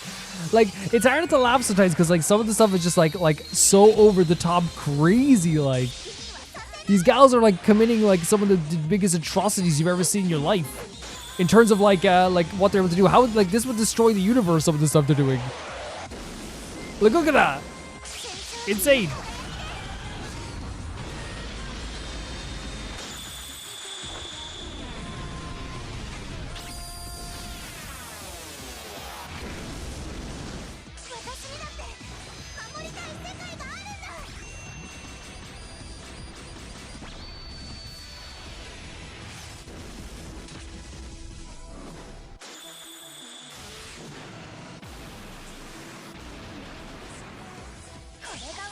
And some of the designs are really like cool as well in the terms of color also. But a lot of them is just like, what is even going on with this stuff? You know, it's crazy.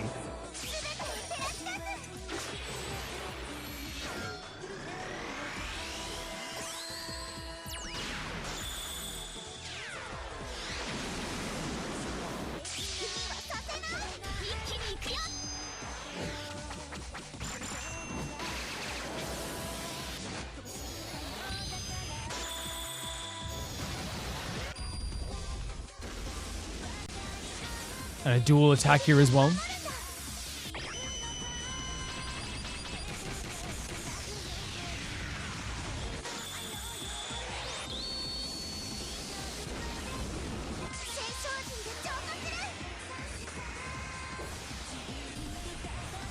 And it's always like, I know like these creatures are bad, right? But like, it always seems like to me, because these girls are so powerful, like you just see these little, oh my god, I love these little George attacks. They used to do these all the time as well. Bring in like your friends. Because these little creatures are so small, it just looks like these girls are like, like bullying the heck out of this one creature, you know?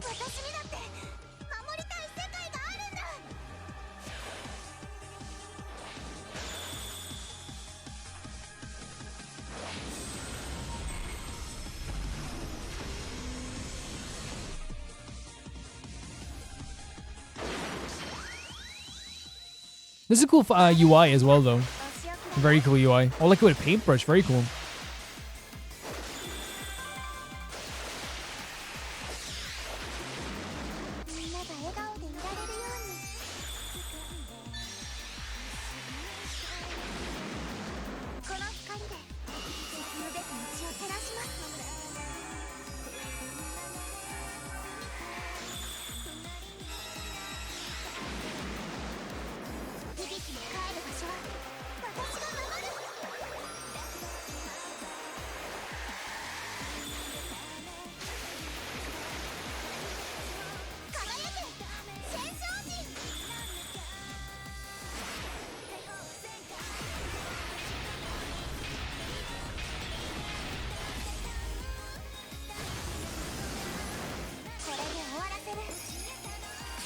Stepping on crystals almost as you're walking by as well.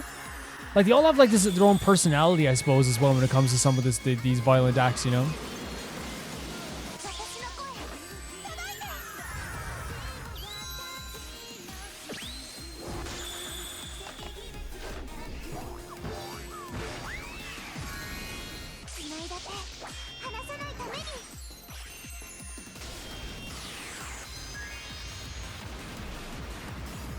Catching her afterwards as well, the Christmas style.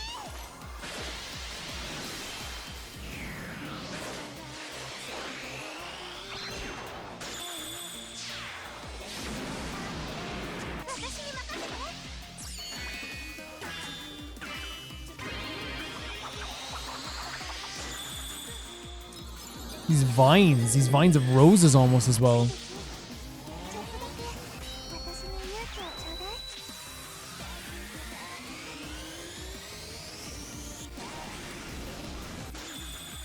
The impact as well, right? The impact of it.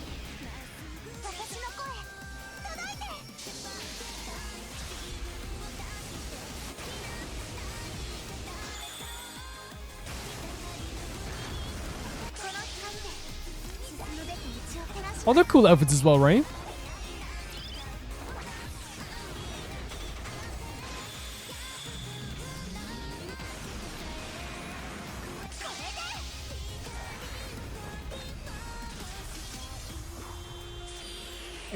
These games must be updated every freaking week. The amount of animations they have in this stuff, guys. These games must be updated week after week.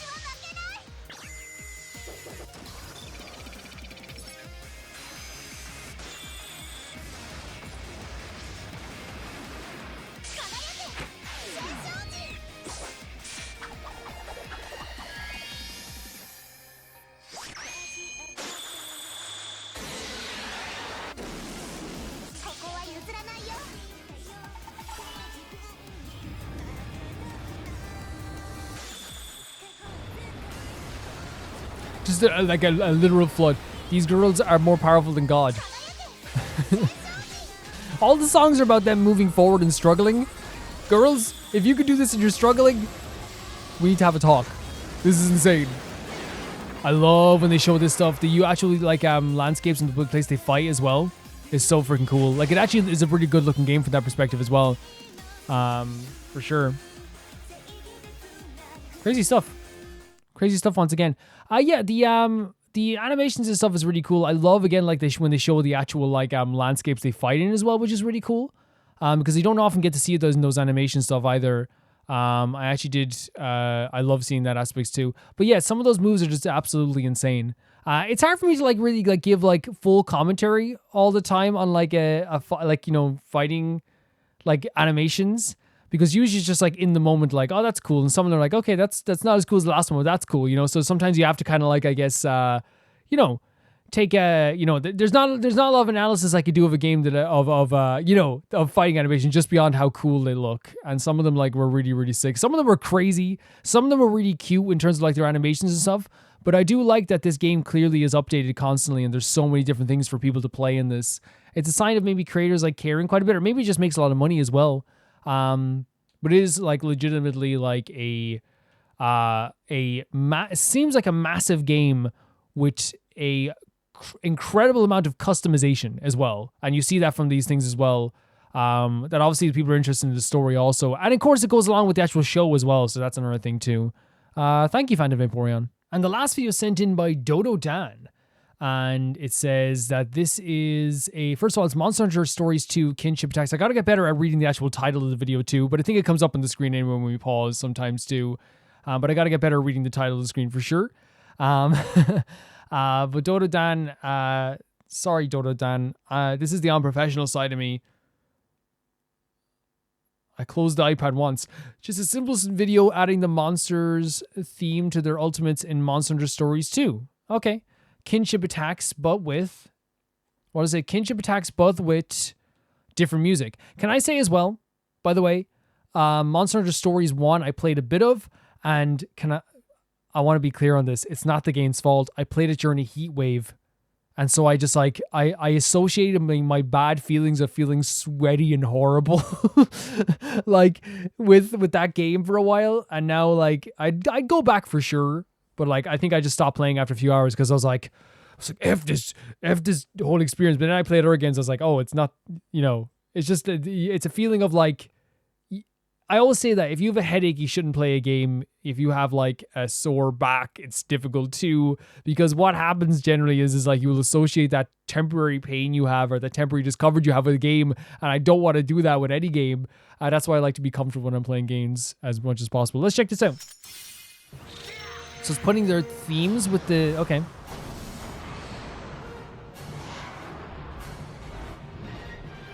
This is such a pretty art style for, Monster Hunter Stories, by the way. It's really gorgeous. I think you'd agree, Dodo Dan, as well. It's immaculate.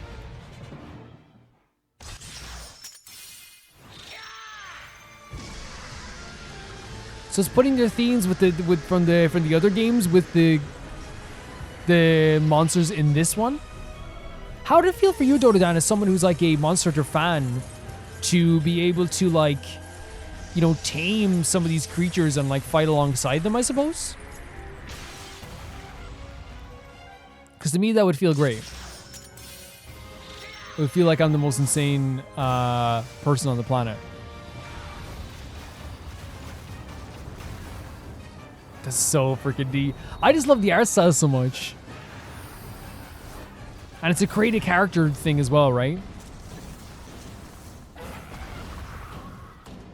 The animations for the battles are really cool too.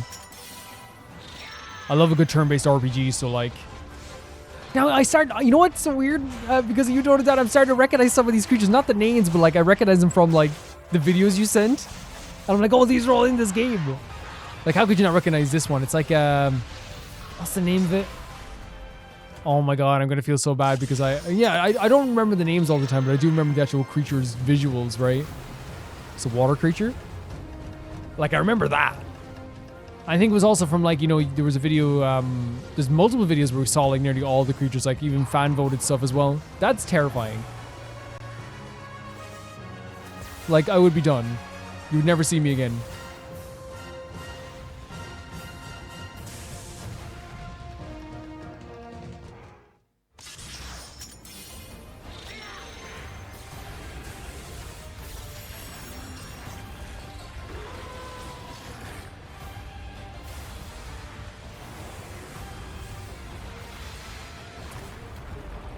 so sick. I love that, like, even though it's like a very cutesy art style, right? It still like emphasizes like the crazy impact that these monsters have. Like, they don't feel less powerful in a lot of ways. And it's just that you get to use them this time.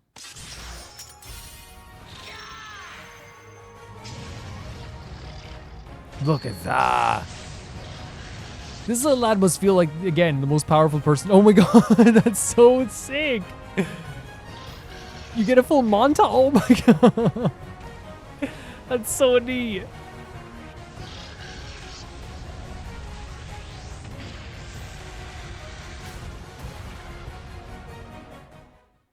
That's so fun. That's so fun.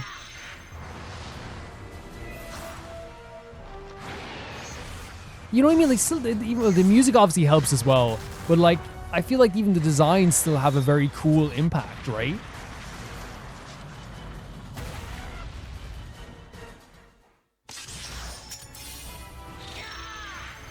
That yeah is so good that it's not even difficult to hear multiple times. It's a good yeah, right? I thought that was it for a second. I was like, okay. In a circle? Oh no, that's sick. You know what I mean? Like, this cute, it's a very cute art style. It's a pretty art style. It's just gorgeous to look at, right? But you still have these very impactful stuff, which is, again, why when people are like, I wouldn't want to play a game like this. Like, I don't like games with art styles. Man, you don't know how serious these games can get. You don't know how impressive these games can get.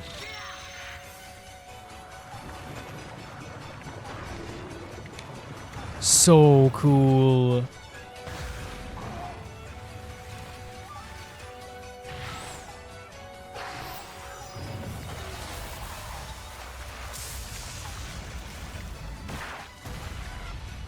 We did it.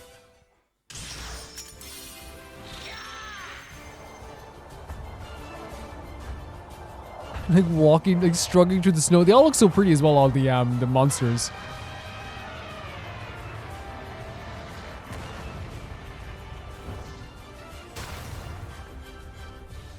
The entire ice. What? You see what I mean? Like, it's so, like, these creatures are otherworldly. They really are, even in this version of the game. Of the franchise, I should say.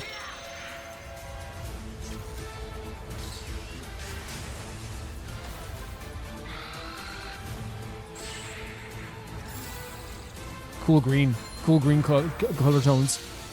I always feel weird when I say stuff like that. I'm like, oh, cool green color tones.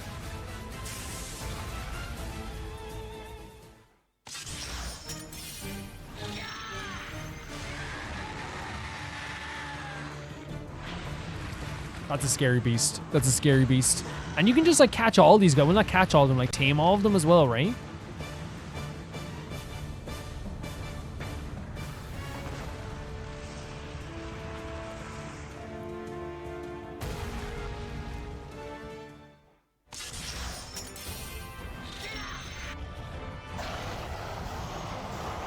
Look at the belly. Look at the belly on this creature.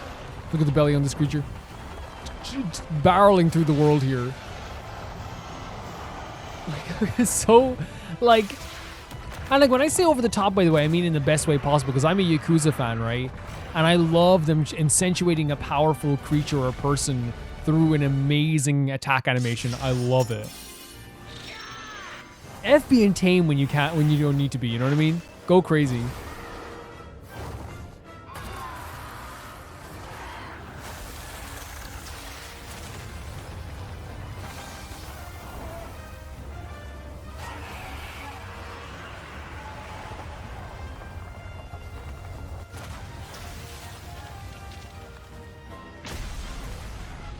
We did it.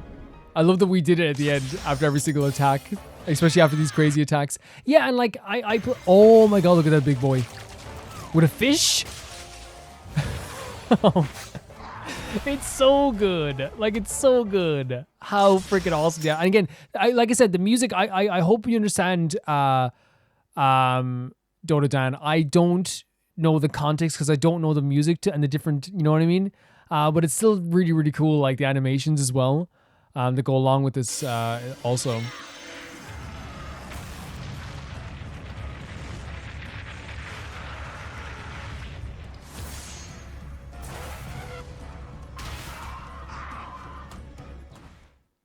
Great stuff. Great stuff. You get that.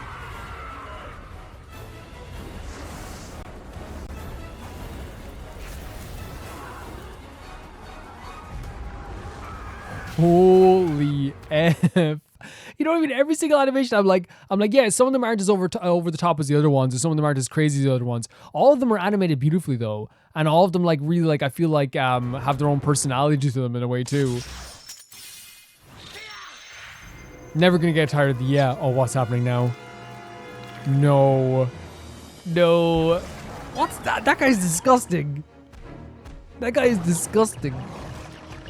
That guy should not be. I know I shouldn't insult him just because he looks weird. He's living his life like everyone else. He just wants a bone. Imagine getting attacked after an enemy goes for a bone.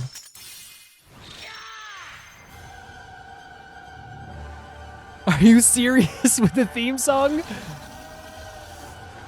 A freaking demon?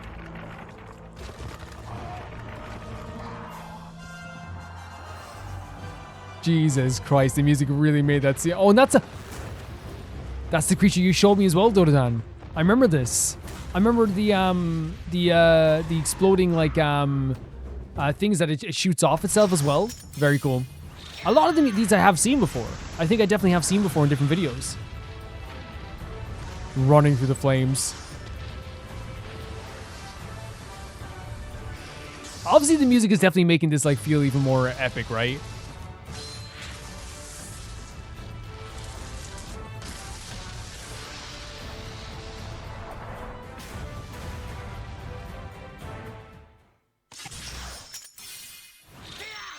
Gigantic meteor. Oh my god, what the hell is that? The sound.